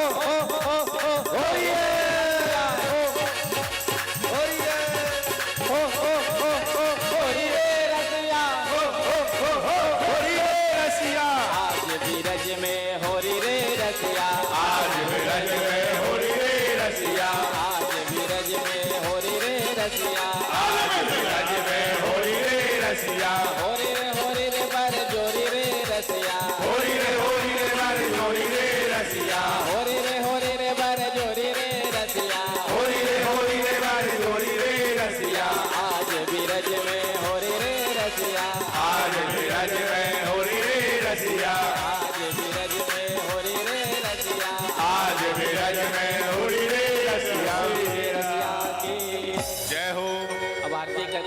लेके आरती के बाद व्यासपीठ का पूजन होगा, सम्मान का कार्यक्रम है 5 मिनट, उसके बाद प्रस्थान करेंगे।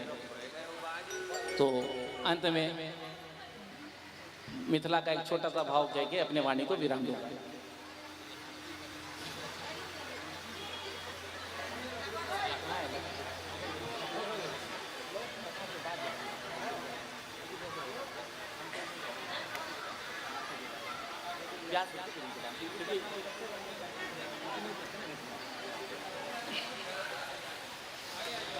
बोल वृंदावन बिहारी लाल की जय हो।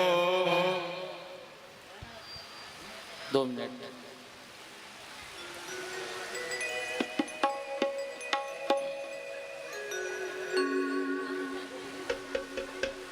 बोलो मिथिला धाम की जय हो।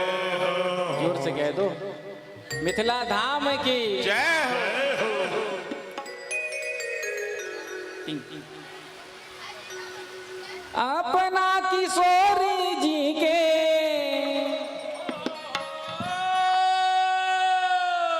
टहल बजेबै हम मिथिले में रहबै। बहुत आनंद आता है मिथिला में आने के बाद, दिल से कह रहा हूँ। जो आनंद ब्रज भूमि में, वही आनंद ब्रज छोड़ने से पहले भी बड़ा कष्ट होता है और मिथिला छोड़ने से पहले भी बड़ा कष्ट होता है, लेकिन आना जाना तो जीवन का एक दौर है। जी जय जय। अपना किशोरी जी के टहल बजेबै हम मिथिले में रहबै, हम मिथिले में रहबै। हमरा न चाही चारों धाम है मिथिले में रहबै, हमरा न चाही चारों धाम है मिथिले में रहबै, हमरा न चाही चारों धाम हम मिथिले में रहबै, हमरा न चाही चारों धाम है मिथिले में रहबै।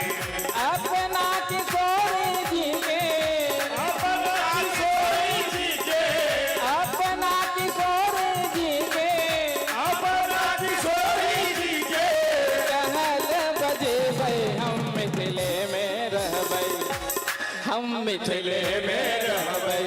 हमरा न चाही चारों धाम हम मिथिले में रहबै, हमरा न चाही चारों धाम है मिथिले में रहबै।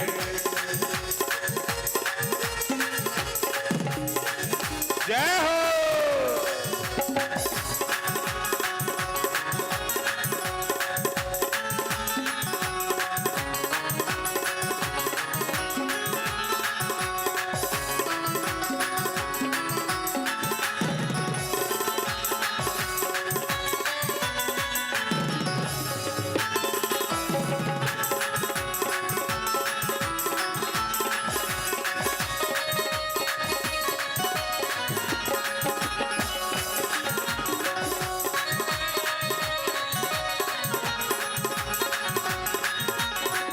साग पात खोटी खोटी जीवन बितेबै, साग पात खोटी खोटी जीवन बितेबै, जीवन बितेबै हम जीवन बितेबै, जीवन बितेबै हम जीवन बितेबै, जीवन बितेबै हम मिथिले में रहबै।